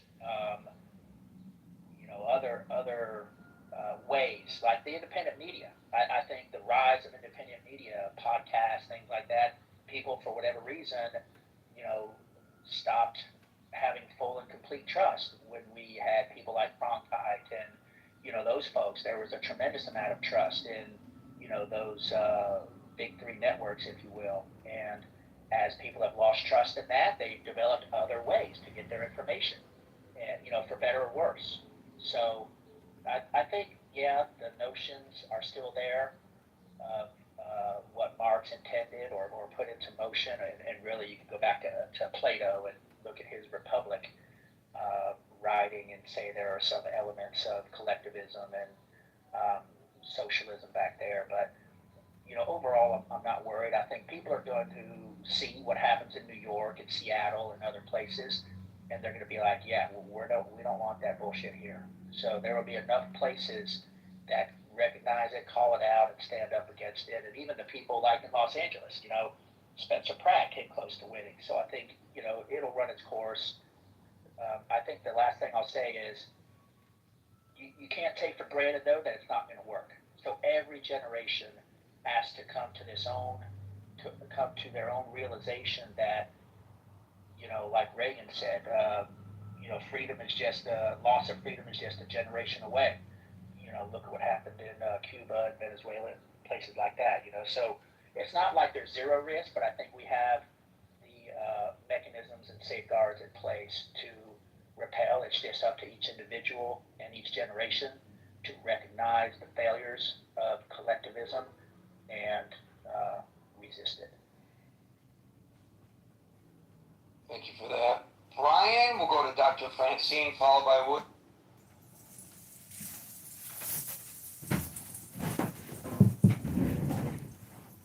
Dr. Francine. Dr. Francine, you there? William, followed by Les. I couldn't get my microphone. Hold on there, William. Dr. Francine, followed by William. Sorry, William. That was weird. I think this is comical. I mean, I would think it was comical if it wasn't so terrible. The way we are as a people calling each other names that we don't even really understand what we're doing. But all we're doing is pulling ourselves apart and, making ourselves less cohesive as a nation. If you think communism is coming, where were you yesterday when the post office said that they weren't going to deliver mail ballots? In states where the voter rolls hadn't been handed over to the federal government. That very fortunately was blocked by a judge. But that's the absolute opposite of communism. And the fact that 3 people got elected in New York City, which is always a place that's good for immigrants and good for unusual political theories, it always has been, because it's got immigrants from all over the world, and they get to try out their thoughts and philosophies in New York. That's going to have nothing to do with the rest of the country. In fact, the rest of the country is scared shitless that the fact that 3 Democratic Socialists got nominated in New York is going to mean that the Democrats will not be elected anywhere in the country, because the Democratic Party is so far to the right of those people that it can't even recognize them, much less, stand behind them and join their movement. I mean, this is all crazy, and it's just words. And the only reason that I'm concerned about it is that it is being done by Donald Trump out of fear. It's his fear, it's everybody's fear. And the more he makes the public fearful, the more what happens is unpredictable. And I'm tired of living in fear. Nothing that happens in this next election, should be fearful, except maybe if Donald Trump decides to run again. And the reason, and I don't think he will, I think he's done. He's got everything he needs out of the presidency. I mean, he's raped the country. We're in debt like, we've never been before. And 3 people who have somewhat left-leaning beliefs are not going to change any of those accomplishments of his. I'm being sarcastic. Thank you, Dr. Francine. William, followed by Les. I want to follow up on what Brent was saying, and that is that there's no country where it's purely capitalist, purely socialist. It doesn't exist. And when you look at a communist China, is it purely communist? No. There is private property ownership to the extent that they've allowed businesses to really function on free market economy and capitalism. I think that's where they've been the most successful and the most productive, because that model, the capitalist model, allows the money to go where it should, based on market demand, and that's a powerful force. But what they call themselves, a communist country, they say it's the Communist Party, and it's a one-party system. There's one party that's in control. They have a monopoly on power, and then there's a fight within the Communist Party. There are power struggles within the Communist Party, and it may as well not even be called Communist Party. It could just be the ruling party.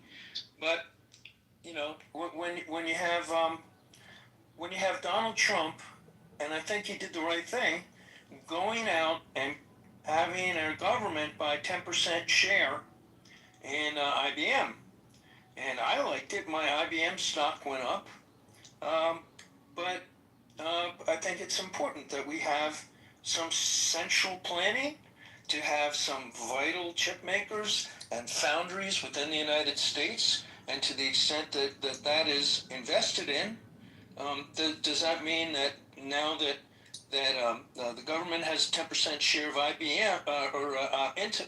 What was it? It was Intel. I'm sorry. And now that the government is partial owner of the means of production, does that make us a communist country? Maybe. Fascist. Well, look at Putin. So when Putin says, I need more money for the war, he calls in all the oligarchs who he made rich, and like a mafia boss, he says, I need more money. I need more of your, I need a bigger VIG. I can't just settle for the 50% that I already own that's off the books. So, that's, at the edges, does fascism and communism bleed together and have certain elements that are indistinguishable from one another? Arguably, yeah. So,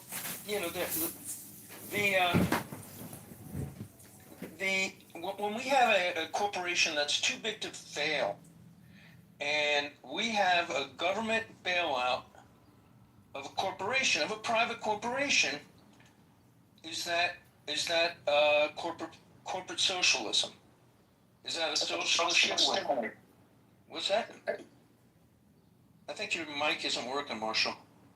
Oh, I didn't realize my mic was open. No problem.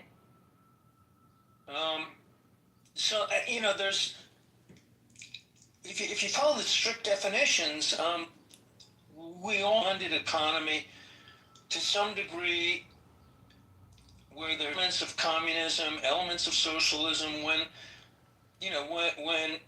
the Amtrak exercises eminent domain and says, we're going to take your property, at least you get compensated based on the due process clause, where there's, the government can't take your property without compensation, and then there's legal proceedings to figure out how much your property is worth and how much you should get paid.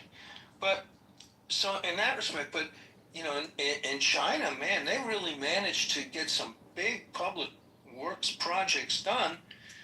Does that mean if the government builds a dam, and that's a hydroelectric facility, is that a state-run means of production? Yeah, it is. Is it a utility? Yeah. So to some degree, utilities, if they're owned by the government, to some degree you can categorize that as being communist. Yet, there are private aspects to the utilities, it gets pretty murky. So I don't think we have pure economies that are either communist, capitalist, or socialist. And in a lot of ways, when social programs were instituted, like Social Security, which I agree with Marshall, it's not purely socialism because we contribute into it. It's supposed to have a trust fund, which then gets rated by the government to pay for other programs. So, you know, you know, in some respects, that can be viewed as a socialist program, but it's really not purely socialist. And you know, when we have public utilities, I mean, you know, in the city where I live or where Scott lives, we have, you know, city water, city sewage.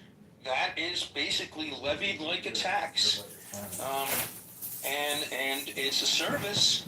And if you leave your water on, your faucet's dripping, you're going to pay a lot more. But that is the government owning the utility, the means of production. Yet, you know, Comcast or Verizon, they run the FiOS as a utility as well, but it's not quite handled in the same. That's basically private ownership, but using public easements. So, you know,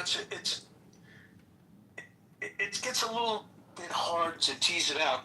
Do I think if we had a socialist mayor in Philadelphia, would that mean that we're not going to be a capitalist city? Absolutely not. All that would mean is that somebody would be paying more attention to social services, making sure that there's more public housing and less people go hungry. And you know, in Philadelphia we have basically cooperatives, which are community-owned food distribution centers, and you pay money. You don't get things for free, but that is the community owns it. It's not really communism. It's more like a non-for-profit corporation, but it incorporates certain in the corporate charter. It incorporates and uses some communist type ideology to actually distribute food where otherwise there might be a food desert. So, you know, we live in a mixed economy, and I think getting freaked out on somebody being a socialist democracy, yeah, what a terrible thing. If you go to, you know, Norway, Sweden, Denmark, United Kingdom, oh, they have socialized medicine. What a horror, you know. But yet, you know, for your premium services, for your lip jobs, or you know, to get those Mar-a-Lago lips or a boob job, you're going to have to pay private money. But you know, for basic healthcare services, that's shared by the community. You know, so there's still capitalist countries, but they provide real meaningful social programs through a graduated incremental tax system where wealthy people pay more of what they deem to be their fair share. So, you know, it doesn't confiscate private property, but it does confiscate taxes. So I think we lived in mixed economies. I don't see what the reason is to freak out over somebody calling themselves you know, a socialist Democrat or a democratic socialist, you know, any more than you would freak out in Norway or Denmark or Sweden or the UK or any other, you know, country that has you know, decent public medicine to some degree, where there's often public and private aspects to the provision of medical care, where if you want certain things, you're going to have to pay, but other things, you know, basic things are provided to everybody. What do you think? I think I heard you teasing a run for mayor of Philadelphia, and I think everybody else here heard that as well. Scott's going to be mayor. Scott, you be mayor.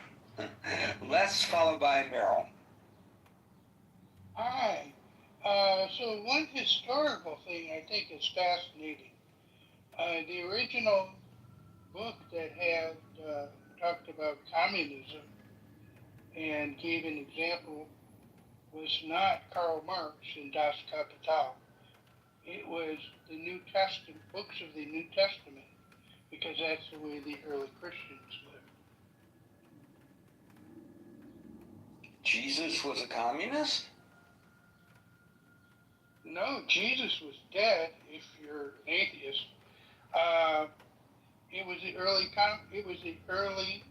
Yes, the Gospels were written after Jesus' time on earth, but it's representative of the life of Jesus, and that's the life that the early Christians embraced. He's talking about the book of Acts, Gary, that talks about the Acts of the Apostles in the early chapters where they're holding things in common. I mean, basically they're having like a common person, common problem. I see. So were the early Christians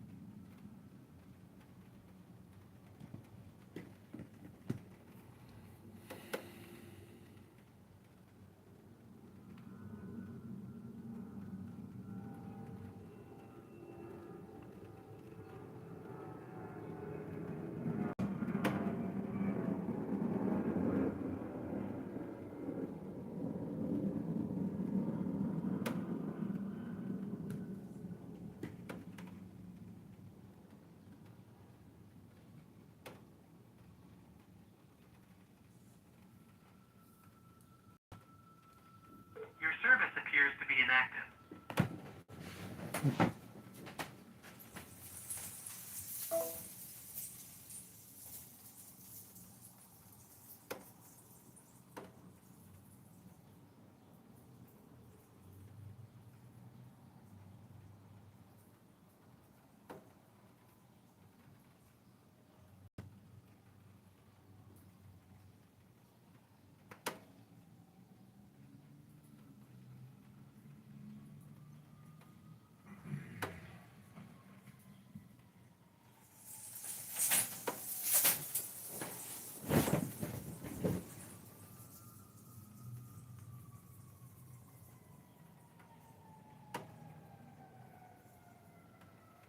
today? But I don't understand.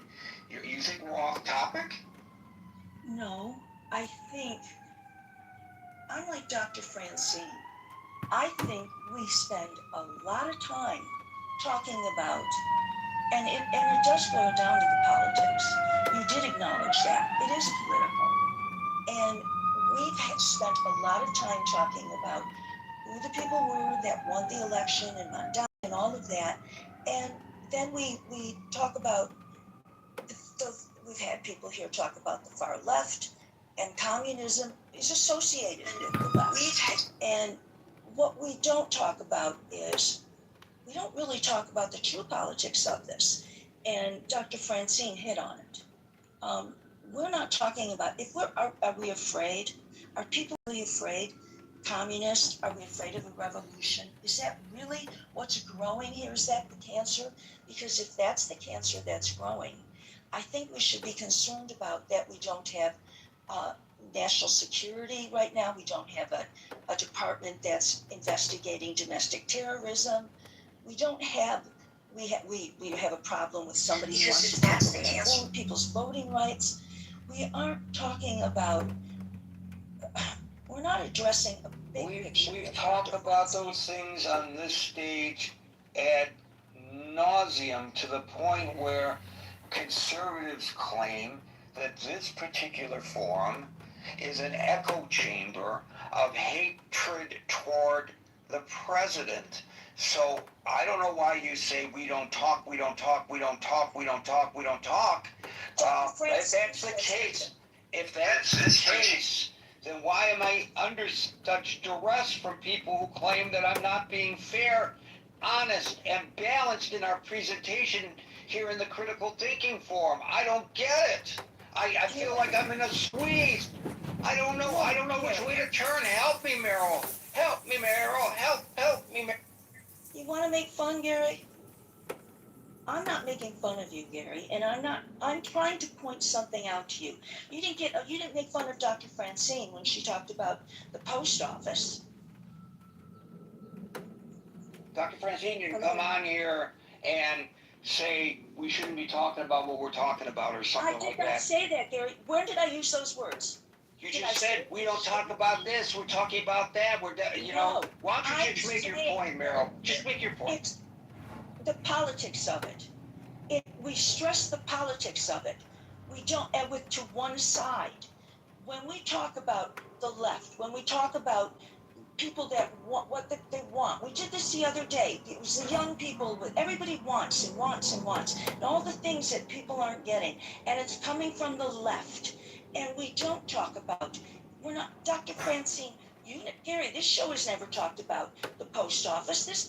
We never. Oh, see, there we go. We're talking about the wrong thing. I didn't bring up the topic of the post office. Bravo, bravo, bravo. You know what? I'm hearing, Meryl, honestly, when you're talking. That's it. That's it, Gary. I am not being rude to you. Meryl, I'm trying to be lightheaded in my response to your criticism. Then go back into chat while we're waiting.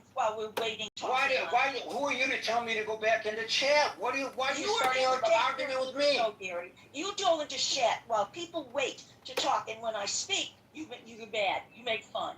I'm sorry. I don't say it the way you want me to.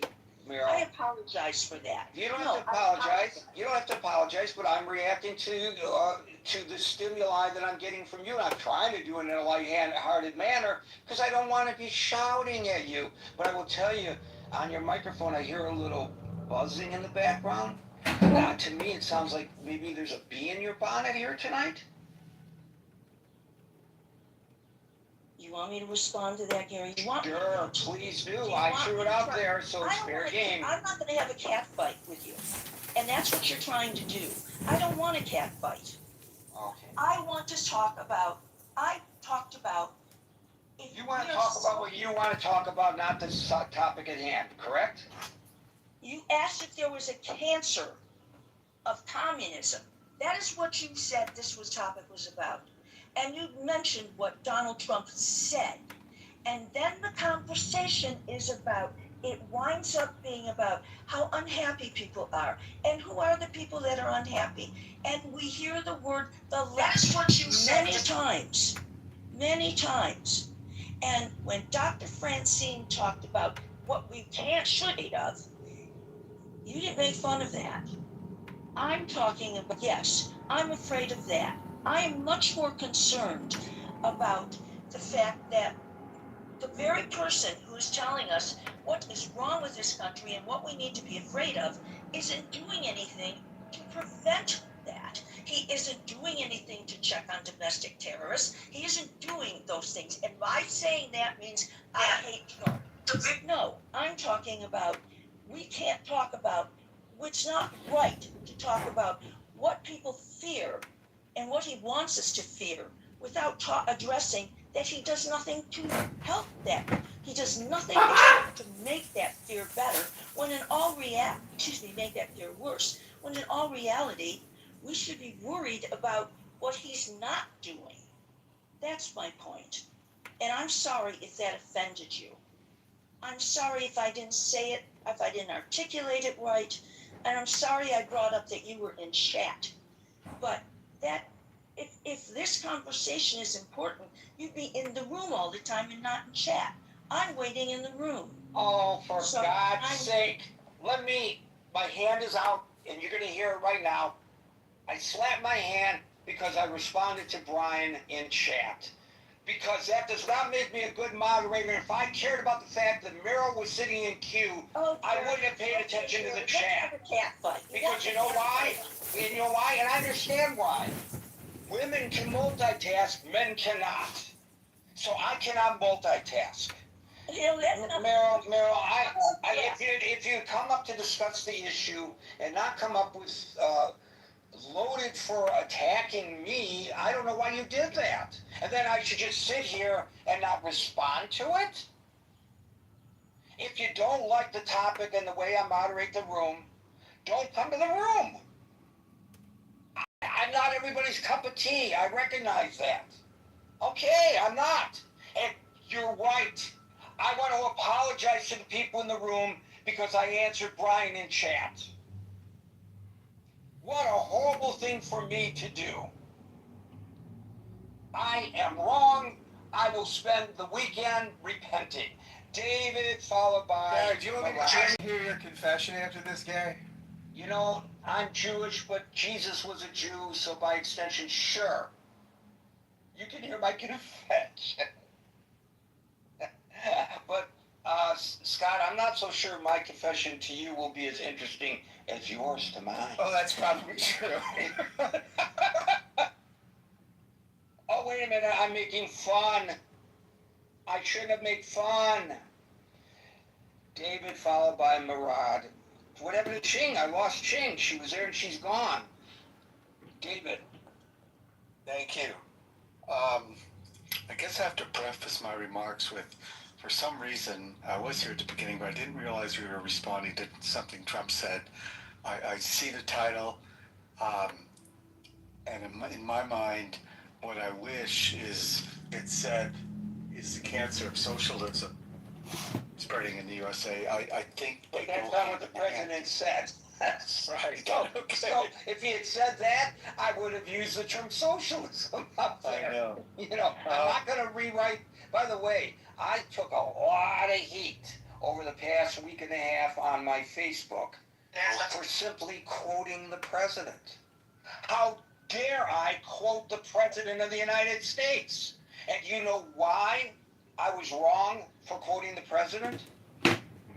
Because the majority of people in the United States, I was told, David, are incapable of judging for themselves after all these years that he's been in office, his veracity when he opens his mouth. So I have to tell them when the president is lying, as if I know, by the way.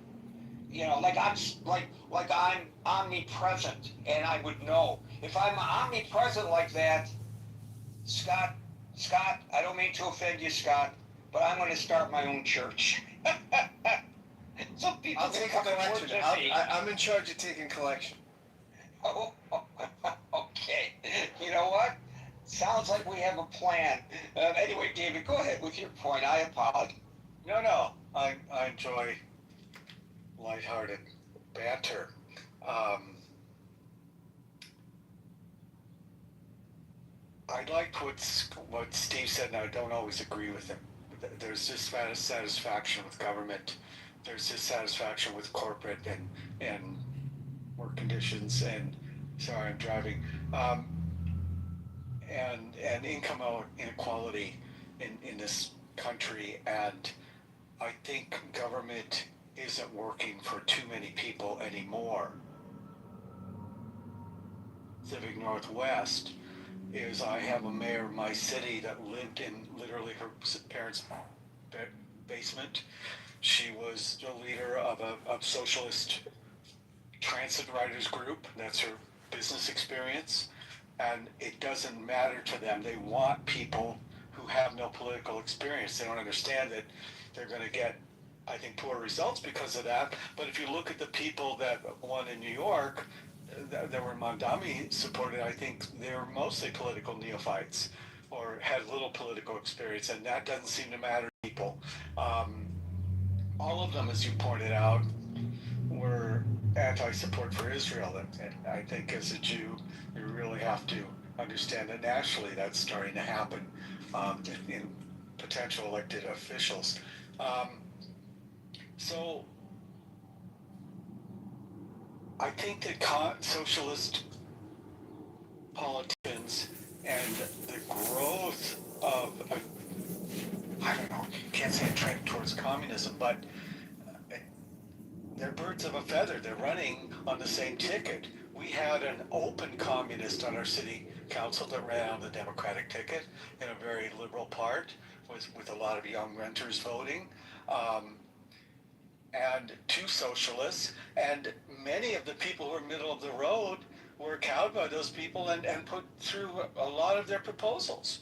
I think what you said and what many have said before, low voter turnout is enabling this, right? When you talked about AOC, she shouldn't have been elected, but it gives the power to those fringe candidates when 25% or less of the people show up for a primary election. And I think we have to take back our government through participation and voting. And I think one of the biggest problems is we have a young generation that seems to really only see the good parts in their mind of what socialism and communism is. They don't listen when every person who lived under that system comes here for the reason to escape it, and that they know that it's replacing one corrupt system for another.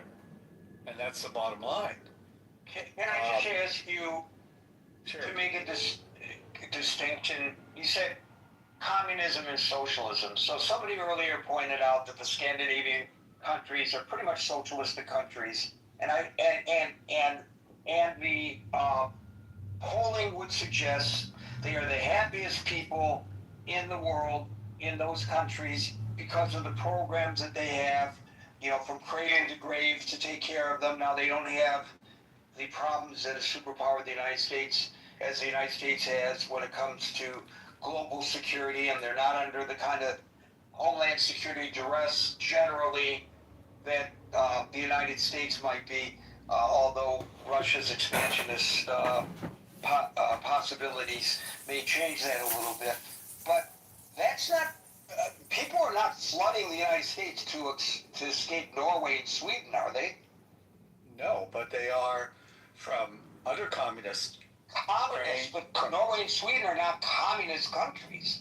They're The thing that's never mentioned about Norway or Sweden is they're tiny countries and they're incredibly homogenous, both of which make distribution of social systems a lot easier. I'm not arguing that. I'm just asking for... If I could answer the question, Marshall, please.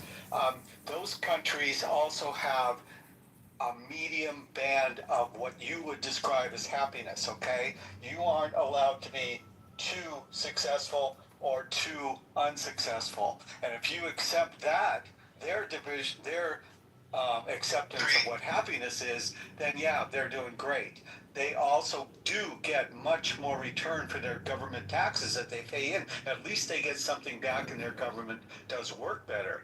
But 80% taxes also stifles a lot of creativity and what makes the United States great. I'm not arguing at all that we should become a socialist nation. I'm just that your comment was, and you may have misstated yourself, and that's why I gave you the opportunity to either double down or correct on it. You said that's why people from socialist and communist countries are flooding our nation, and I was just challenging that because I don't believe the countries that for whatever reason identify as socialist, and I'm not saying that it would work here in the United States, are fleeing their countries from the United States. I'm sorry if I said the word flooding. I don't think I said the word flooding. I meant to say they come here from those countries, and every one of them would much rather be here than to be, and are more successful here than they could be in their countries where they came from, where as little kids, you know, they saw the man who ran the grocery store was overweight, but everyone else in the city was a normal way, because the guy who ran the communist grocery store, the socialist grocery store, had access to the food. And the people who were running the government had access to everything they needed, but the average person didn't in that system. And they saw it with their own eyes. I'm not saying they're flooding our country, but they are grateful that they came here and could work in our system. I will say this much I will say. I could give you a snapshot of what's happening right now in New York. I heard from Abby a similar snapshot of what's happening in Philadelphia. I heard from Barbie a similar snapshot of what's happening in Miami. And I've been reading similar snapshots about what's happening in Los Angeles. And that is, there are people from all around the world, from very different systems of government, from varying socioeconomic backgrounds, who are here from the World Cup, and they seem to be universally delighted by the experience that they are having here in the United States. Absolutely. And sometimes, myself included, I'm not preaching here, sometimes we as Americans forget or don't recognize the bounty that this nation provides. And when I say bounty, I'm not just referring to economic bounty as we discuss the problems of our nation, which we do have a myriad of problems in this nation, of course. But I find I take great comfort and I get great interest when I get off the train to walk to work tonight, as I have every night during the World Cup. I do what New Yorkers avoid. The one place New Yorkers do not go is Times Square. Yeah. I have been walking through Times Square. I've been seeing people wearing different colors, wearing different flags on their shoulders, waving different flags in the air. Competitors on the pitch who are enjoying one another's company and enjoying the amenities of this city, as we are seeing in Philadelphia, Miami, elsewhere in the country.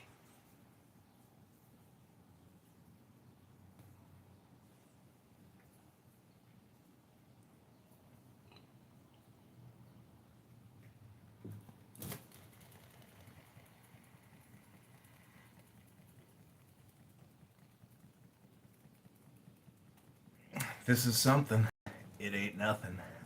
That's projection. Projection alert speaking. Projection says what? Projection alert. Projection says what? Hello? Projection alert says what? This ain't nothing. Projection alert. Projection alert says what? Projection says what?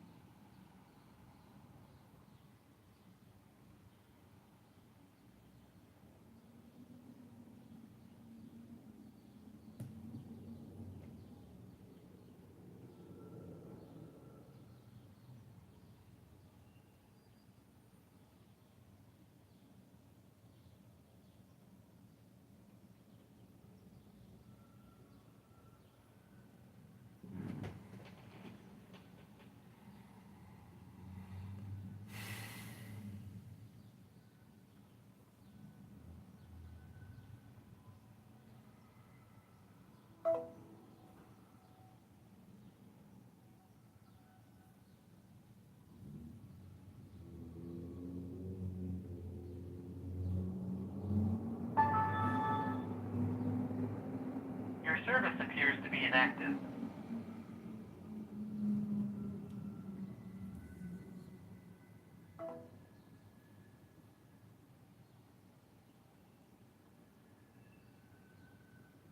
this trend of Mondami is going to be good for a national campaign, they've lost me for the first time in their lives. And maybe they don't care. I do want to say I'm really glad you brought up FIFA. We are a FIFA city.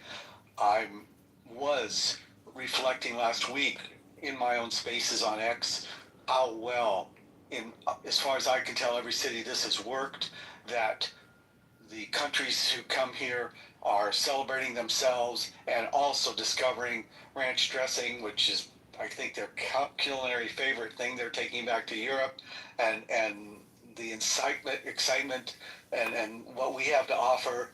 And it's probably the best international program you could have as far as exporting goodwill. When the Scots had in Boston had the goal of drinking the city dry, they did it. And they were happy drunks and people loved them. We have Australians here who celebrated with the team that they played in our stadium, and they are fun-loving people who we love. In New York, the same thing that you saw. So I'm really proud that it went that way. I am a little more worried living on the West Coast when we see a trend that is essentially going the wrong way in my eyes, the Mondami trend. And if the Democrats want to take that as a standard bearer, they just made me a Republican. Our streets are full of men in skirts, and it's not because it's Pride Month. Right. The Tartan Army. Oh my God, are they lovable? Yeah. And they are so lovable. They're walking around. They're playing bagpipes. They're not bus. They're not. They don't have a bucket of money. They're just standing on the corner playing bagpipes. Who the hell does that?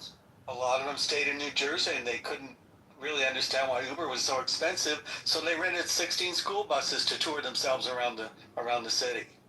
I mean, I'd love to be on one of those Scott school buses. Oh, that would be the best. If you could understand what they were saying. Sometimes their brogues are so thick, I don't understand what they're saying. My father had a strong German accent, so I can understand.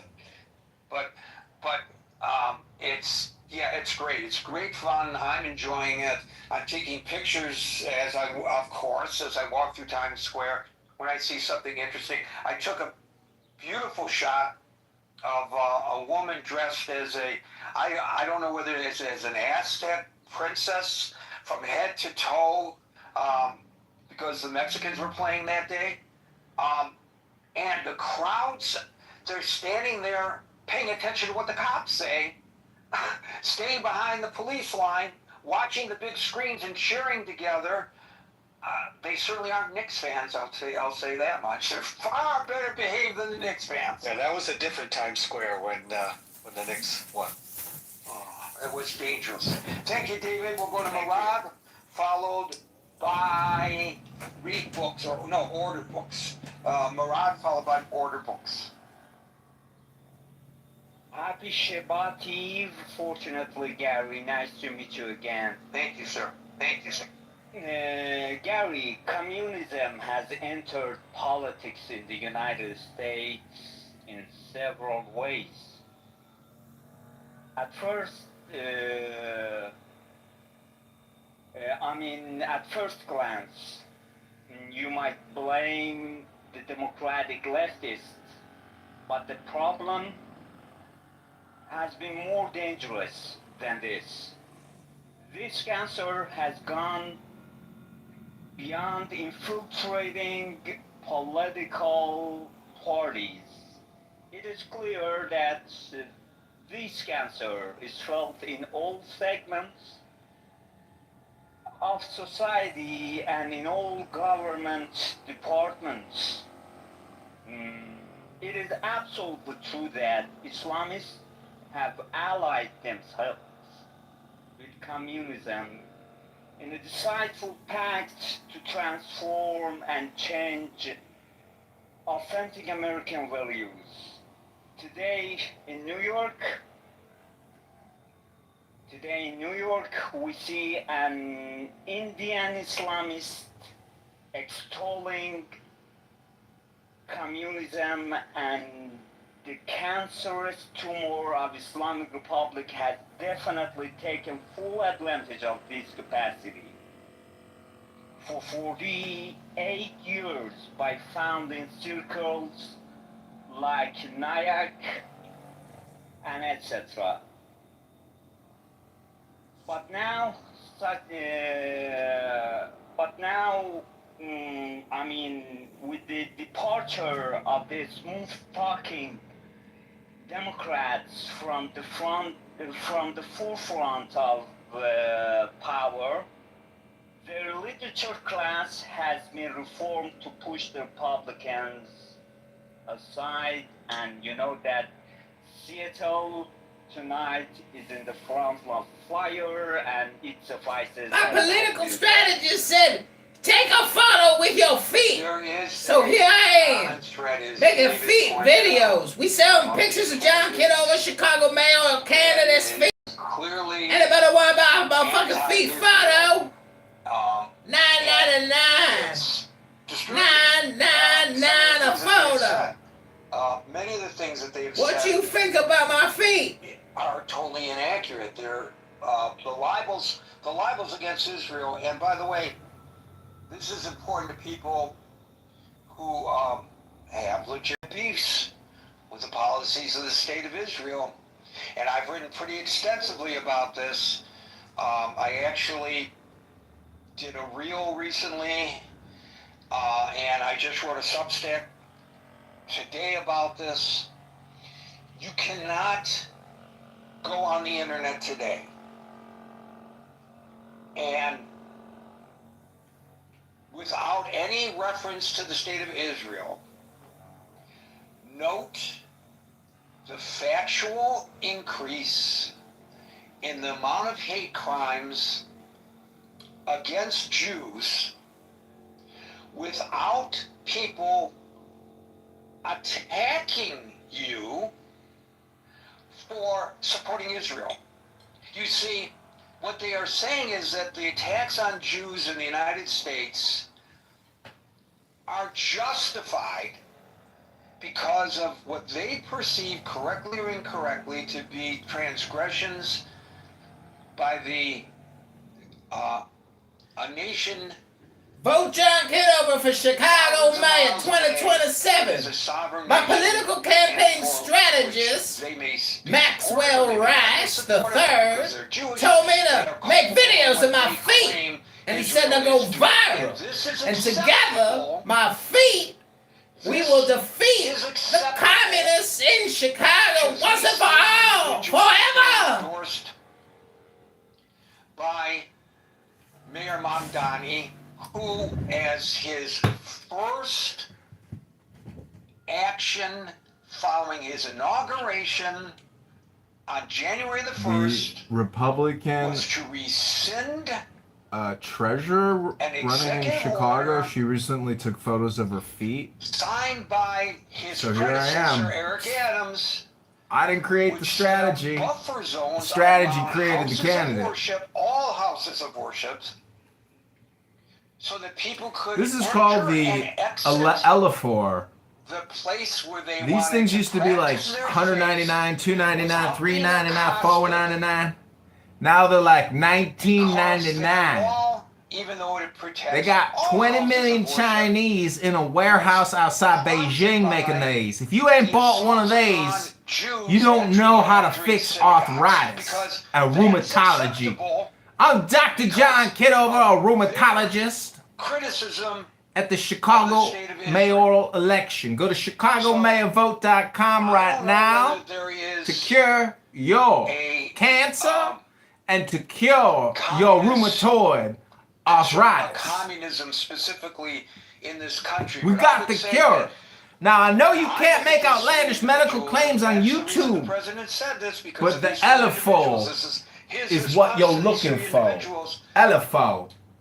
Fix your arthritis now, because all you do is click and scroll to 30,000 miles a rationalize week, and mainstream. and you're That gonna is their fix goal. all that rheumatoid And for that reason, arthritis. we should be concerned Dr. about John, these rheumatology. individuals and their ilk who are running for office because they give sustenance to the people who would attack me walking down the street on my way to work today simply because I am Jewish.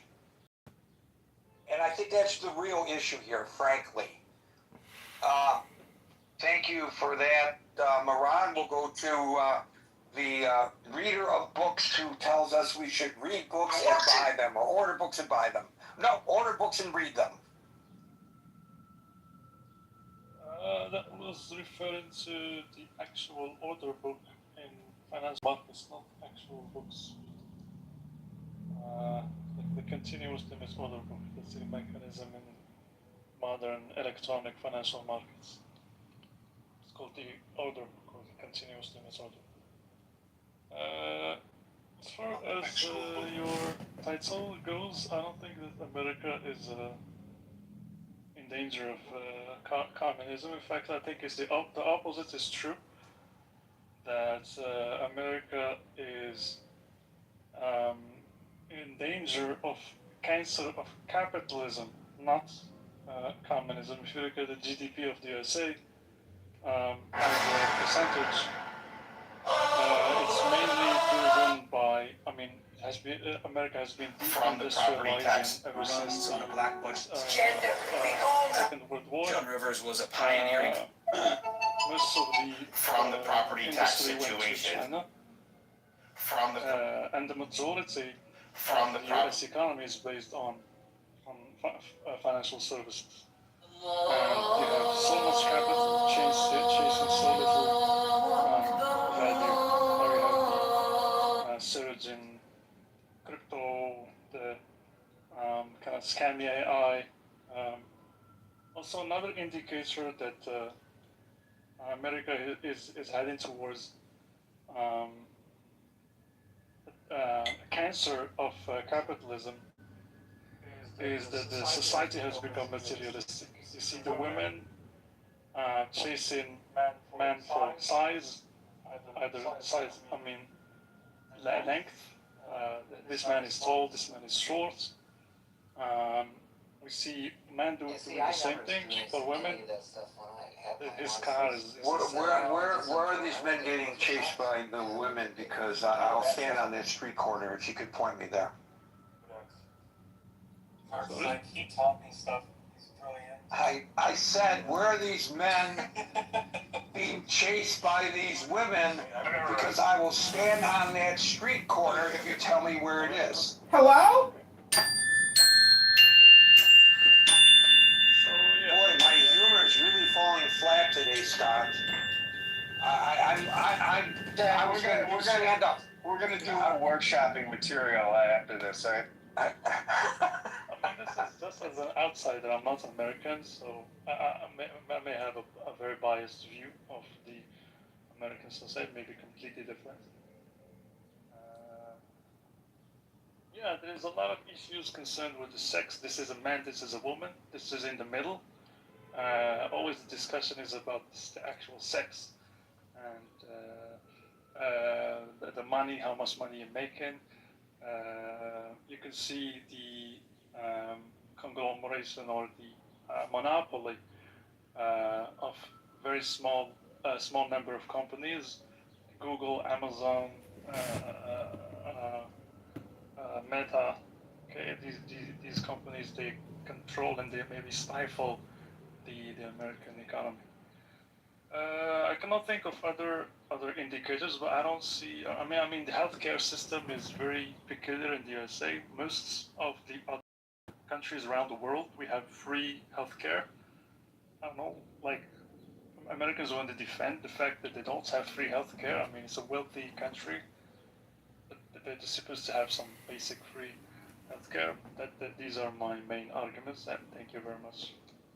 Thank you very much. We'll go. I'm sorry, my humor fell flat with you. But I don't know. I don't know what your country you're from, but I'll if you tell me, I'll be happy to look. Huh? I'm from Morocco. Welcome to Morocco. Morocco. So you're from Morocco. I got to look at how humor is presented in Morocco. Come back. I'll be ready for you next time with some good old Moroccan humor for you. Because it really fell flat just now. Flat on its face. But okay. But I'm into couscous. Welcome. I'm invited for That much I know about Moroccans. They make good couscous. Thank you, sir. We'll go to David, followed by Shane. Bye-bye. All right, Gary, a lot of jokes landing flat here at the forum, but I'm sure we can pick it up tomorrow. Well, as I tell the people at work when I tell jokes and I'm the only one laughing in the newsroom, I don't tell the jokes for your benefit. I tell them for mine. And if you happen to laugh along, that's a cherry on top of the sundae. But, you can still enjoy the sundae without the cherry. There you go. Well, Gary, I think in this nation's, vaunted 250-year history, we have several iterations of where capitalism forced the hand of labor to evaluate other ideas and policies, such as communism. This nation, obviously, without doing too much of a deep dive, was built on the backs of the cheapest form of labor, and that's free labor, i.e. the slaves. And a lot of money was made and growth was made off of that reality. Until Lincoln's Emancipation Proclamation, we had to do away with that form of capital, and then it forced companies into other forms of abusive labor.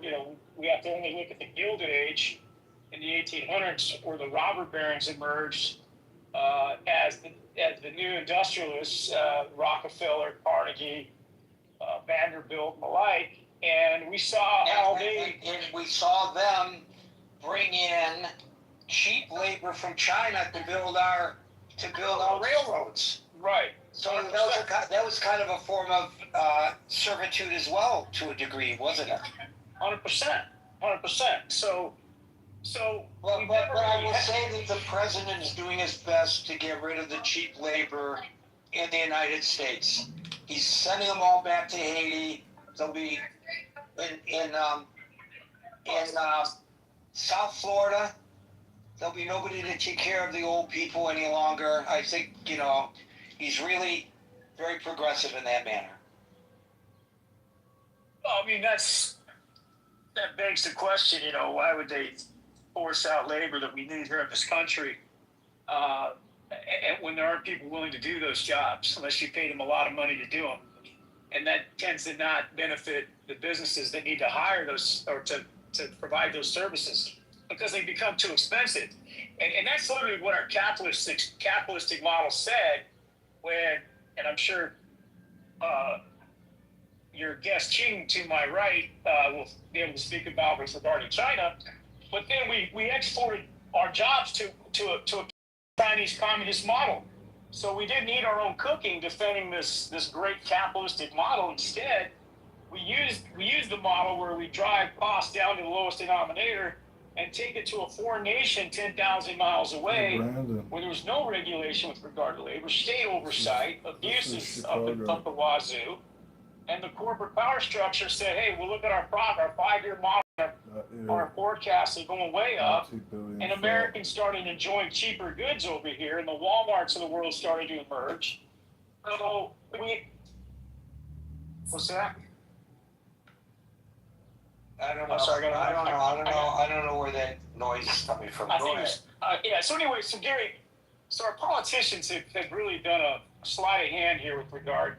Then we fought a war in Vietnam to eradicate that communist scourge, only to have 50 years later that country produce our sneakers and migrating manufacturing there because it's now far cheaper than China, from what I understand. So, there's a lot of hypocrisy when it comes to talking about, and I think this Mendami guy is just a convenient political football for the right to attack, just as other leftists have been used as political footballs to attack. And we can go back as far as the 50s, the 40s, the 30s when FDR was running on the New Deal.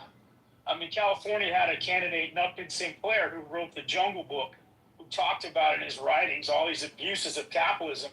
And he ran as a socialist here in California, only to be defeated in 1935. And he didn't lose by a lot. He carried a lot of the vote, but because Americans, at least in my state, were hurting so badly, they were willing to look at another alternative to a capitalistic model that had left a lot of people in ruins. So a lot of Americans today, Gary, I hate to say it, it's like me inviting you over to my house, you and Scott, Marshall, and say, let's have a big poker game. But instead of sharing the chips, I'm going to start out with 10 times as many chips, and we're going to play the game now. So Americans are waking up, these young kids today are waking up to the poker table where a whole lot of other people have way more chips than they do, and they're asked to engage in the system that is literally stacked against it. So, so that's why the rhetoric of communism and socialism resonates for a lot of folks. It's because they don't see a pathway forward without working 100 hours, 100-hour work weeks, borrowing tons of money. Right, got it. I'm gonna stop you because I want to give Ching 2 minutes. Okay? Yeah, go ahead. I'm sorry. Yeah, I know. Okay, Daryl, I ain't gonna get to you, unfortunately, buddy. Ching, you got. Oh, thank you, Gary. There's so many things you guys are talking about. And Gary, do you want to just ask me a question? Because I can talk forever. Yeah, but you only got a minute.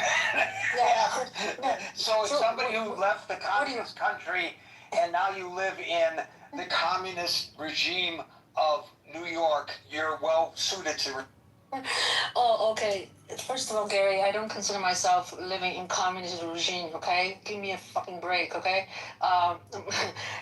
Firstly, okay, the mayor is not a communism. Come on, he called himself a socialism Democrat. Socialism is not exactly communism. Socialism is, it's something reachable. There is strike for, giving, make poor people less poor, right? Evenly distribute the wealth. Communism is ideal. We don't have communism yet. Not even China. Mainland China is not a communism society. There's still socialism, but looking forward to reach that ultimate goal of communism. So say we are already in communism. This is not we're not it. And plus, we're just such a small portion of this 3-person being endorsed by the mayor, and they win. And this is not a huge. I don't see it as a huge deal yet.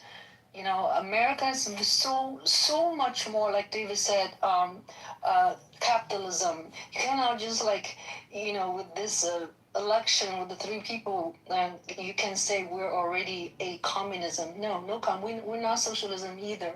Yeah, there's no way America, New York, anywhere will become socialism. Not even 10% socialism. You guys, you have no idea what socialism is. You will be crying. You will be crawling. You will be fighting. You will suffer. Come on, we're not socialism here. That's it. Thank you, Ching, and I will take you up on your offer to hang out in your hood very soon. Yay! Yay! Folks, we're here Monday through Friday at 5 o'clock New York time, so until 5 o'clock New York time on Monday. For the next edition of the Critical Thinking Forum, everybody be safe, have a great weekend, and peace out.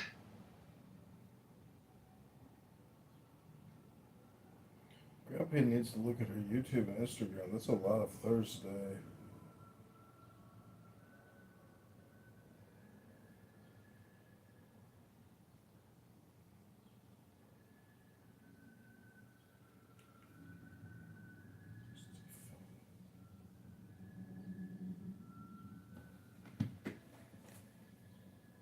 Have you been watching them play for the past 3-4 years? Because if you have, then you would know that sometimes they got their head on right and they play, and then other times they be back on that bullshit. Okay? There were some people talking earlier this morning who had a lot of concerns. One of the mods, I'm not gonna say any names, said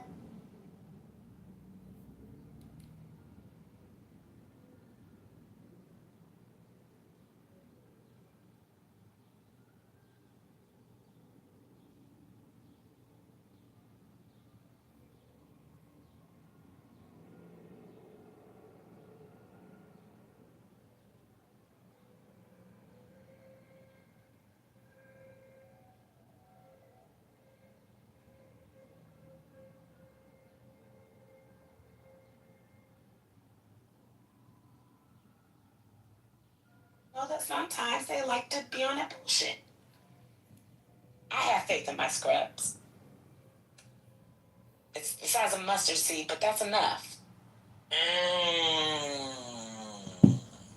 She got faith in her scrubs. Well, Brick, have you Got a mustard size seed gone faith. through a That's set enough. of maneuvers to ritually purify yourself, to enter in a state whereby your faith reaches its destination? Have you cleansed yourself? Now that you're speaking, I think I might need to go do some more rituals and purify myself so that my faith can grow greater than what it is currently. I have backslid. I'm not going to hold you. If you want the United States to beat Bosnia, after what we saw last night, in fact, I was watching it. I was on my couch, and I was watching it. I was kind of reading it at the same time. I'm always reading. It's a beautiful thing. And it's the most fulfilling activity of my life. That's my own testimony.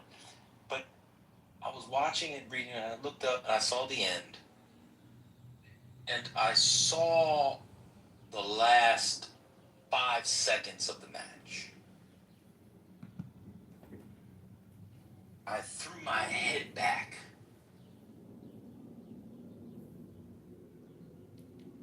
And my next conscious was my reading time when my alarm went off at 4:30 this morning. I believe that the team that we saw last night requires faith that God will not answer to if we come to God with ritual or moral impurity. The team we saw last night is the real U.S. team. I had a revelation. It is an undisciplined team. It is an arrogant team. It is a sloppy team in the midfield. It is a team that has coaching deficiencies that were covered up by spectacular play in the first 2 matches. As bad as Bosnia is, once you get to the knockout stages, a team of the caliber of the United States national men's team can lose any game, Britt. Any game. Anybody looking past Bosnia should remember when Hillary Rodham Clinton looked past Cheeto Leahy the Great, Orange Julius I. My God. What I saw last night returned me to the book of Leviticus.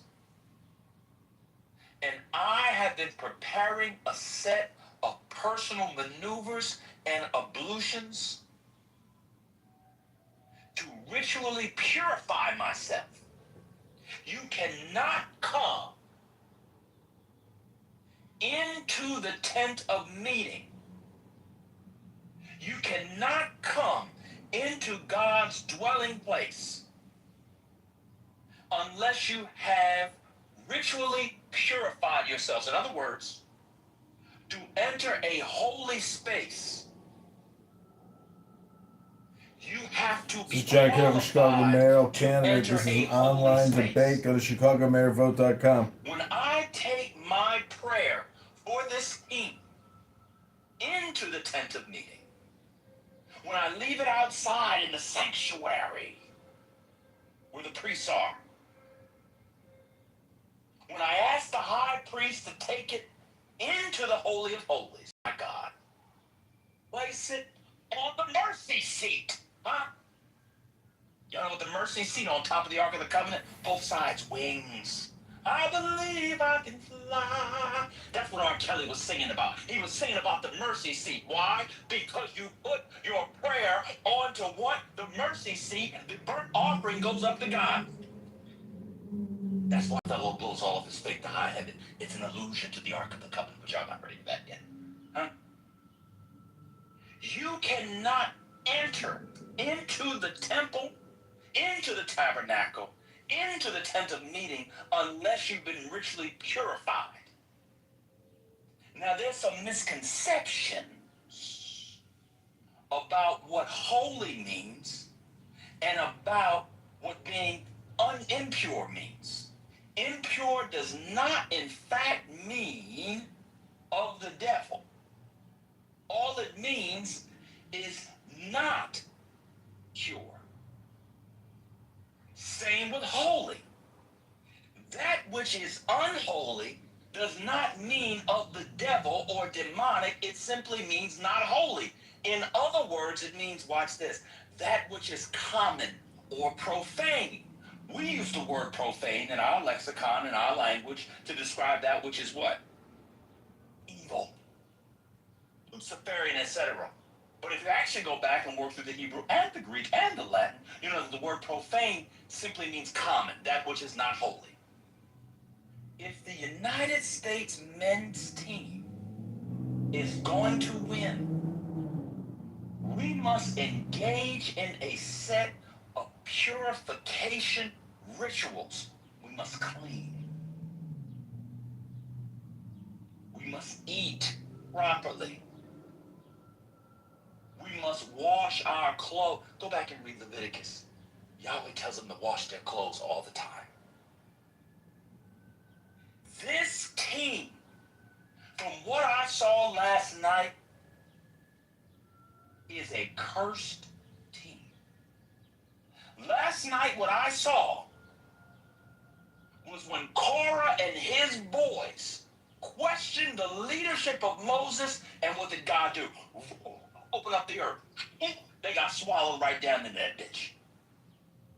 What happened to his followers? Yahweh burnt them up to heaven. Anybody that thinks the team next week is going to simply roll over Bosnia, that would take a miracle of miracles, as the great Taylor Motto Camzoil said. Wonder of wonder, miracle of miracles. God took a lion by the hand, stood by his side, and miracle of miracles. That's what it's going to take. Way up last night was a mess. He looked like... This is John Kitover, Chicago mayoral candidate. I need your support right now. Like this video and subscribe to this channel. Then go to ChicagoMayorVote.com. This name of this room is politically correct on Clubhouse. Stop blaming Democrats and Republicans. You are the problem. If you don't go, we're burning you up. That's what he looked like last night. Passing in the midfield, not crisp. The back line had more holes in it than some of y'all socks. Huh? You could put a Johnson through those holes last night. Magic Johnson. And Ernie Johnson. Or just a regular Johnson. I saw goalie play that was ass last night. And if it wasn't for a quirk of the 14th Amendment, watch this, we wouldn't have a proper striker. I'll say it again.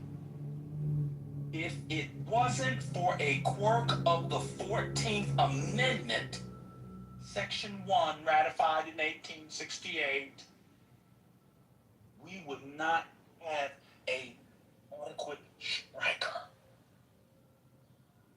For all of the athletics, the money, the treasure, the training, the enhancements, this country cannot develop a top-flight striker to save its life.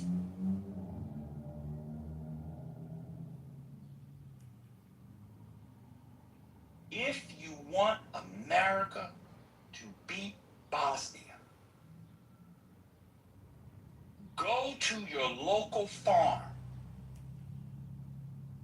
get a ram, get a bull, go to your Whole Foods or Co-op, get a bag of grain, ritually purify yourself, bring it to your own tent of meeting, take the blood from the ram, take the blood from 7 male goats, and just like Jobu did in Major League, played by who? Dennis Haysbert. If you don't help me, Jobu, I'll fuck you, Jobu. I do it myself. Take the blood, those 7 ghosts, and spread it on your own tent of meeting. Rick, what we saw last night was an abomination before God. Which God? All of them. The Canaanite gods, the Hittite gods, the Israelite gods, the Christian gods, the Greek gods, the Roman gods, the Mesopotamian gods, the Babylonian gods, the Aztecian gods, the Incan gods, the Maya gods, the gods of the earth, and the gods down on 125th Street. What up, Sunda? What up, God? It was an abomination before This any is John God. Kitover, Chicago Mayoral candidate. I am in an online debate right now with liberal progressive Democrats, socialist communists. They have extreme Trump derangement syndrome. They hate America. They're controlling the rents now. They want to spend trillions. They have no business acumen, no business experience. They're all political. I need you to like this video. Share this video. And go to ChicagoMayorVote.com right now. Time the motherfucker speaks, he puts a tennis ball at the end of it. Well, I think it's a good strategy what Norway is doing because they're resting their play. They lost 4-1. They are completely out of sync. Joint. Whack.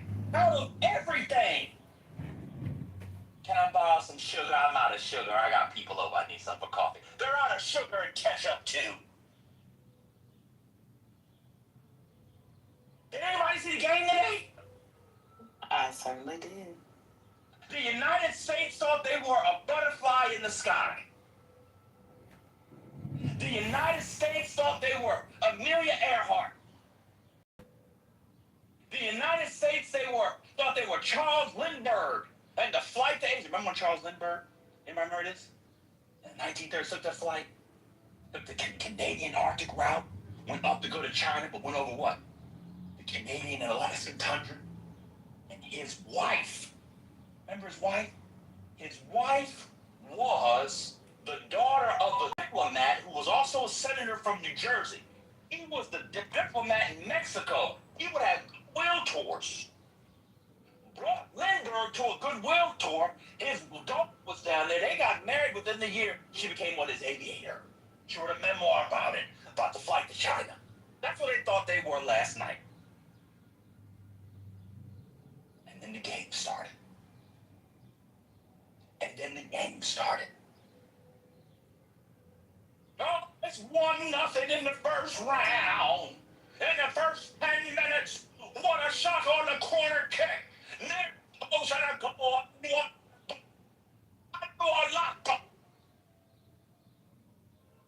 You know what it looked like? Looked like we did 12 spies.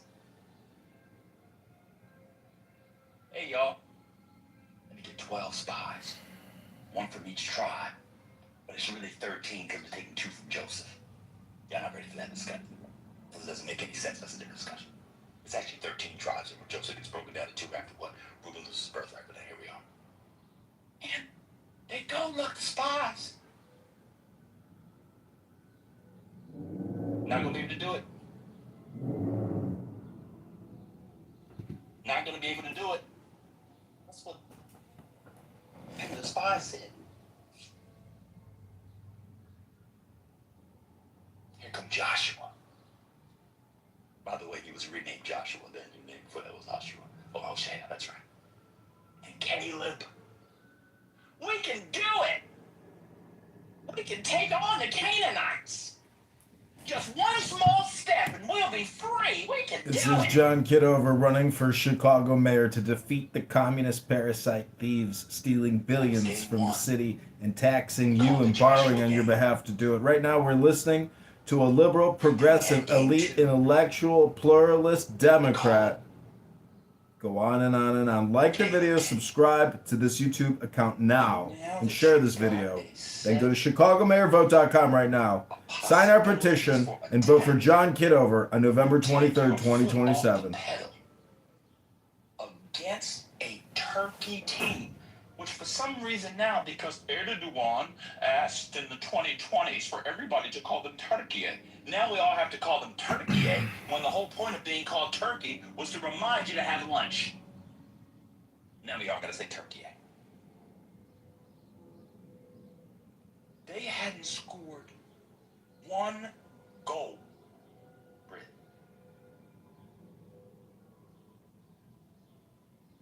5 band, 10 band, 50 band, fuck it, man. It was like Drake counting up the number of bands. They scored 3 goals last night. What? Uno, do it. Bang. They could have had cinque.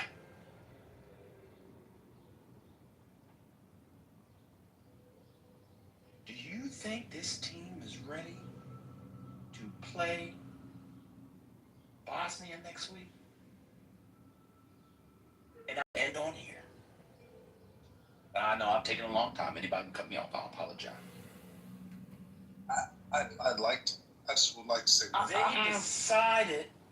That's rhetorical, Trent. They decided to bring Husilic in the 60-something minute.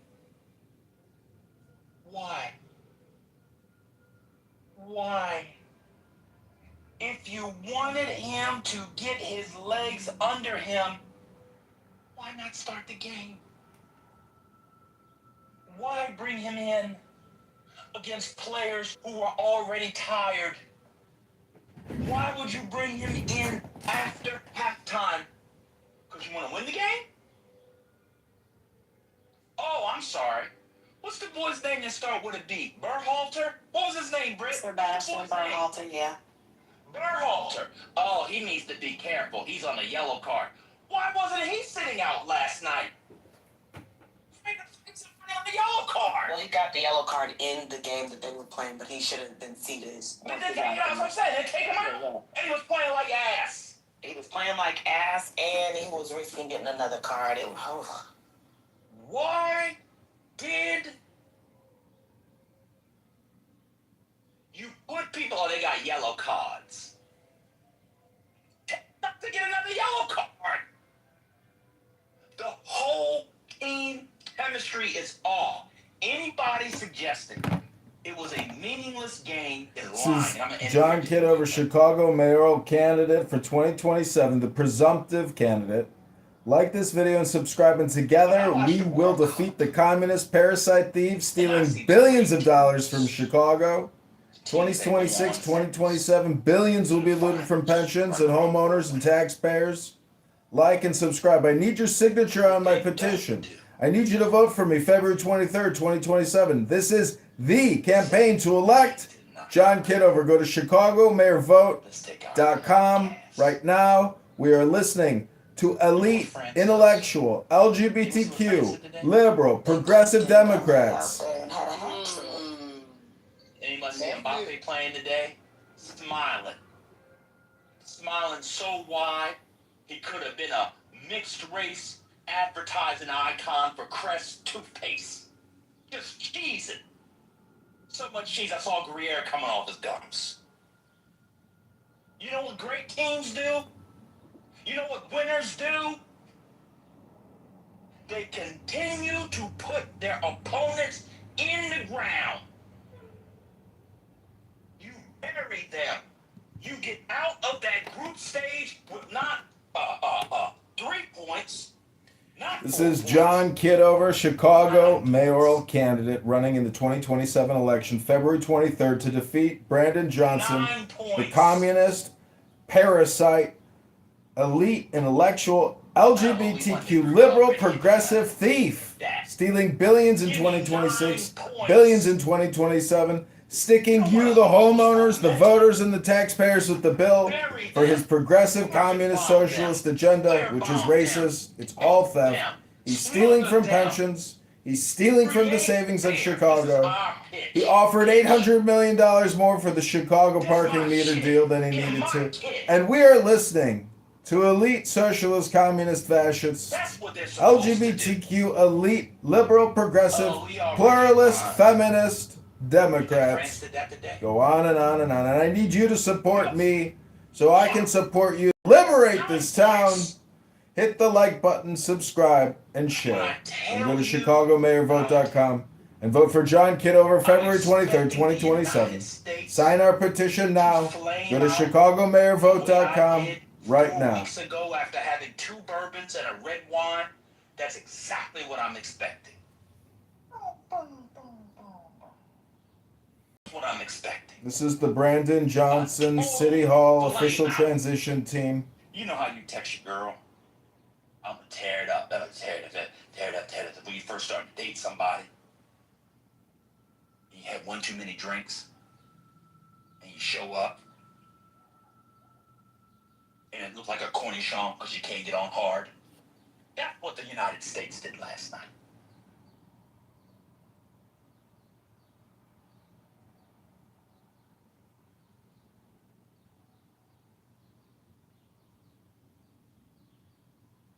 Does anybody have a clap button?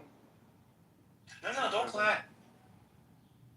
I want responses. Somebody defend what that man did last night. I honestly cannot defend that. When you were talking about Pulisic getting his sea legs up underneath him. Go to ChicagoMayorVote.com right now. Instead of benching The city is $80 billion, $90 billion in debt, paying $175 million a month in interest to the banks. The pensions and the interest expense is draining the city's resources.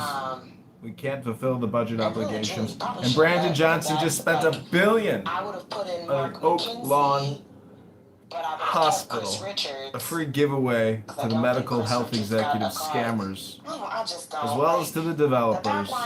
Brandon Johnson is a thief, communist, liar, traitor, racist, a low IQ, CPS parasite. Been informed for like 2 years, just about.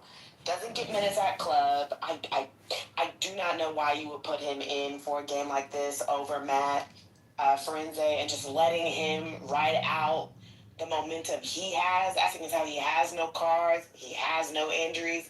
Just let him ride out this match and do the things that he needs to do and have the momentum of at least him being an efficient goalkeeper into the next round. I was so embarrassed. They crashed out in front of First Lady. It was so bad. She boomed the room right after it was done because she was done. She was over it. And I was very embarrassed about that. I don't know what to say. It was horrible. They all looked horrible. Yeah, real quick, I just want to say this. Well, I gotta go. First of all, Brett, what you missed in that whole conversation is that man said he was reading a book. the game was going on, no time has he ever read a book during any NFL playoff game. How would you know? Well, because I know, because the NFL's no. How do you know? How do you know what he does during the games? Did you ask man? Did you ask man? Are you omniscient? Do you know everything? Yeah, I do. During an NFL. Of course you know every fucking thing. You're the Uber Mitch. You're the Uber nigga. Of course you know everything. During an NFL. Of course. Just because you listen. No, you come down, please. You're the one who called me out. You come down. No. You don't have to.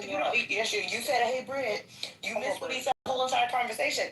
He was talking about how ass the team was last night playing in comparison to how well they played in 2 prior games. That's what he was talking about. Just because he was reading a book last night and the game shocked him in such a state of fright that he then lost consciousness, forgot who he was and where he was until he arose this morning, that doesn't mean anything to me. During the South Africa game, he was so disappointed with South Africa that at the halftime, after watching it vehemently, he went and read the book, and then guess what happened while he was off watching the TV, reading that fucking book? South Africa turned around and won that game versus South Korea. So maybe, just maybe, Dan not watching the screen might be good for some of the teams he's rooting for. Did you ever think about that?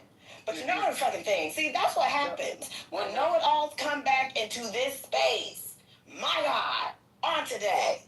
Yeah, sorry. So, again, I was being a bit facetious. You took it maybe literally. But also, I changed my PTR because my wonderful wife brought home some ice for the vodka. And as she walks in, she hears Mr. Ban Miso speaking, and she says, "Oh, I didn't realize you were listening to a sermon." So I wouldn't put on my Aaron Donald jersey, Rams, and my Cullen Bryant pants, and we're going to cleanse ourselves with some vodka. I appreciate it. You have a good night. Ritual purification, as it's laid out in the scriptures, does not allow for vodka. I don't know if they had a concept of vodka, but I do believe, as I began my short sermon with, and I'll be very brief, that the United States, even if they were to, if they're to get past Bosnia, let alone getting past the next round and beyond, will need prayer warriors. That's a fact, brother. It was really, really bad last night. I'm talking about simple passes. I'm talking about holding a line. I saw a line last night that was so jagged that it didn't matter when the ball, they didn't have to check for offsides. That's how it was ridiculous. The defenders were 5 meters apart. The last time I seen a line that jagged, somebody asked me where the party was at. They told me and they said, let's get married. It's unbelievable how jagged it was last night.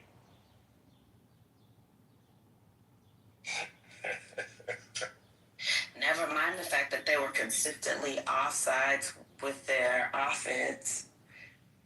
This sermon is sounding very Baptist. Yeah, that's right. That's right. We need that benediction. Come on. To the podium.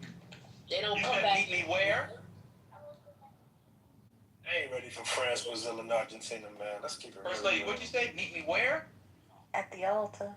Sing it, girl. We have the Look at benediction. the altar. At the meeting. When you meet at the altar, you're not only meeting your beloved, you're coming to the altar after being ritually purified and morally purified, because you are what?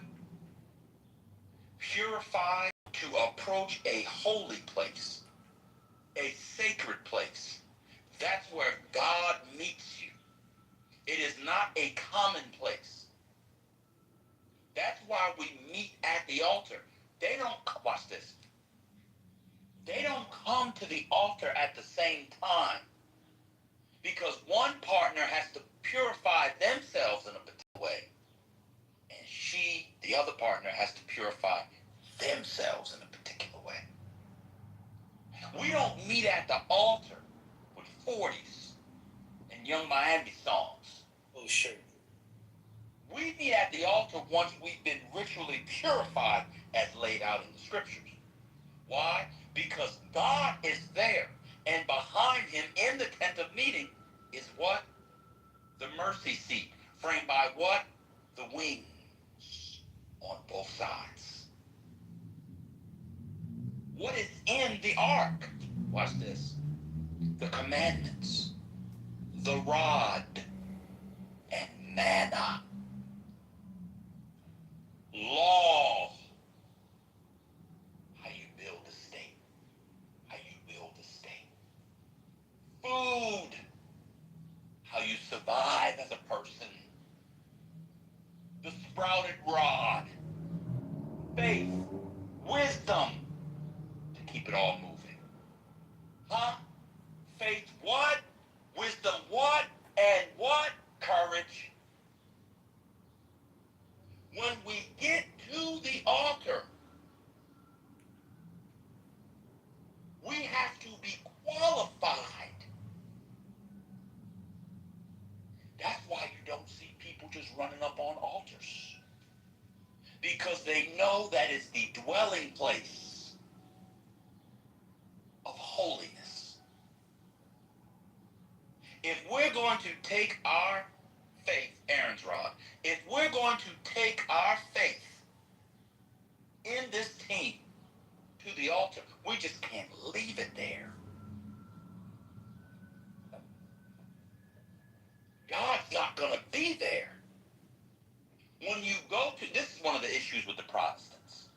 The Protestants teach that God is everywhere, he hears you everywhere, so forth and so on. Chicago mayoral candidate running in the 2027 election, February 23rd, to defeat Brandon Johnson, communist, parasite, elite, intellectual, LGBTQ, liberal, progressive thief, stealing billions in 2026, billions in 2027, sticking to the homeowners, the voters, and the taxpayers with the bill for his progressive communist socialist agenda, which is racist. It's all theft. He's stealing from pensions. He's stealing from the savings in Chicago.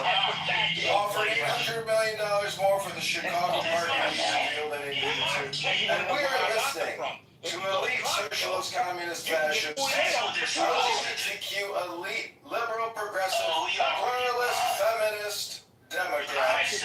Go on and on and on. I need you to support me so I can support you to liberate these towns. Hit the like button, subscribe, and share. Go to ChicagoMayorVote.com and vote for John Kitover February 23rd, 2027. Sign our petition now. Go to ChicagoMayorVote.com right now. Weeks ago, after having 2 bourbons and a red wine, that's exactly what I'm expecting. When I bought this jacket, this is the Brandon Johnson City Hall official transition team. That's your almost morally. I'm gonna tear it up. Tear it up. When you first start to date somebody, you have one too many drinks. A place of God. It is not the profane place, which is. It doesn't look like a cornichon because you can't go hard. That's what the United States did last night. If you all do not prepare yourselves for this Bosnia game, Brit, if I'm the Moses, Brit is my Aaron. And just like Aaron, she's gonna die first, Brit. They said take your ass up a mountain. You'll die first, we'll bury you, take your clothes off, we'll bury you down a motherfucking mountain. Somehow Moses lives longer than Aaron, isn't that amazing? You are gonna go first, but you be my Aaron. These people aren't ready. I watched the press conferences. I read the interviews. They are living in the Lulu land. I don't speak Norwegian, although one of the greatest writers in the history of the great Edward Gibson. He has at least 3 masterpieces. Doll's House. Mr. Chair, I rise with a heavy heart. Enemy of the people, blessed of your Remember flesh. the women who have died because they they were denied essential abortion care after the devastating Dobbs decision unleashed abortion care bans across our country. I rise today in remembrance of Amber I think it's a good idea to have them all just arrest the rest of the 10 players because you don't want to get C.G. It's Graham, really, really great. I don't know Sonny if anybody knows. Barnica. He snuck back in here through the colored section, smelling like fufu and suya. This is John Kitover, Chicago mayoral candidate running in the 2027 election, February 23rd, to defeat Brandon Johnson, communist, parasite, elite, intellectual, LGBTQ, liberal, progressive thief, stealing billions in 2026, billions in 2027, sticking with the homeowners, the voters, and the taxpayers of the bill for his progressive, communist, socialist agenda, which is racist. It's all that. He's stealing from pensions. He's stealing from the savings of Chicago. He offered $800 million more for the Chicago parking meter deal than he needed to. And we're listening to elite socialist, communist, fascists, LGBTQ, elite, liberal, progressive, pluralist, feminist, Democrats. Go on and on and on. I need you to support me so I can support you. Liberate the sound. Hit the like button, subscribe, and share. It's your girl saying color. It'll also be able to come down to this altar right here, right now. Fill it up and make me whole. Such a blessing. Set up your assets. Isn't that such a blessing? Thank you, First Lady. Such a blessing. Y'all heard the brother. You need to start doing your rituals. Get clean. Renew your soul, your spirit, your mind. Baby, you gotta get clean and do your rituals. And that's what I'm gonna do. Because, You're blessed. it is. Isn't that nice but messy? You see how that happens? Yeah. Has anybody noticed that black politics, black community, black love is at an all-time low at the same time? Yes, The sir. cleanliness of black people. Let me say it again.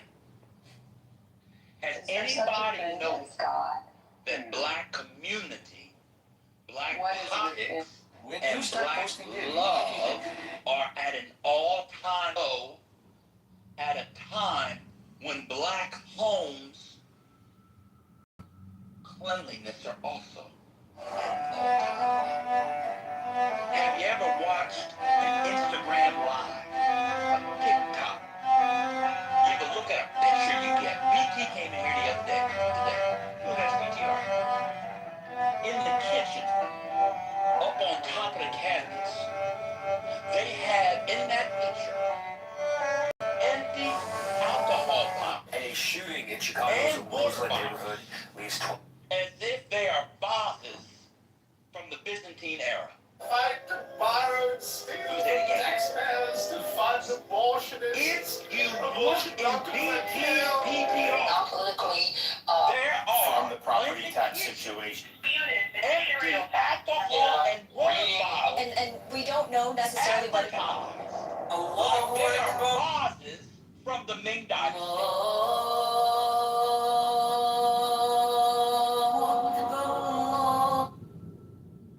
You cannot get your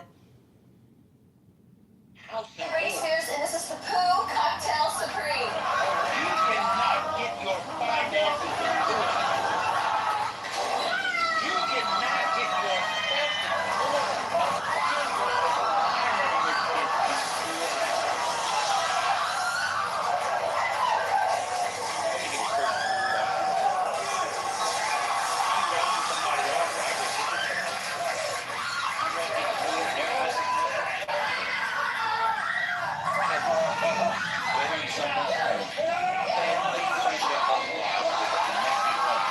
that energy in that home is not pure.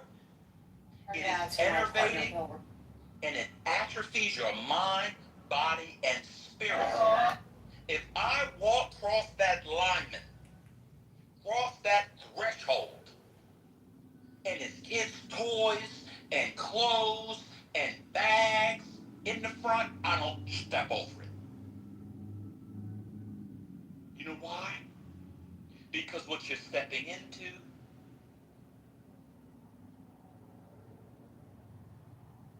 is what the great John Milton called pandemonium. You get off work. You have a designated area for your bags. You have a mud room. You have a bedroom. You have a garage.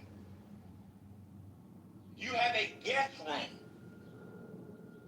Keep your bag on your arm for 20 more seconds and put it where it belongs. You come in. Take your shoes off. Why you leave your shoes at the door?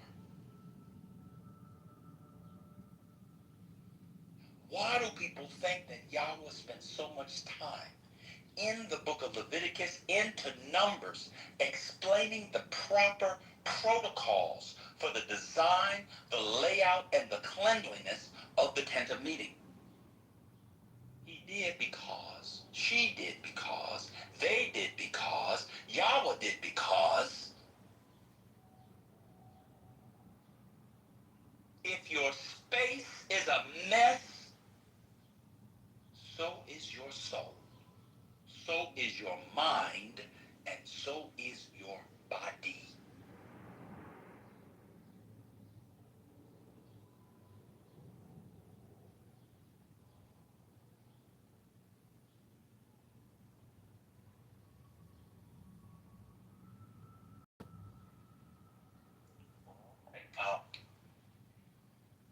Britt, are you there? I'm here. Okay. Are you in the Megaton basement, or? I have removed myself from the Megaton basement. I'm trying to enjoy the last bit of the daylight laws before nighttime laws come into effect.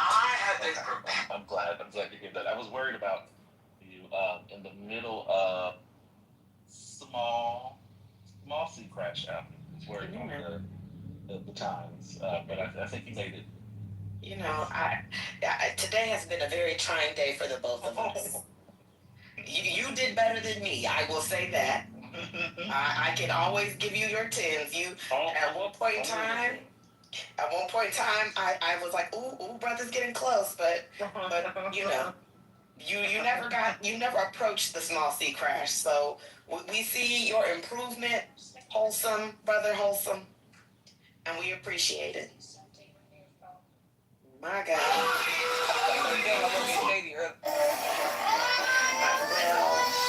Well, Nothing says strong leadership like a strong beat. The Bible says nothing about not being shady. I just didn't know what was on your wholesome radar. What's on your scale? Listen, the Bible says to be wise as a snake and gentle as a To the book of Leviticus. It says there. I think I walked the appropriate. To the book of Leviticus. Now, I will say that somebody did try and have me fully crash earlier today. And they almost had it. But I think I recovered well. Nothing says strong leadership like a strong beat. Slow motion crash. I think if one were to say something like that, I think that would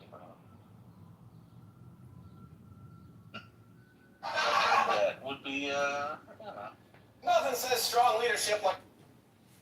I'd be up to Someone else referred to Pretty girls walk like.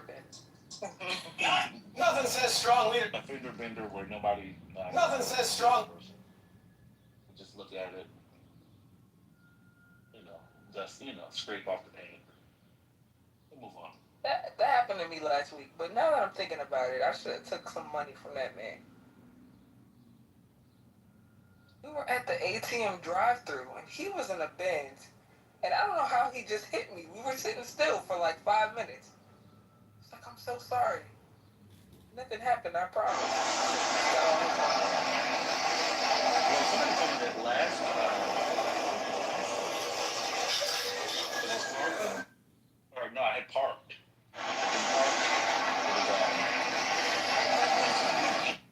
I had been parked for a while, but sort of mentally preparing myself to meet people that were already there. And all of a sudden, this person had backed up into my car and cracked part of the bumper. And they told me that it wasn't a big deal, that I shouldn't, worry about it, and that in the grand scheme of life, particularly, that it didn't matter because people in Palestine dying. True story.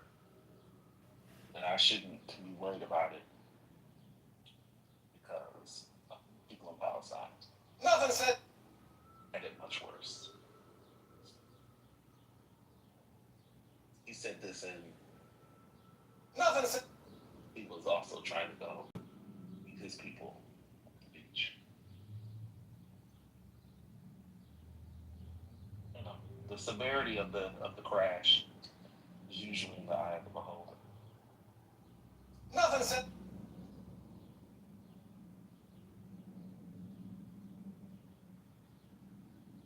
I wouldn't say I had a slow motion crash. Nothing said. I don't think that's fair to me.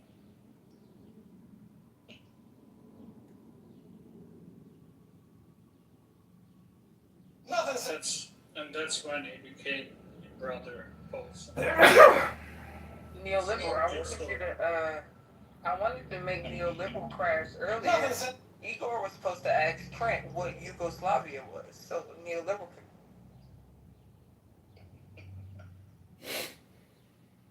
Nothing. Igor than me. Nothing says strong leadership Well, To be fair, like a strong beat.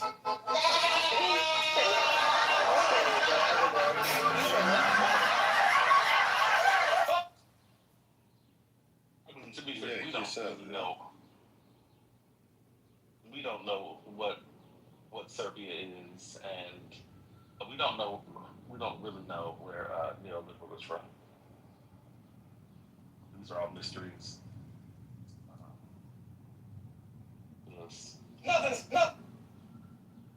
Nothing says strong leadership like a strong. I definitely thought Igor was from Russia, so that was fun. Rather, half of this app think I'm Russian, and half of them they think I'm from Siberia, and like 2% they think we don't have a mayor in my country. So not from Siberia. No, I'm not even kidding. Like, it's in Siberia, they think I'm from Siberia, and they're like, is it snowing? And yeah.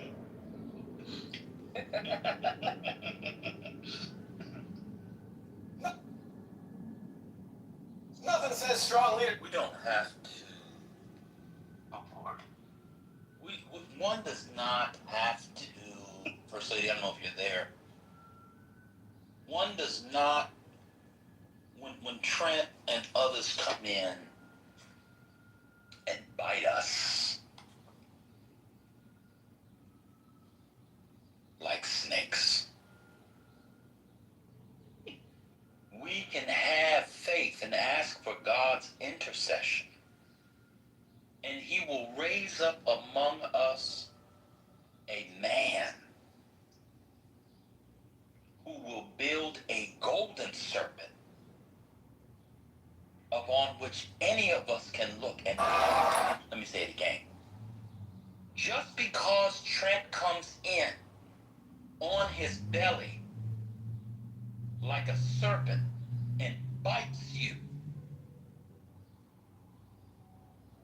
all you have to do is look up. Nothing. And see. Nothing says strong leadership like a strong beat. Serpent. You don't have to hold your crash out in. Have faith if you're a brother wholesome. If you're getting bit by serpents, just look up. and there's the bronze serpent, and it'll heal you. See, one problem many people is that these folks who can't control themselves. I can control. Nothing says strong leadership like a strong beat.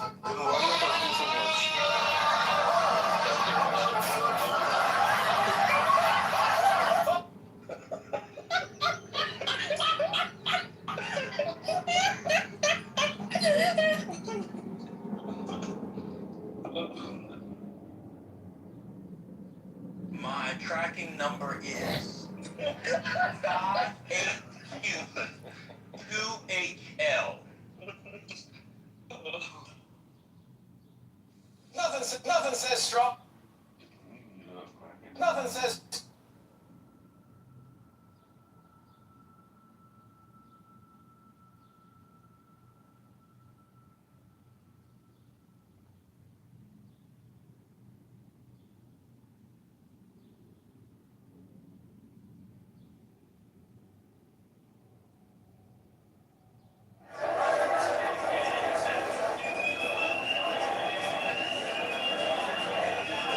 Nothing says strong leadership like a strong beat.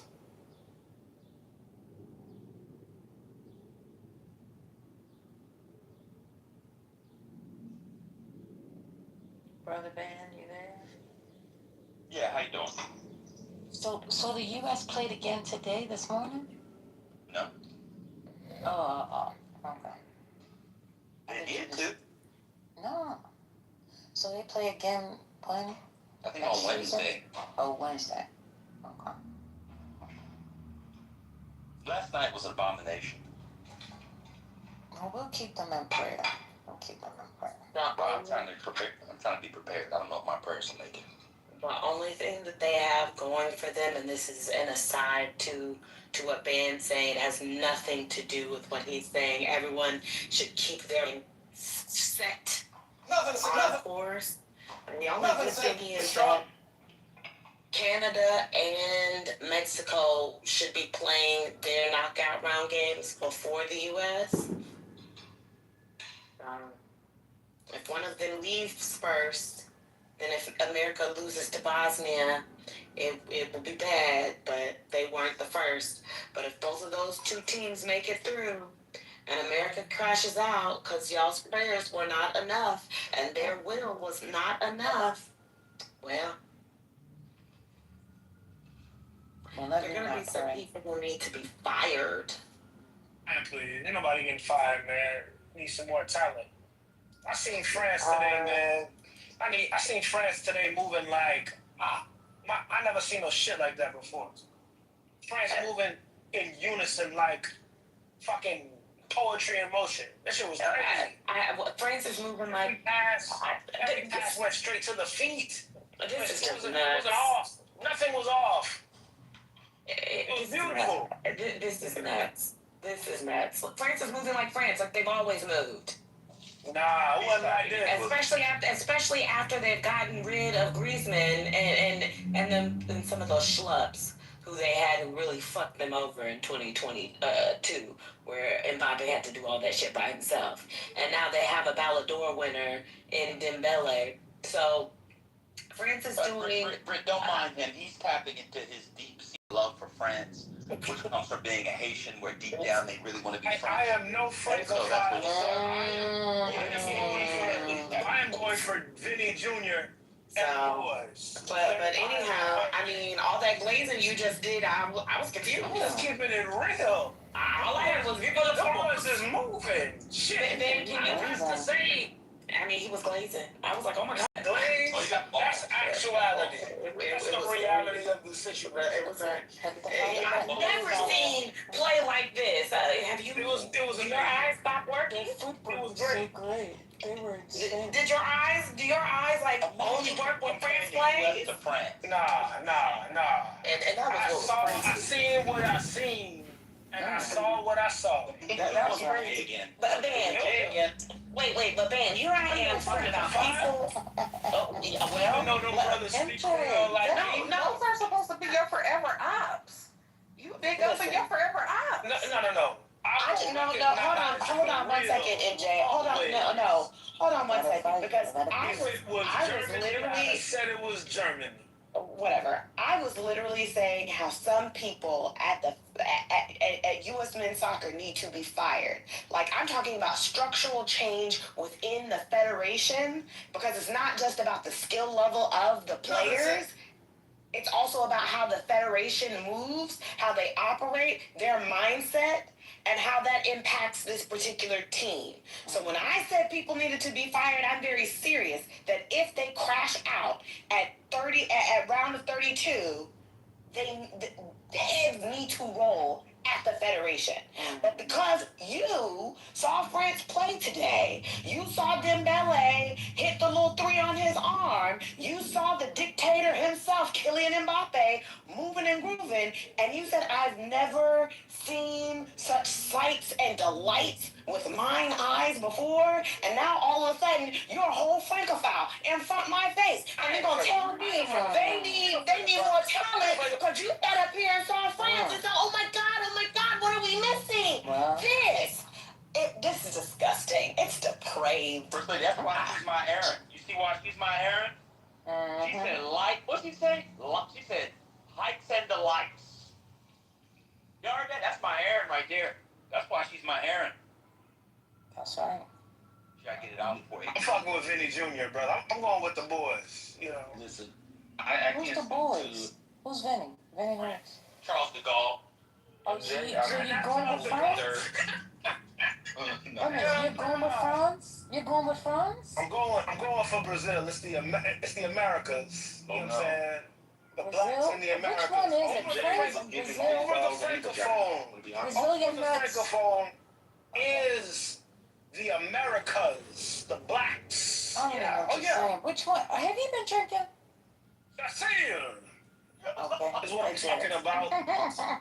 One thing I respect about MJ, he's the last person on the app who still drinks since Bruce left. No, Uncle Bruce. Uncle Bruce, that he didn't drink. He guzzled. Oh my God. I'm on that night. Don't call him Uncle Bruce. 8 or 9. Huh? Is the match about to start? Yes, the match is literally starting in like a few seconds. They're just doing the lineup for Spain on Telemundo. And Yamal's starting. See? You see how Yamal is starting? Must be nice to have, your phenom on your start. I named myself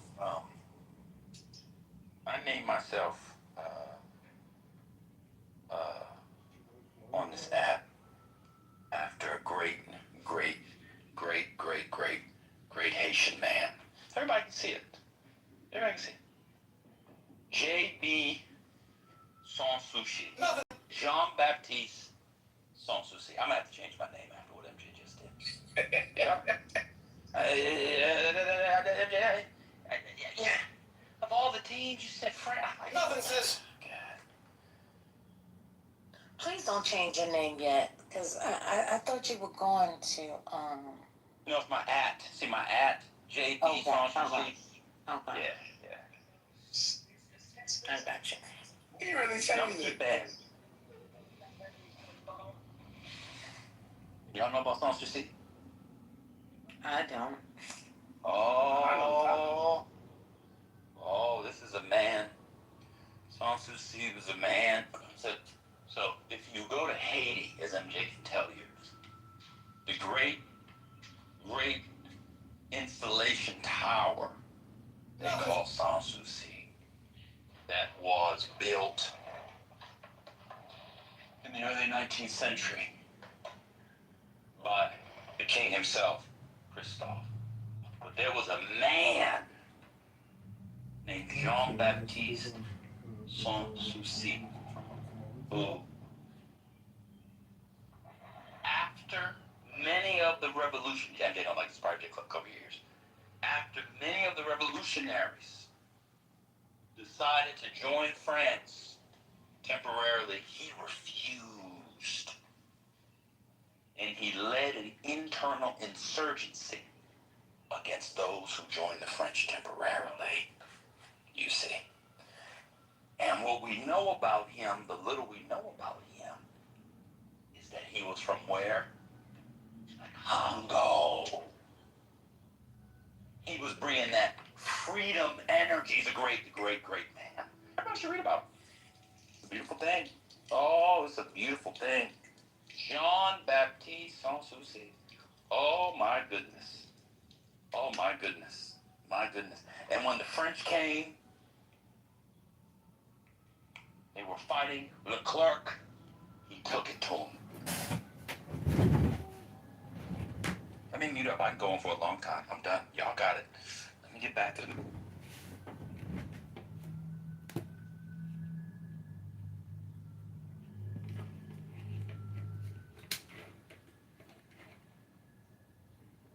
Shout out to Côte d'Ivoire. And they want the French back in Sahel and push out Wagner. Oh, no, sir. Get the French the hell up out of there. Come on now. I'm just trying to gouge No, sir. No, the sir. extent of the glazing. It's not glazing. It's not glazing. MJ is so excited about the French soccer team, he no longer supports Traoré. That's how excited he is. He wants the French back in Burkina Faso. You hit it on the nail. No, sir. No, sir. Yeah, Are you sure? I got Bob. Well, we saw that in LA. You sure? They were moving so graciously. They were moving graciously. It was a sight to see. I mean, it I was. can't say this as black men. It was. No, but you're not allowed to. We can say it for you. You're not allowed to see that. Oh, fuck. Even though it's true. They're going to win. I think France will probably win. Oh, my God. Britt, I didn't say anything. Did y'all hear Trent wasted his money on England, Mexico? Listen. It was England, Mexico, and Brazil. And when he said, and that's why I said, like, if you wanted to waste your money and part with your money like that, we could give you some cash apps and some GoFundMes, and you could blow your money. Putting money on England? Wow. Like, and I even said it earlier, it's one thing if you wanted to go like a Latino, Hispanic route, you did Brazil, Argentina, and Mexico. Or you did, well, I would say Spain in one of those. But like, if you did those three countries, I could get it, right? You're going Mexico because of your family and where you're from. You're going Brazil because you're black and you have Jamaican roots. And like most Caribbean black people, you root for Brazil. And then Argentina because of Messi. Yeah, simple. What the fuck are you rooting for England to take it all for? That shit's not going home. Them niggas can't even win a fucking Euro Cup, let alone a World Cup. Like, England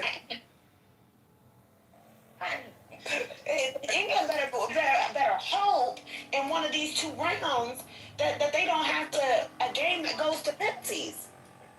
Because then all the blacks are going to have to hide in England. We are going to have to get money together to get Adesoji out of fucking England. And they will have to be removed. He has been speaking less and less. I think he's already relocating. I just don't know how safe he will be with those people over there. I think we all know Trent just picked the first three countries that came next line. Well, I mean, shit, if he was going to pick a place with white people, he should have picked the country he lives in. But, you know. I mean, he probably got good odds for Mexico. But in England, you probably didn't even get good odds. He said he got bad odds for all of them. It was like single-digit percentage. Oh, Lord. Mm-hmm. He was just throwing money away to throw money again. That's why I said we can give you some links if you just want to blow some money, if you just want to waste your money. You know what day I lost some money, Bray? USA second game when I had Balogun hit it off the fucking defender and scored the goal and it didn't count it. Well, that hurt. I'm sorry about that. That hurt it bad. See, that's what happens when you do all that damn sports betting. See, they're gonna take you up out of here with all that damn sports betting. I haven't placed the bet since then. That hurt my feelings. Exactly. We're gonna have to break you from that addiction. Yeah, there's a couple of sports. Like when you find yourself kicks in the Korean League. That's how you know you have a problem. No, I'm not that bad. Like, I know niggas that, World Cup aside, they bet money on random, like, they bet money on the, like, middle of the night Korean soccer league that exists, or, like, Australian, like, women's tennis match. Yeah. It could be random, or, like, what is it, like, Turkish basketball. They just betting money. I'm like, damn, what do you niggas do? And they say they got a 50-50 shot. Fuck it. Are they like keeping up with the stats and efforts that they? No, they just find something on in the middle of the night. And Yeah, you just that's how you know you addicted. That's how you know you addicted. They watching the game and they might be somebody up 10 at halftime. They picking a 12.5 or over 100. Like they just doing. And you know what the sports books did, and it was brilliant, was they found a way to get a lot of the stuff for you to watch it On the app. Sports book. Yeah. You could be on the sports betting app in a random game in another country. You could just watch it while. Yes, and you're more likely to bet on something that you watch. And so they did. That was actually very brilliant and truly, truly evil at the same time. Oh shit! But this might be the blackest bracket phase ever in the history of the.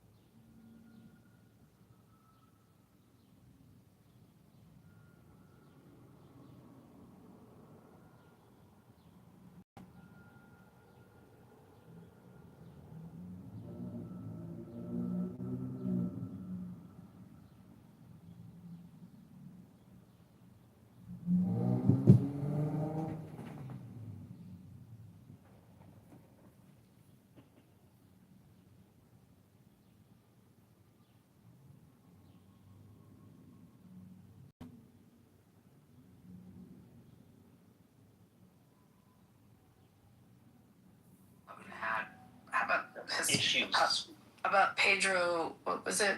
Pedro Gonzalez. What's the guy's name? That was a great tennis player. Mexican. From which country? Someone help me. It's the 70s, maybe. Africa. Gonzalez? Yeah. Africa's not a country. Pedro. South Africa. Hold on, I gotta look this up because they used to always have tennis rackets with his name on it. He was like one of the top tennis players. Gonzalez. Gonzalez, right? He's from Spain. You know what I'm talking.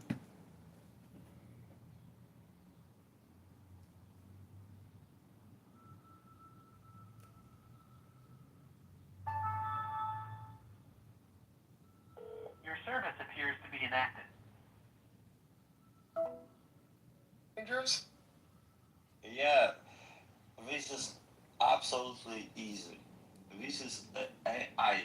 AI is going to create the economic and political development?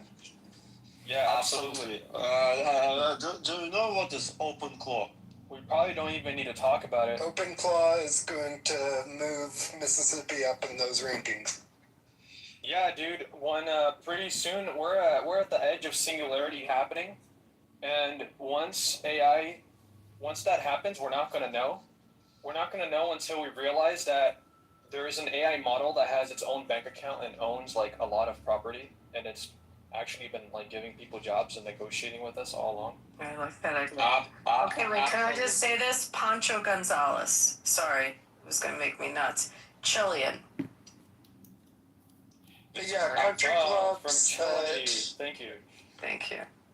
Country clubs that discriminate against ethnicity, religion, or national origin are a bad idea. That does not lead to good economic development. We need more cosmopolitanism. And I like the way that sports are progressing in the 21st century. What do you think a country club charges to join? It depends. So I'm just curious what you think the typical private golf club, what do you think it runs about? A nice one. I don't know about typical, about 400.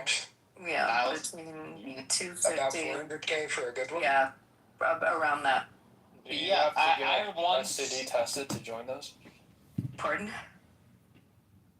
So there's what I don't like is the culture that country clubs create. So for example, I was traveling for work and I stopped at this restaurant which is in a country club. Obviously I'm not a member of. You cut out, Big M. What about country club? What is it? Imagine there is no countries. Oh my goodness, dude. You're such a controversial, a contrarian. And I asked for directions and the guy just completely ignored me, didn't even acknowledge my existence. Because country club members only talk to other members. No, country clubs are awesome, man. They're so cool. But I personally, for my wedding business, enjoy country clubs because I like officiating weddings in country clubs because they're nice and fancy. That's true. Why do we need to have borders? Because, dude, you want to know what's coming into your neighborhood. You mean borders at the country club? No, borders in a country, because that's the way humans have drawn divisions forever. It was like little city-states. Yeah, but that's then it was like larger kingdoms. That's like in bad faith. Then it was countries, right? Like we've done this for 15, 20,000 years as humans. Wait, hold on. You say it like it's a bad thing. I didn't say like it was a bad thing. I just said it was a part of human development. I don't feel good about borders. I don't feel bad about borders. You should feel borders are. No, I shouldn't. I should feel indifferent about it. You want to know why? Because it's a part of human development. Well, that ignores. It's a part of societal development. Get this, Marshall. Get this. Hold on. That has been with humans for like 20,000 years. That means I don't need to feel anything about it because it's just a facet of human development and civilization. Not exactly. So I don't need to feel good or bad about it. It just means you don't understand the complexities of that development. Like, why does it exist in the first place? It fucking doesn't mean that. Doesn't mean that at all. Oh man, Marshall's getting roasted. When humans divide themselves, what it means is when humans divide themselves, they divide themselves among borders. I don't need to feel hold on. Yeah, because I don't need, and you don't need to feel a certain way about a border. Borders exist and have forever. Yeah, And it's just a I piece like of human commerce. development. I like commerce across the borders. We have economic growth when nations specialize. Michael Jackson Exactly. told us this. He Exactly, told us it was Austin. human nature. There is a good reason for borders. Borders. I didn't say there wasn't. I just said it was a facet of development, which means you don't need to feel a way about it because in the modern world, borders will just exist. Clearly, we disagree on that, Marshall. I don't agree with that, Marshall. Guys, And then borders, I think it's it's only rules that government just manage us. Borders, it's like religions. It's it's for make management rules. So okay, John, we to got manage us. That's all. I just wanna to tell Take a breath. another topic. I think it's important that we appreciate what is good. That's all. And if you say you're indifferent to borders, that means you can't find a good reason to appreciate it, and that's on you. No, that doesn't mean I can't find a good reason to appreciate it. I live next to one. Oh my God. Simply being indifferent. I'm not indifferent because I like or dislike them. I'm indifferent because if I map out human civilization, there's always some discussion of borders. So I don't need to feel anything about them because they just come up because we're humans. It's not that difficult. No, because we're humans, because even animals have borders. So there's a reason for it. A good reason. Before he was born, one wisdom guy said, imagine there is no countries. Imagine. It isn't hard to do. There would be a lot of chaos. Imagine there is no people. There is no religion. Imagine you don't have border patrol. And you may say I'm a dreamer, but I'm not the only one. I think there's a. Hey John, I have a question.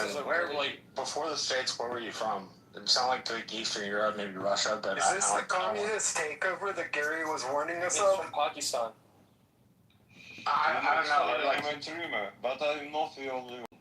One day you join us. Look, it's nice to dream. However, we have to understand that there are two types of people in the world. There are people who are honest, and there are people who are dishonest. And you still fighting. We're not fighting, man. Relax, bro. You just, we all want to talk, okay? Let's talk and listen to each other and make progress in our existential understanding. Let's grow the economy internationally, especially Mississippi. They need our help. Where does Mississippi rank? Look at the ranking. They got the lowest. Doesn't it the worst state? Isn't it between Louisiana and Mississippi? Like. Yeah. Yeah, but like imagine how we could make it better. Let's talk about that. What do you guys think it would take? What is the minimum effort with the highest impact to make Mississippi good? To make Mississippi good? Yes. I think Mississippi's sitting on some oil that they don't know about, honest to God. I think so. I swear to God, I think I do. What happens when you give a homeless person some money? They buy food. No? Yeah. It depends how much money, I guess. It depends on how much money. Right. What happens if you give them enough to afford living conditions for a month? Could that be enough? For some homeless, it'll be enough, but for the majority, it probably won't. For the majority, it won't matter how much money you give them.